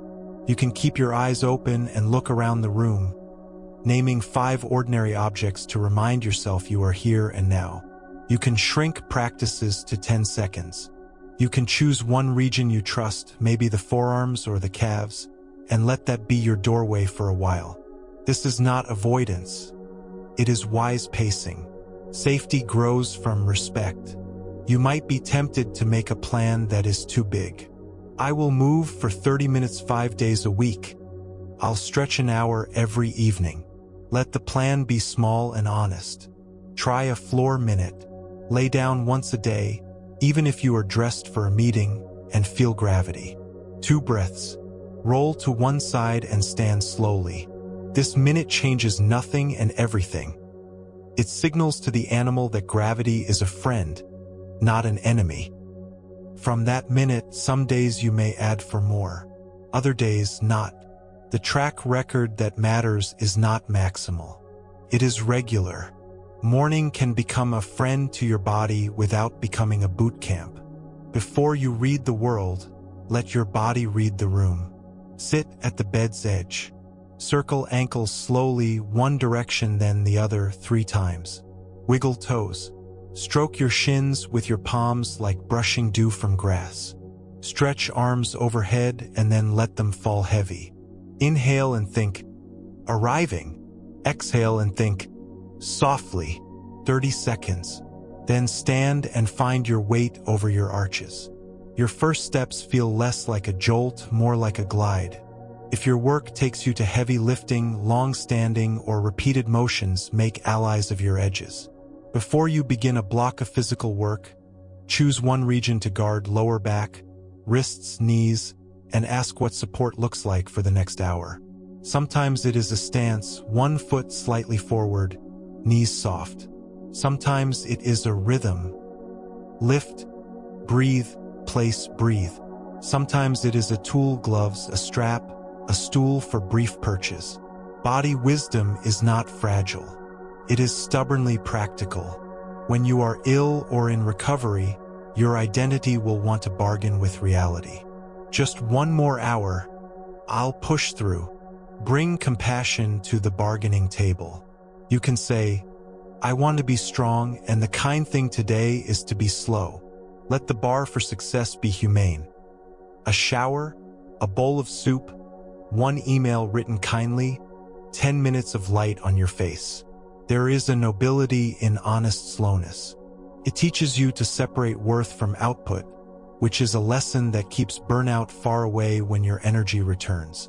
I want to give you a ritual for moments of sudden overwhelm, the kind that comes after a sharp message, a drop in blood sugar, a surprise demand. It's called ground, glance, gather, ground. Touch something solid, the desk, a wall, your own forearm, and feel texture for 2 breaths. Glance. Look left, right, up, down, naming silently what you see to orient your animal. Gather. Bring your attention to one place inside that feels least noisy. Maybe the hands, maybe the belly if it's friendly, and keep it there for 3 slow breaths. Then choose one small outward action aligned with your values.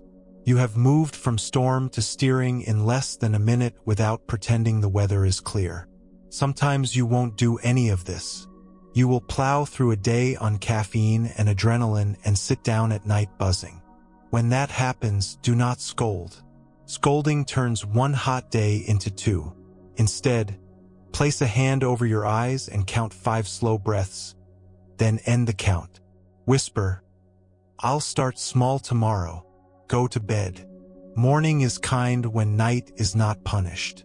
Before we close, let us stand together in the room of your body and thank it. Thank the feet that carried you through errands and meetings and long, invisible labors. Thank the knees that bent and straightened more times than you can remember. Thank the hips that held your upper world. Thank the belly that digested what you gave it and still asks what would be gentler. Thank the chest that housed your heart, the heart that kept knocking in your ribs like a steady friend. Thank the shoulders that carried boxes and expectations. Thank the throat that spoke for you even when it trembled. Thank the jaw that held back words when silence served and let words through when truth mattered. Thank the eyes that looked at screens and faces and clouds.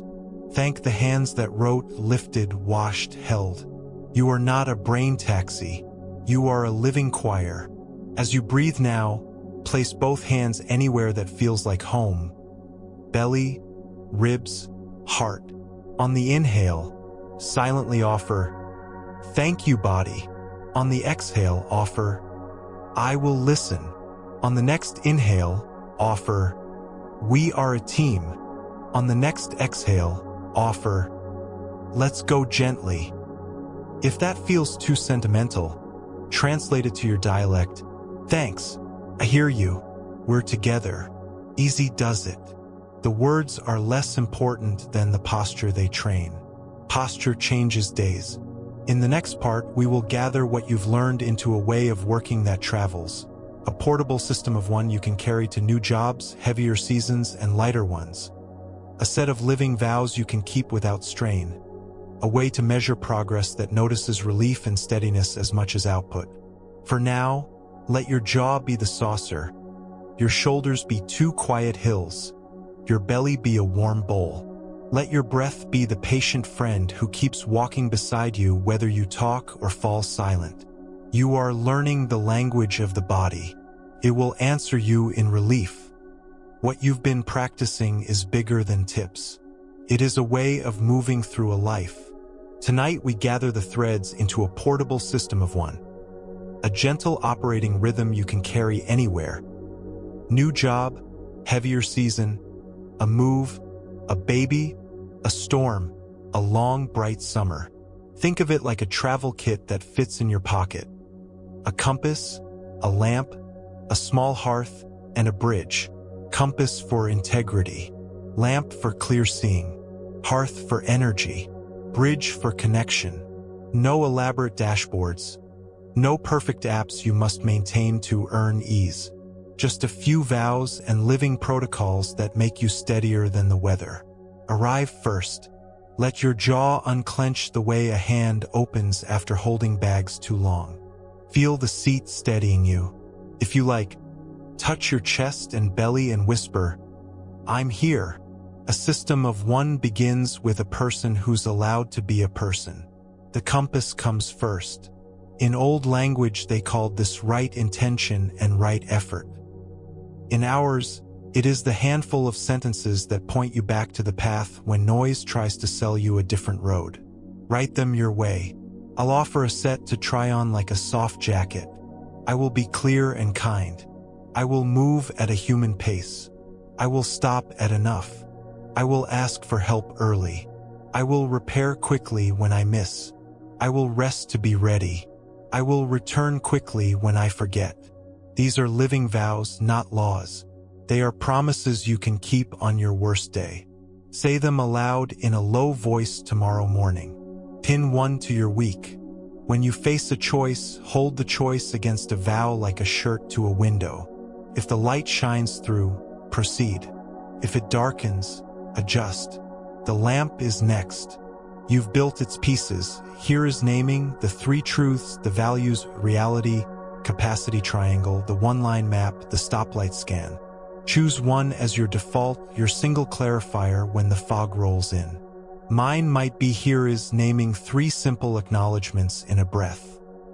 Yours might be the triangle sketched on a napkin before you say yes. Keep one lamp. Use it constantly until your nervous system reaches for it without asking. A system of one is repeatable more than it is impressive. Now the hearth. Energy must be tended or the house goes cold. Your hearth is made of tiny rests, simple food, water, sunlight, sleep that you honor as part of the work rather than after it. Make a non-negotiable you could keep during a storm. 1 hammock minute between waves, a reset lie-down once a day, the end bell that you actually keep 4 out of 7 nights, a glass of water every time you stand. Let your vow say, I'll keep my hearth lit with little flames, not wait for a campfire I never have time to build. Finally, the bridge. Connection is how your work meets other lives without losing kindness. Your bridge is care, clarity, request in 10-second openings. It's the steel thread when disagreements tug hard. It's the kind no pivot when capacity is real. It's a weekly thank you you make specific. It's the practice of turning gossip into a warm redirect. It's one brave question in each meeting that returns the room to purpose. Put the compass, lamp, hearth, and bridge together and you have your kit. Make it literal. One card in your pocket or a small image on your phone. On the front, your vows. On the back, your 3 protocols, your lamp of choice, your hearth habit, your bridge sentence. When a week is loud, that card is your whole monastery. Look at it. Touch it. Let your thumb learn where the words sit the way it knows the shape of your house keys. Now let's build living protocols, the small when X then Y moves that keep a human in motion without drama. Too many rules make rebellion. Just a few, tenderly held, make rhythm. When you wake, before you check the world, take one first light breath and set a compass sentence for the day. Today matters because name meaning, not tasks. Then choose your first focus wave and name it aloud so your attention knows where to sit. When you begin any wave, do the middle string check, too tight or too loose, and adjust 1 degree. The wave ends before it snaps. You stand and let your eyes find far distance. You drink water. Your hearth warms you up for the next arc. When you open Inbox Island, you carry 3 mantras. Not all pings are equal. Quick kindness or scheduled depth. Decline clearly when wisdom says no. You leave the island at the time you set. Your bridge stays intact because you didn't try to pave the ocean. When heat rises in a room, in a thread inside your ribs, you insert the 2-sip breath and speak from your good purpose. Care, clarity, request. If you miss and a second arrow flies from your mouth, you use the warm repair. Name the behavior, own it, name the change, ask what would help now. The bridge holds even after a tremor. When you feel fog, you pick up your lamp. Here is naming, triangle, 1-line map. Rather than scrolling, the fog thins because you stopped stirring the jar. When you finish for the day, you do the sealed door ritual, even if it is 2 minutes and you feel silly. Your body learns the sound of an ending. Sleep recognizes the cues and isn't left to guess. These protocols are your autopilot during turbulence. You do not need 20. 3 to 7 used over and over change your month. Let's talk about measurement. Modern life measures what is loud. Output, speed, visibility, the length of the glowing line on a chart. Your system of one attends to quiet metrics, the kind that predict whether you will last and whether your work will taste like food. Try these humane indicators and watch them for a month without turning them into a contest. Relief Index. The number of times per day you feel the jaw soften or the breath lengthen because you did a small wise thing. Mark a tiny dot on paper each time. Dots become constellations. Steadinas moments. The times you ended a wave before it frayed and felt the inner click. Make a hash mark beside your focus wave titles. It teaches your brain to crave clean endings. Boundary kept. The evenings your end bell held. Put a small star on your calendar. Stars accumulate and form a new identity, someone who keeps a promise to their nervous system. Repair time. How quickly you apologize or adjust after a miss. Measure in hours, not in shame. The number shrinks not because you're policing, but because repair is less frightening when it's normal. Return speed. How fast you come back after forgetting your practice. This is the metric that matters most. Practice is returning. Your worth is not indexed to perfection. It is indexed to returning kindly. You can have a gentle ratio to outflow versus renewal. If you give 3 hours of high output in a morning, did you add 90 minutes of renewal across the day? Renewal is not only lying down. It is sunlight on your face, the gift of 5 with someone you love, a walk that lets your eyes stop squinting, a cup of tea you actually tasted. Track the ratio with colored dots, 1 color for outflow, 1 for renewal. They don't need to match daily, just on the scale of a week. When renewal starves, you know before collapse tells you. Parable for systems. A traveler carried a perfect bowl, polished and delicate. On a rough road, the bowl chipped. He cursed the world for not laying carpets. He met a monk who ate from a wooden bowl nicked by 100 meals. "Don't you want a finer one?" the traveler asked. The monk smiled. "My bowl is a companion, not a shrine. It knows the road. Your system of one is a wooden bowl. It will get nicked. It is not a trophy. It is a companion that wants to keep feeding you."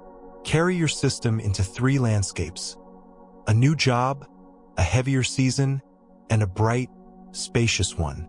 In a new job, resist the urge to prove by sprinting. Your living vow becomes observe before optimizing. For 30 days, keep the 3 anchors only: first light breath and compass sentence. 1 focus wave per day you protect like a small flame. Sealed door ritual. Ask 3 questions in every room. What matters here? What hurts here? What helps here? Let your lamp show you the currents before you try to build a bridge across them. Share 1 small kindness weekly that fits the culture. A clear summary after a meeting. A thank you that names a specific saving gesture. A boundary said in a warm tone so others feel permission to. Let your system make you the person who steadies, not the person who dazzles and disappears. In a heavier season, illness, caregiving, layoffs around you, a deadline that pinches, the system contracts to a pocket version. 1 breath before phone. 1 focus wave, even 10 minutes. 1 sealed door. 1 rescue rhythm if panic hits. 60 seconds naming what's here. 60 seconds of breath with hands on belly and chest. 60 seconds to choose 1 microstep. You let the vows shrink too. I will be clear and kind becomes I will be kind first. I will stop at enough becomes enough comes sooner this week. You inform the people who need to know. I am moving gently to remain effective. You trade perfection for continuity.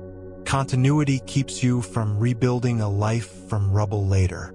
In a bright season, energy higher, time a little wider. Expand like a tree in spring. Add a focus island to your week. A half day protected for deep craft. Add 1 learning pocket. 40 minutes to apprentice yourself to a skill that delights you. Add a second blue hour evening. Your system flexes. You do not apologize for being well. You still keep your end bell. Joy loves boundaries. They make joy last. Your system needs a place to live physically. Make a tiny shrine to sanity at your desk. A card with your vows in your handwriting. A smooth stone, a spoon, or a wooden object to be your bell. A small list of your 3 protocols. Maybe a photo that returns you to your values. This is not superstition. It is a visible promise to the animal you are. When your eyes are tired, let them rest on that small altar. When you begin a wave, touch the card. When you end the day, touch the bell. Touching makes memory in the hand, and the hand reminds the head. Make a weekly recommitment that takes 2 minutes. Friday closure already gathers what happened. At the end of that 15 minutes, place your hand on your card and breathe once for each vow. On the exhale of the last breath, whisper, "I will return." That's all. No ceremony others need to see. Your nervous system will feel the thread from Friday to Monday and relax on the weekend because it knows you left a light on. Build a simple crash protocol for when the wheels wobble. Write it on your card's back so you don't need to think. It might read, pause, 2-sip breath. Here's naming. Choose one of 3 moves: walk, water, whisper. Walk around the room 1 minute. Drink water. Whisper a kindness phrase until your jaw loosens. Then take 1 microstep or write 1 clean note to someone. This protocol is not dramatic. Drama feeds fires. Quiet steps smother them. Let your system absorb the 3 frictions. When craving arrives, urge to overpromise, polish past purpose. Your vows stop at enough and your lamp triangle combine. You ask what honors values, reality, capacity, and you end at sufficient. When aversion arrives, avoidance, bracing, your vow move at a human pace and your protocol bow and begin pair up. 1 small start replaces the 2-hour argument in your head. When confusion arrives, fog, splintering, your vow return quickly and your lamp 1-line map bring the horizon close. Let's walk a day with your kit. Morning, you wake and resist the world's tug for 1 breath. You write today matters because you choose your first wave and say it aloud. Before you start, you tune the string too tight or too loose and adjust by 1 degree. The wave ends early on purpose. You stand, drink, look far. Inbox Island gets a window. You move 5 things with warmth and schedule the rest. A meeting heats up. You plant a palm, 2-sip breath, bridge sentence. Midday, you do a reset lie down or, if life is loud, 1 hammock minute and a bowl of water. Afternoon ladder gives you 3 rungs. You climb what you can. Your enough bell rings. You whisper, "This is enough and I can continue." Evening brings your sealed door. You write start with and bless your chair like a friend. Blue hour arrives, cloth, book, breath. If you wake at night, you orient, you count 5 objects, you let the jar settle. None of this is perfect. All of it is kind. The day clicks. The weeks, by degrees, change their taste. What about leadership? Your system scales when you name your vows publicly without preaching. I try to be clear and kind. If I miss, I repair. I protect 2 focus blocks so I can deliver. I shut the door at 6 to be useful tomorrow. You cancel a meeting once in a while and say, returning an hour to your week, use for focus or rest. You open a meeting with a 2-sip breath, cameras off for 60 seconds if screens are staring. You ask the room, what would make this week sustainable? You codify small agreements. The culture shifts by relief. People feel better. They work better. No one knows exactly why. It spreads. Your system can be apprenticed to your child, your partner, your parents. You narrate, I'm going to stop and breathe so I don't snap. I'm putting the phone in the bowl so I can listen. You invite them into the gift of 5. You teach repair by example. The house hums different. The coffee tastes kinder. A short story for the road. 2 monks crossed a valley once a month to fetch supplies. One carried a heavy staff and set it down at every rest. The other refused staffs. He said they made him weak. In a storm, the staff carrier kept walking, leaning into wind, planting strength into earth with each step. The other crouched behind a rock, pride cold in his bones.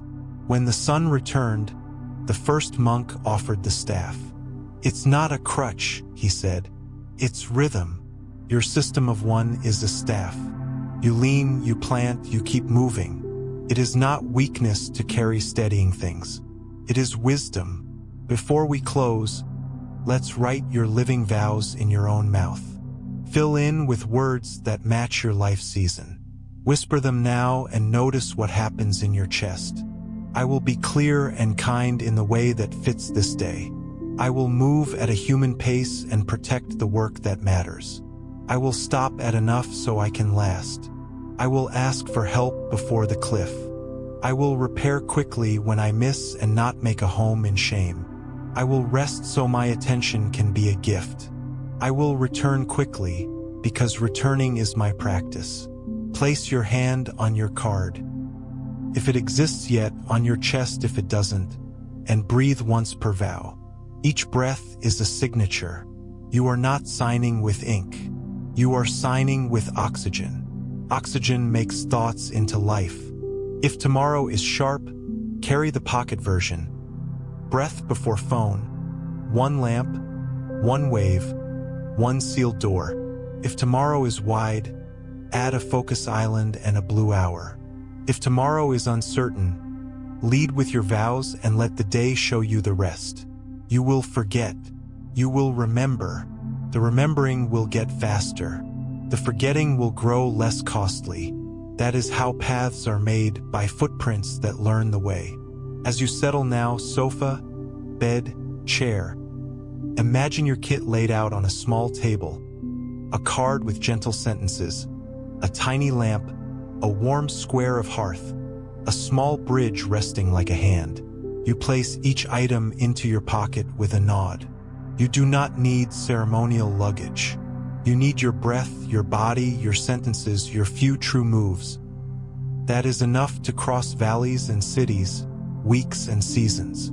In the next part, we'll braid everything into creative flow under real pressure, how to enter craft without grinding, how to keep joy alive in spreadsheets and slides, how to move through a full day using compassion, clear seeing, and letting go as one woven gesture. For now, touch the wooden bell, whisper, "I will return," and let the room dim around your steady breath. Flow is not a trance you must beg for. It is a rhythm you can invite, even when the clock is loud. Tonight we'll learn how to enter craft without grinding, how to keep joy alive in spreadsheets and slides, and how to move through a full day using compassion, clear seeing, and letting go as a single woven gesture. Think of it as building a small shop for your attention. Tools in the same places, a bench cleared just enough, a window you open for air. When pressure comes, the shop is ready. Your hands know what to do. Arrive first. Let your jaw soften like clay set down on the wheel. Feel the point of contact beneath you, chair, couch, bed. Make one gentle check of your shoulders. Lift to the ears on an inhale. Let them fall with a small sound on the exhale. Sound tells the body the truth. If you want, place a palm on your chest and one on your belly and give yourself the simplest permission. I'm allowed to do one thing at a time. Flow under pressure asks for 4 gates. Prepare, enter, maintain, exit. We'll practice them lightly so they become muscle memory. Gate 1. Prepare. Flow loves modest scaffolding. You don't need candles and a mountain hut. You need a bench cleared of yesterday's splinters and the tool you'll actually use. Preparation is compassion in advance. The night before, leave a start with sentence on your keyboard. When your morning begins, do 1 minute of orientation. Write the task in a verb, draft intro. Reconcile Q2 anomalies. Design slide 3, fix pagination bug. Then put the next step in ridiculously plain words, as if speaking to a friendly teenager. Open the doc. Write 3 rough bullets. No poulisti. Finally, set a benevolent constraint. A time box, a small scope, a single audience. Constraints are kindness. They keep you from drowning in possibility. Gate 2, enter. The entry move is a clean launch without drama. Try the 3-count launch. Count 1, 2 sip breath. Count 2. Middle string check, too tight or too loose. Adjust 1 degree. Count 3. Name the task aloud in a warm whisper. Now I do just this. Then begin. If you feel the sticky resistance at the doorway, you don't wrestle the door. You slide a paper under it 1 microstep. Open the file, title the page, write the garbage first line. Momentum is the most honest teacher in the room. Gate 3, maintain. Flow breathes. You ride waves, not one endless push.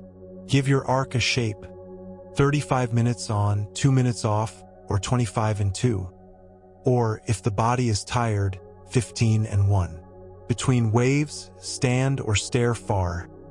Let the eyes rest on distance. Drink a sip. Do the hammock minute. Inside the wave, treat interruptions with the 3-step door. Acknowledge, I see you.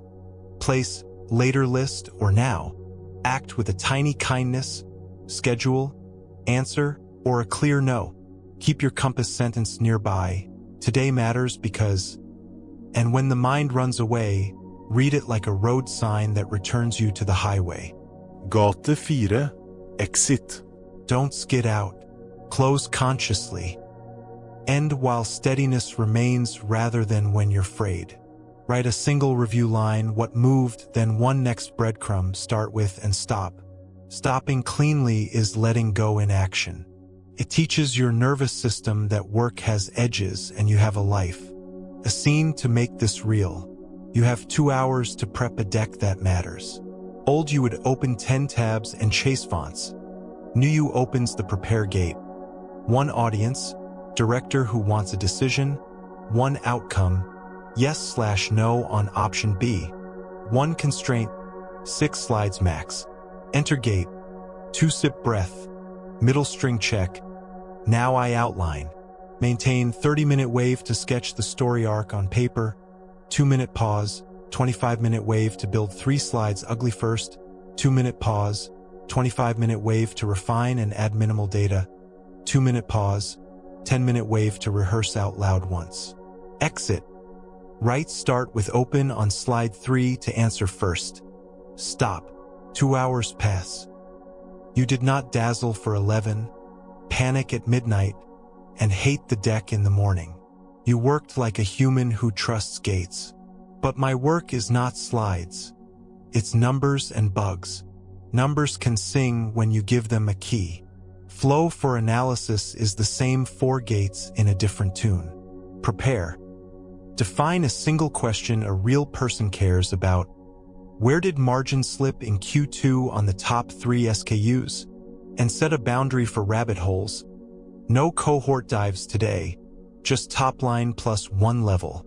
Enter 2 sip breath. Now I pull data. Now I sanity check. Now I plot 2 views.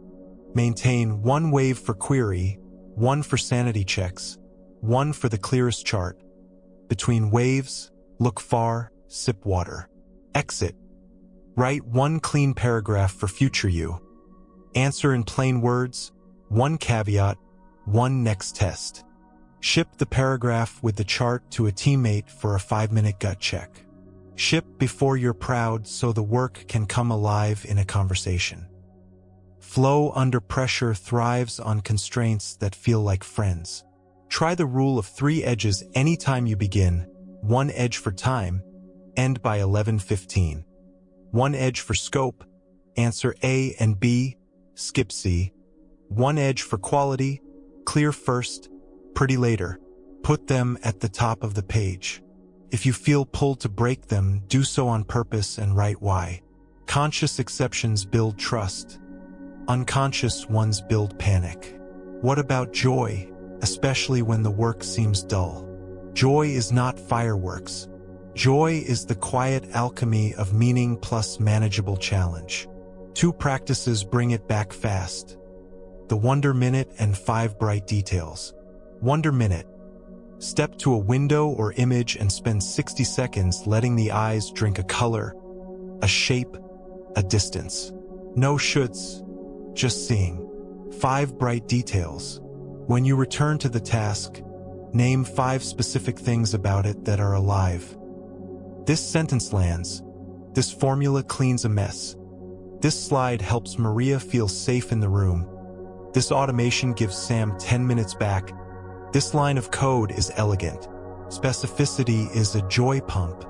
Vague praise does nothing. Bright details feed craft. Joy also comes from congruence, the relief of working in a way that matches your values. Write your 3 words for this season on a small card. Steady, craft, care, and prop it in your line of sight. Every few hours, glance and ask, is this move serving one? If not, adjust by a degree. Flow isn't only about attention. It's about honesty with your own heart. Let's layer compassion, clear seeing, and letting go as one gesture while you work. Call it the soft, sharp, open move. Soft. You start with 1 compassionate breath and 1 sentence of non-shaming truth. Of course you're tense. This matters. Let's go gently. Sharp. You switch on the lamp of clear seeing and ask the shortest useful question. What's the next step the work needs? Not what will they think of me?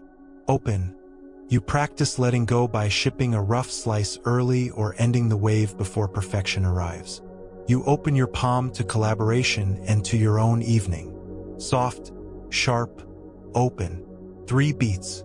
Repeat as needed. Here's a micro-protocol for ultra-high heat. The 90-second engine check. When adrenaline spikes, you don't floor it, you pull into the pit for the fastest service. Second 0 to 30. Here is naming. Body fast. Mind loud. Deadline real. Second 30 to 60. 2-sip breath plus lips together, teeth apart. Second 60 to 90. Choose 1 verb and a clock. Draft intro 5 minutes. Go. You just saved 20 minutes of flailing. Flow loves a bench that is visually simple.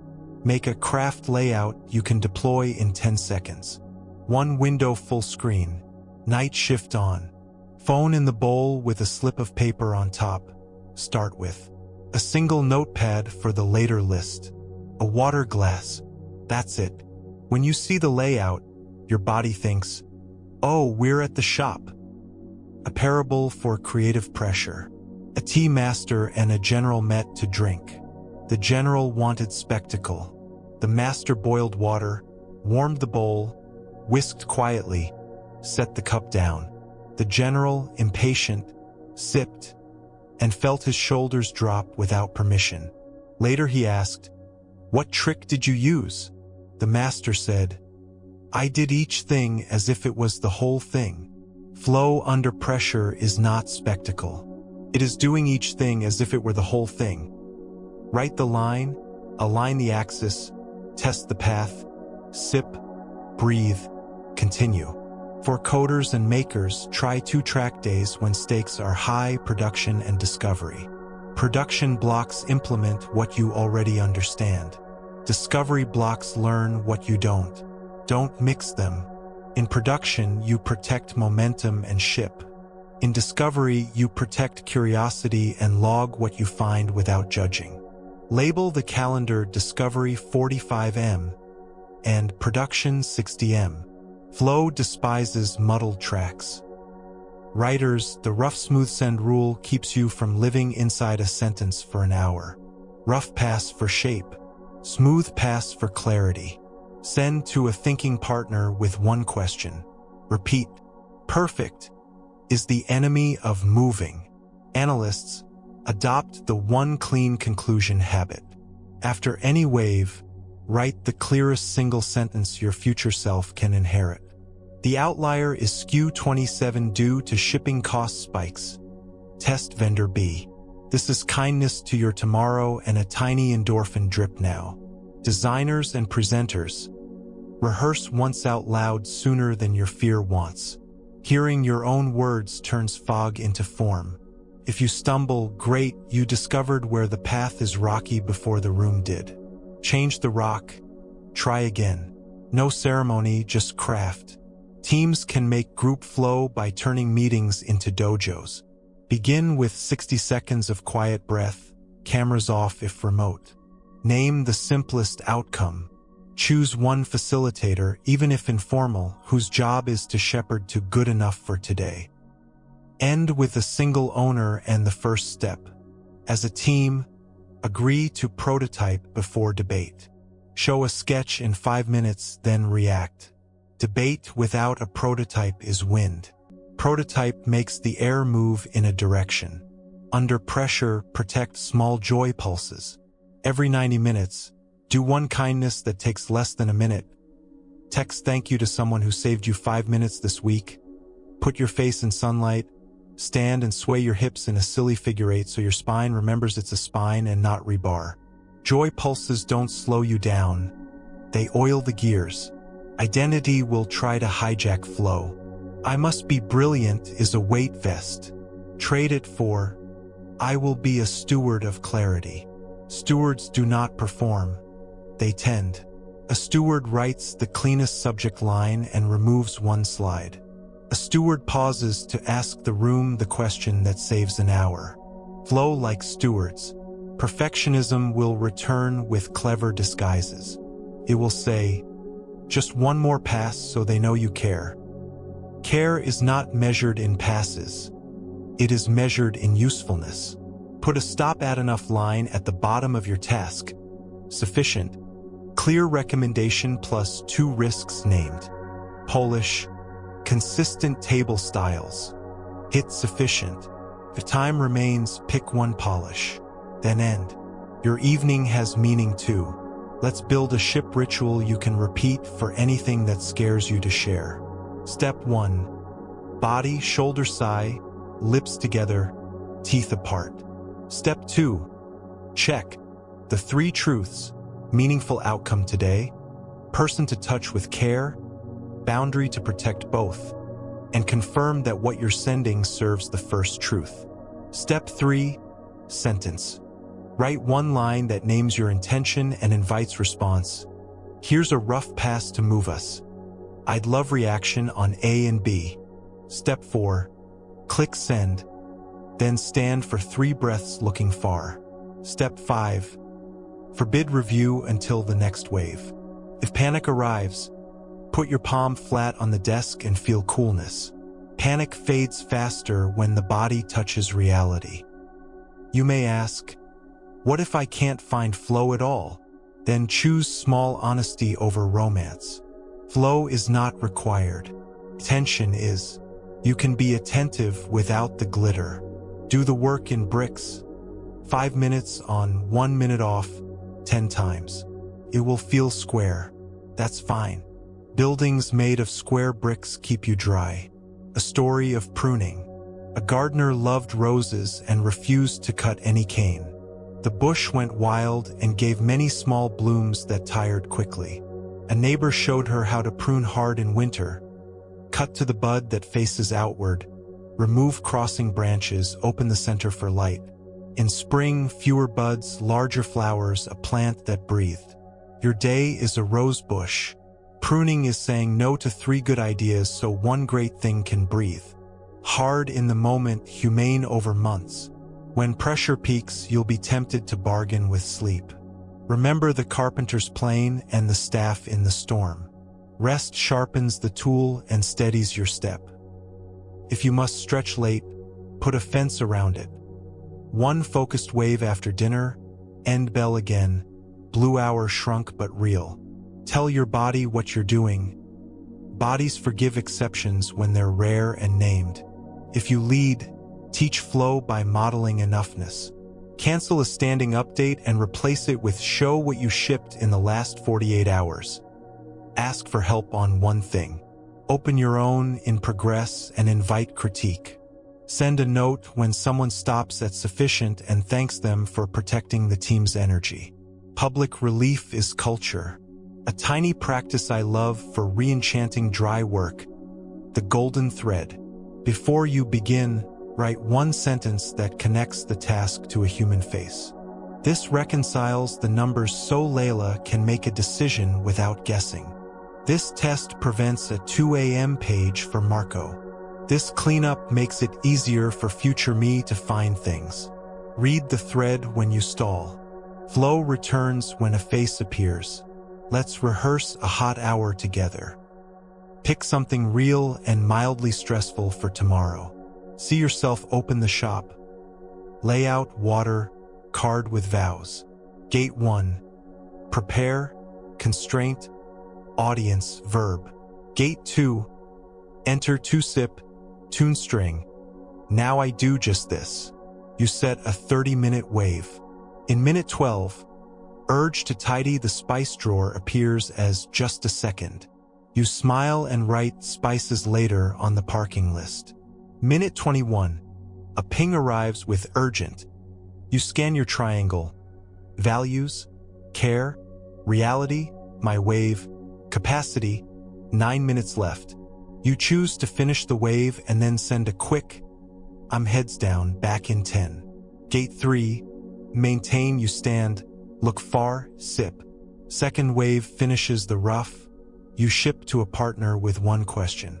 Gate 4, exit, right, start with tighten section 2. Stop. You feel the little click. You bless the chair. You walk away. It is not dramatic. It is craft. Pressure met clarity. Your body stayed human. Now let a parable close this part. A stonecutter envied everything. The merchant's wealth, the noble's status, the sun's power, the mountain's permanence. He wished and became each only to discover new limits. As a mountain he felt a small man strike his side with a hammer and chisel. Ah, he thought, to be a stonecutter again. He returned to himself, hands calloused, breath steady, the same tools, the same day, and felt joy for the first time. Under pressure, craving wants you to be sun and mountain at once. Clear seeing returns you to the bench. Compassion puts a cushion under your feet. Letting go hands you the right tool. You cut one clean edge. That is enough. That is joy. Before we pause, place a hand on your throat and one on your chest. Inhale gently and whisper inside. Soft. Exhale. Sharp. Inhale. Open. Feel how the three can live together. Pick one sentence to carry into tomorrow's work. Do each thing as if it is the whole thing, or stop at sufficient, then ship.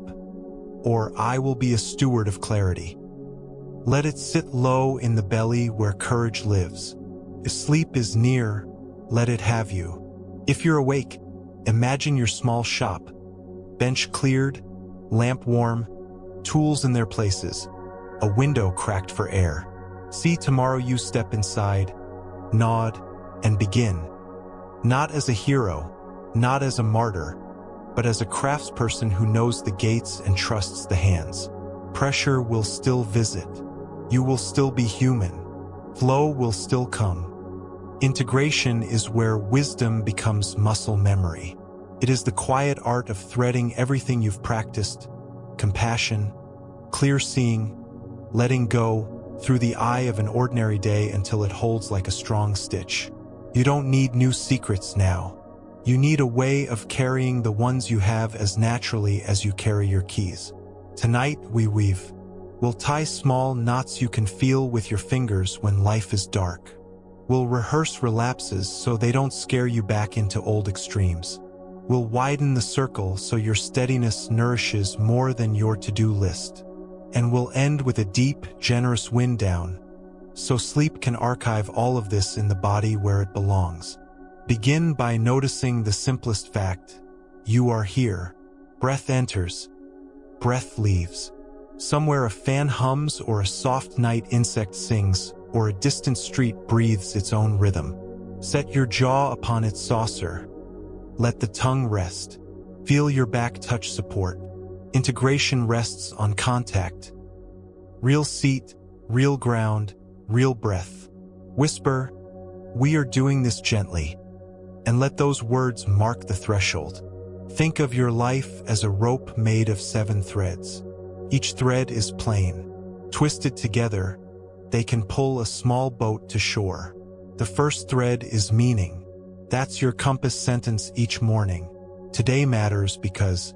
The second is rhythm, focus waves and hammock minutes, opening and closure. The third is kindness, warm audits, small repairs, tone that lets your nervous system unclench. The fourth is clarity, triangles and one-line maps, and here is naming. The fifth is boundary, end bells, enough agreements, the clean no that protects the yes you can live with. The sixth is body, jaw like rain, warm bowl belly, the 3 hinges you visit between tasks.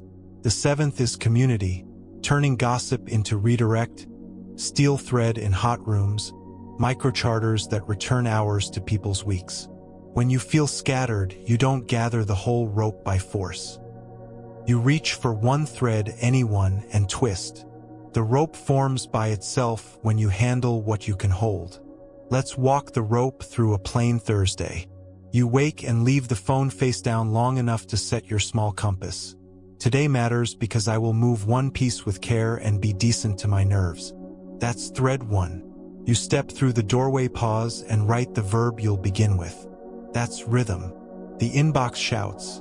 You choose connection without becoming a siren, and you reply to what truly moves work and people today. That's clarity. A colleague cuts in. Heat rises. Your lips meet, teeth part, you breathe twice, and you find words that defend dignity without drawing blood. That's kindness. Afternoon thins. You climb the ladder one honest rung and stop at sufficient. That's boundary. Before you leave the chair, you place your hands upon its back and bless it like a friend. That's rhythm again, so the day has an end. You rinse a cup slowly, press warmth to your face, 3 lines in the release ledger, and you sleep. That's body and night and the gentle teacher. Nothing dramatic, a rope nonetheless. Integration needs a way to remember itself when you forget. Try the pocket sentence. Return quickly, kindly. Quick means before the second arrow starts its speech. Kind means you do not shame yourself for being human. You will fall off the path. Falling is not the measure. Returning is. If you struggle to believe this, borrow a moment from the Buddha's life. After awakening under the tree, he did not float above meals or never feel pain again. He walked, he ate, he spoke, he rested, he met difficult people and weather. The difference was the posture. He returned to the simple moves over and over. That is sainthood without spectacle. Repetition warmed by care. Relapses deserve rehearsal. Not because we want them, but because practicing your way back makes them small. Picture a week where you slid. Late nights, swallowed boundaries. The old bright rectangle where evenings go to die. Set the stage now on purpose.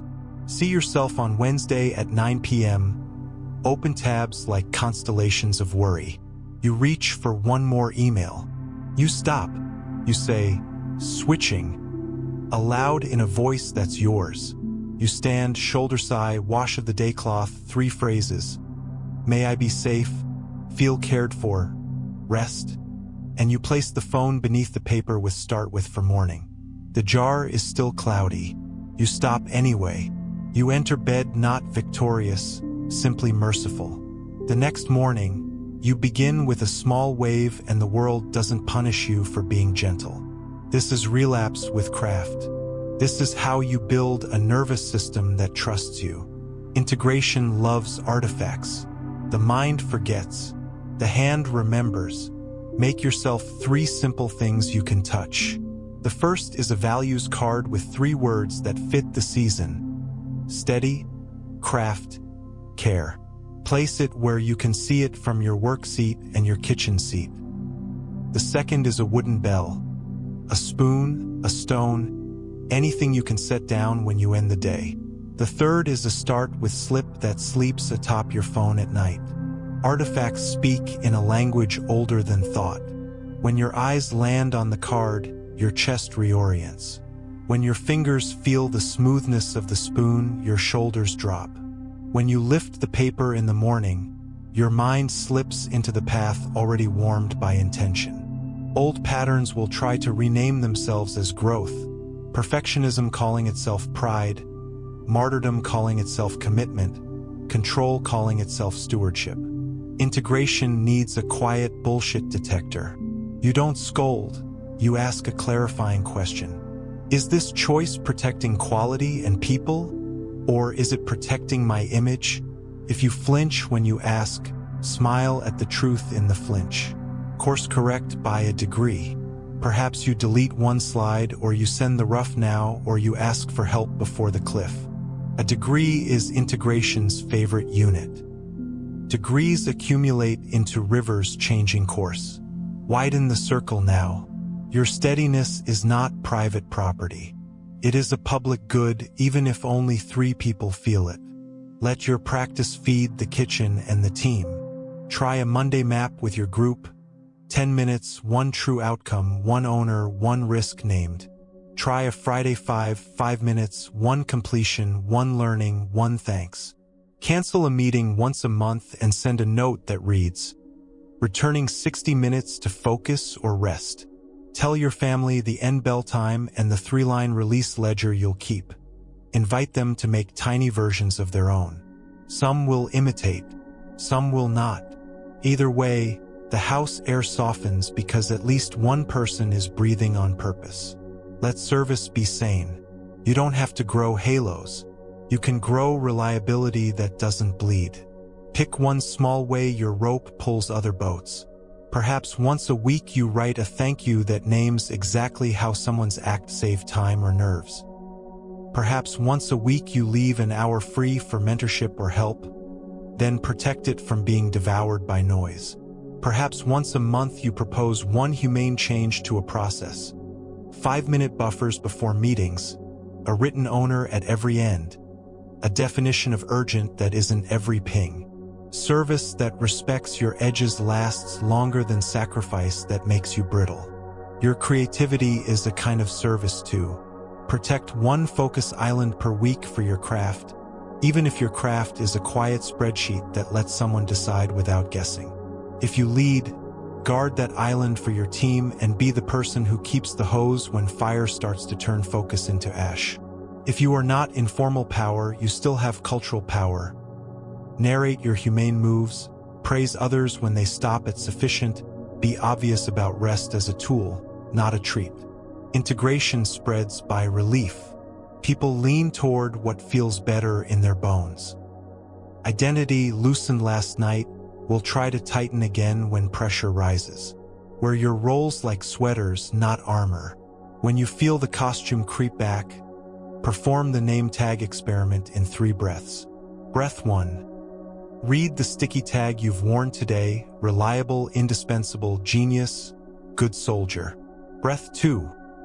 Peel it and place a values tag: clarity, kindness, craft, stewardship. Breath 3. Choose the next action that serves the value, not the role. Build a habit of doing this before high heat rooms and after. The body will learn the feeling of the second tag and begin to reach for it without the ritual. That is integration at the level of posture. Pain and fatigue will visit your practice. Bodies are weather. Integration meets them without mystifying or minimizing. You can make a small pact with the animal you live inside. On tired days, waves are shorter and shorelines longer. On painful days, the goal is continuity, not brilliance. You keep the smallest version of your vows. Breath before phone: 1 lamp, 1 wave, 1 seal. You tell the people who must know and ask for 1 adjustment that protects dignity. You end the day with a wooden bell you can lift even when your hands tremble. You praise yourself for continuity, which is the parent of momentum. Let's add 1 more integration ritual at the day's end. Writing the day's story in 5 small sentences. Not a journal, just a handrail. Sentence 1. What I moved. Sentence 2. How I was kind. Sentence 3. Where I saw clearly. Sentence 4. What I placed down. Sentence 5. What I will begin with. Close the page. The 5 sentences are a mirror that doesn't scold. They pull your attention toward winds your nervous system can feel and toward a tomorrow that begins in motion. Anticipate the storm called other people's urgency. Integration does not make you cold to it. It keeps you from believing that your nervous system must catch fire too. When an urgent ping arrives, your triangle answers the door with you. Values, reality, capacity. You name a humane option and a deadline that keeps the house from burning. If you must sprint, you name a recovery window afterward and you keep it. You treat urgency spikes like you would treat lifting something heavy. Brace well, lift once, set down, rest. People begin to trust you more because you're not a candle that looks bright and then disappears. You become a lamp.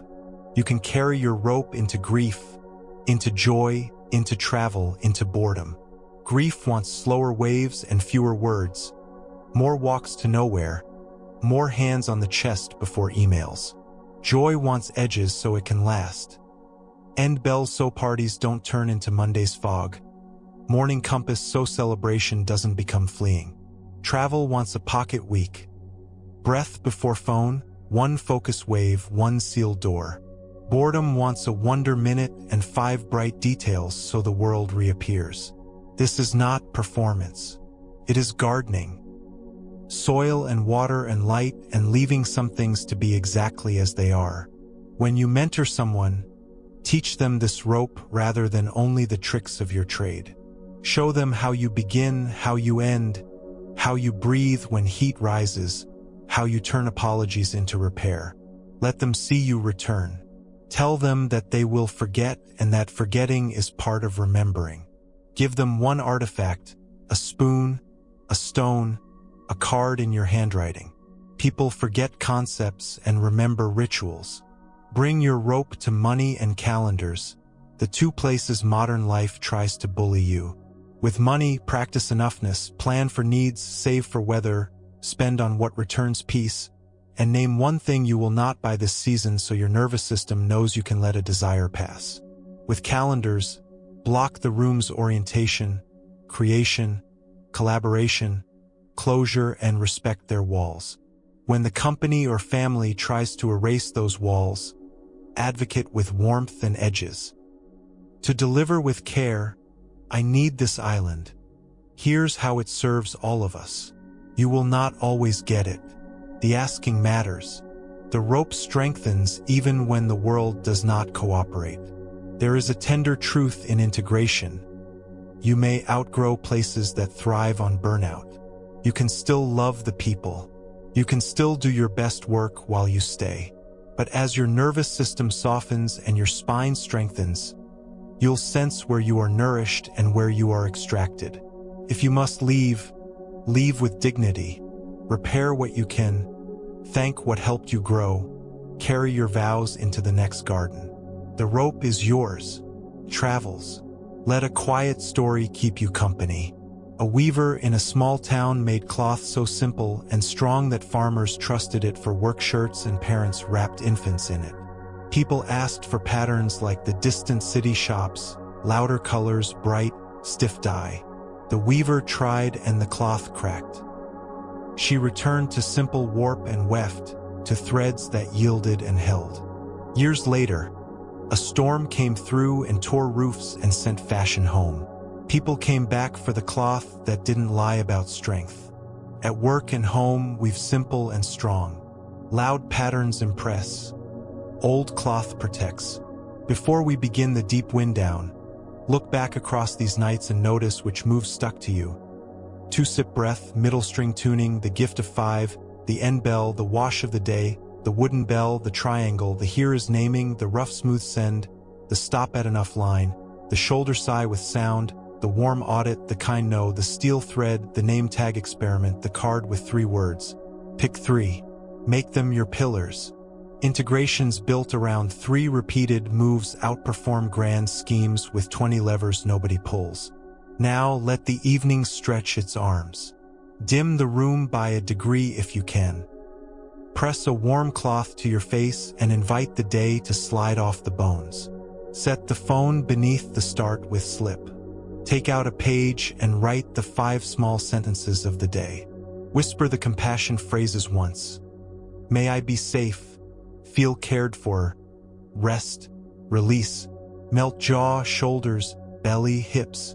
Lengthen the exhale until it feels like tide. If you are held by someone you love or if you hold yourself, let the hands rest where they remind you that you belong. If tears come, let them be water that turns hard ground workable for tomorrow's seeds. In your mind, walk to the room with the hat rack. Hang the hats manager, parent, partner, helper, maker, each on its peg with thanks. Cross to the small table where your vows lie. Place a hand over the card and breathe once for each line. Say, I will return. Pick up the wooden bell. Feel its weight. Place it down. Hear the click. That click is the sound of a nervous system learning to trust. It is small. It is mighty. It is integration. Imagine now that we are sitting in a quiet temple not built of stone but of ordinary minutes. The altar is a desk with a chair you bless. The incense is steam from a mug. The chant is your breath. The scripture is a card in your own handwriting. The congregation is whoever breathes in rhythm with you around the world. People in small apartments and crowded houses and quiet rooms and noisy ones, all practicing not to be perfect, but to be humane. Feel how the room inside your chest has more space than when we began these nights. That space is the measure. That space is where choices live. Let me offer a simple blessing for integration.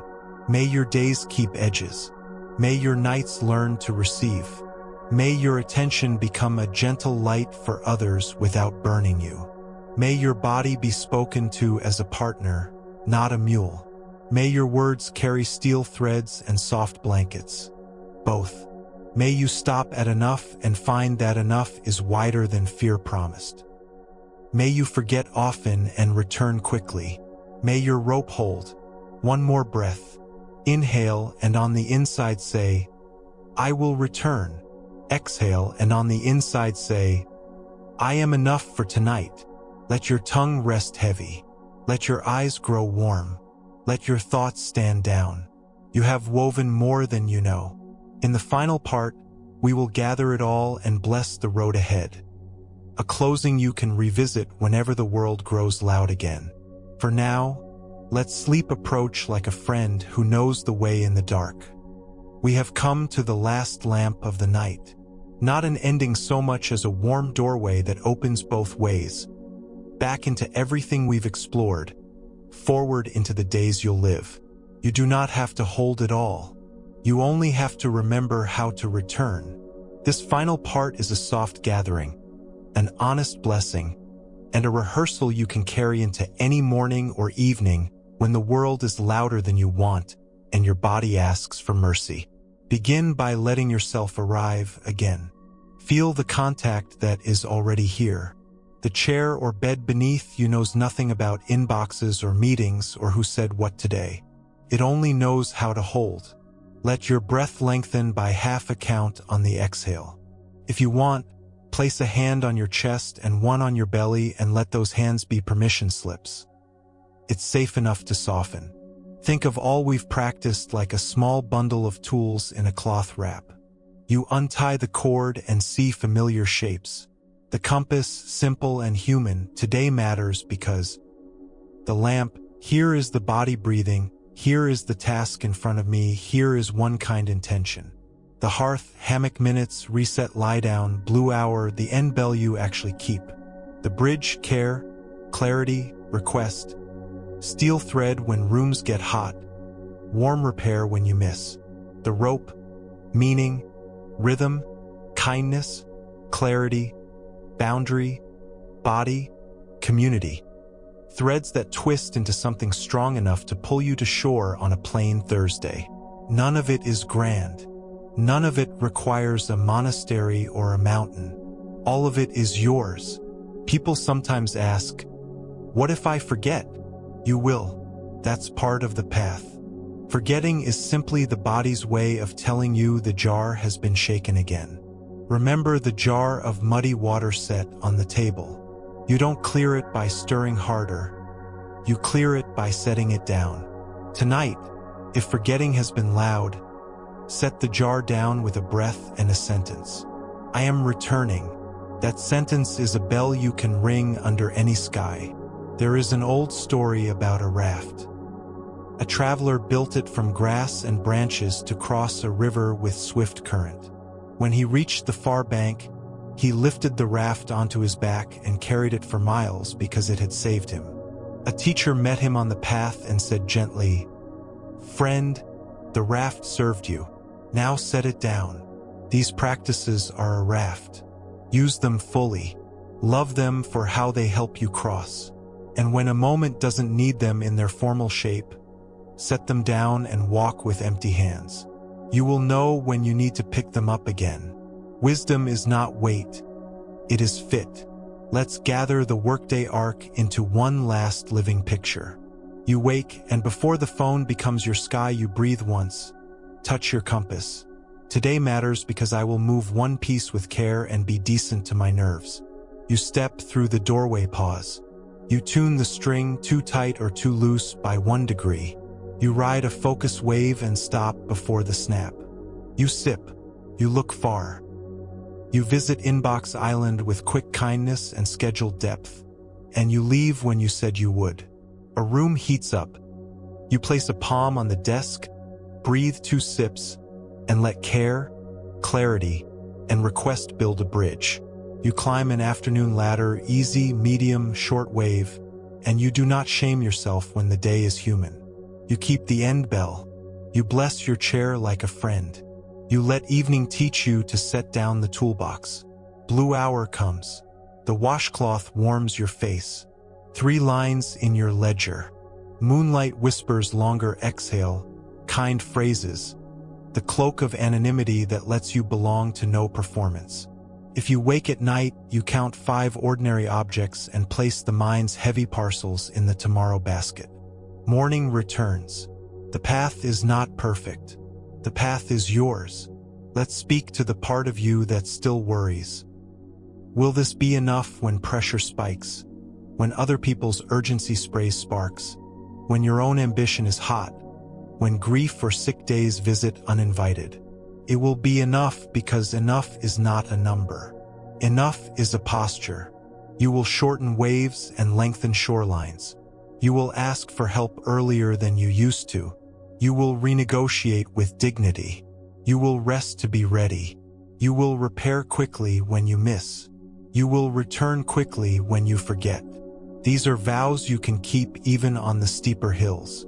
Here is a blessing for the person you are at work and the person you are when work ends. May you be the steward of your attention, not its jailer. May your standards be nourishing, not blinding. May your boundaries be bridges with gates that open and close on purpose. May your evenings be a school where the animal learns trust again. May your mornings begin with meaning rather than noise. May your tongue rest heavy when heat rises, and may your words carry both steel and softness. May your craft be honest even when quiet. May your rest be allowed before it is earned by exhaustion. May you forget often and return kindly. Let's do a final rehearsal that you can replay anytime. A single slow loop through breath, body, heart, and mind. Sit or lie as you are. Lips together, teeth apart. Inhale gently through the nose. Exhale a little longer than you inhaled. On the next inhale, whisper inside, "Here." On the exhale, "Now." Again here, "Now." Let the shoulders rise on an inhale as a question and fall on the exhale as an answer. Place a hand where the body feels most like home, belly, chest, cheek, and meet that place with the warmth of your palm. Say the simplest truths without drama. The day was a lot. Of course the body holds it. You are allowed to go slowly. The door will still be there in the morning. Bring to mind one person you will touch with care tomorrow. See their face. Offer a silent wish that they feel a little more safe because you were you. Bring to mind one boundary that will protect both your work and your humanity. Hear yourself say it in a steady voice. Bring to mind one outcome that would make the day meaningful even if nothing else happened. Picture the first step small enough to keep. The mind loves pictures that fit in the hand. Now, a story to keep in your pocket when days wobble. A young monk asked an elder how to practice in a busy city. The elder poured tea until the cup filled, then kept pouring until it overflowed and ran over the table. "Master," the monk cried, "the cup is full." The elder nodded and stopped pouring. "Then we stop," he said and smiled. The monk laughed despite himself. At work, the cup fills. The sign of skill is not to keep pouring. It is to know your cup and to stop. You have learned the shape of your cup. You have learned to stop at enough. You are allowed to be that wise. If the mind wants a pocket sutra to carry, let it be sentences that fit under your tongue. I will be clear and kind. I will move at a human pace. I will stop at enough. I will ask for help before the cliff. I will repair quickly when I miss. I will rest so I can be ready. I will return quickly when I forget. You can speak them on a walk, in a hallway, in a bathroom where the fan hums. The body believes these small oaths more than it believes 1,000 pep talks. Walk with me one more time to the room with the hat rack.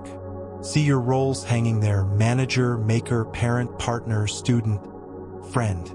Lift the one you'll need next with respect, not fear. Wear it like a sweater, not armor. Across from the rack sits the little table with your values card. 3 words in your own hand. Touch the card. You do not have to show it to anyone. Its job is to remind you when rooms get noisy. On the same table rests a wooden bell, spoon, stone, bookmark. When you end, you will set it down. The click is small. The nervous system hears it. The nervous system remembers. There is room for ambition on this path.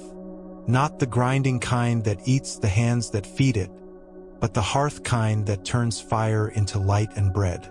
If you are building something, let your vows be the scaffolding. Speed without spine collapses. Pace with care lasts. Let your name be associated with humane calendars, honest deliverables, and repairs that actually change how you do things next time. This is not soft. It is durable. It is how teams come to trust you with the work that matters.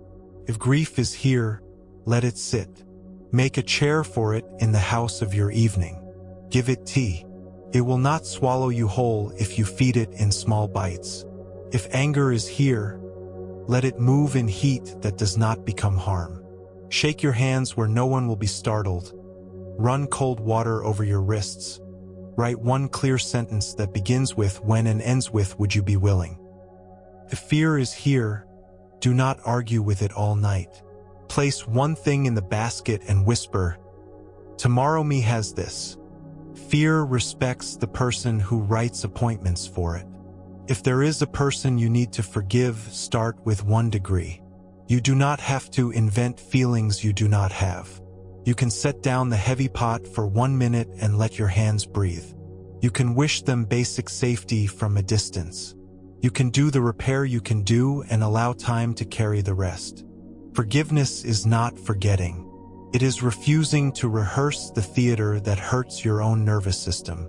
You deserve the quiet you are building. Let's lay tomorrow's stones before we close. See 7 of them, simple and honest. First, light breath and a compass line. Doorway pause and a verb for the first wave. A hammock minute between waves. Inbox island with quick kindness or scheduled depth. A boundary spoken with care. A sealed door with a start with slip. Blue hour, however small, that reminds the animal it is safe to lie down. Touch each stone with your mind like a finger against a rosary bead. You are not trying to control the river. You are making a ford you can cross. Perhaps you have noticed, listening here, that you are gentler with yourself than you were at the beginning. Maybe your jaw rests more often in its saucer. Maybe you stop 5 minutes earlier than the old rhythm and nothing terrible happens. Maybe your words in meetings carry a clearer tone. Maybe someone you love glanced up and saw you present for a minute that would have slipped. These are not small. These are the fabric of a different life. If sleep is near, let it find you. If you are awake, lie quietly and let these words fade until you are listening to the room you're in. Say goodnight to the parts that worked hard today. Good night, planner. Good night, fixer. Good night, helper. Good night, critic. Thank you for trying to protect me. You may rest. Place the phone under the slip that says start with. Place the wooden bell where your hand will find it in the morning. Forgive yourself for being human. Thank yourself for being human. Before we part, receive a closing blessing made of ordinary words that fit through a work doorway and a bedroom door alike. May your days keep shape without snapping. May your focus waves carry craft and your shorelines carry breath. May your boundaries be kind and clear enough that you can be proud of how you live.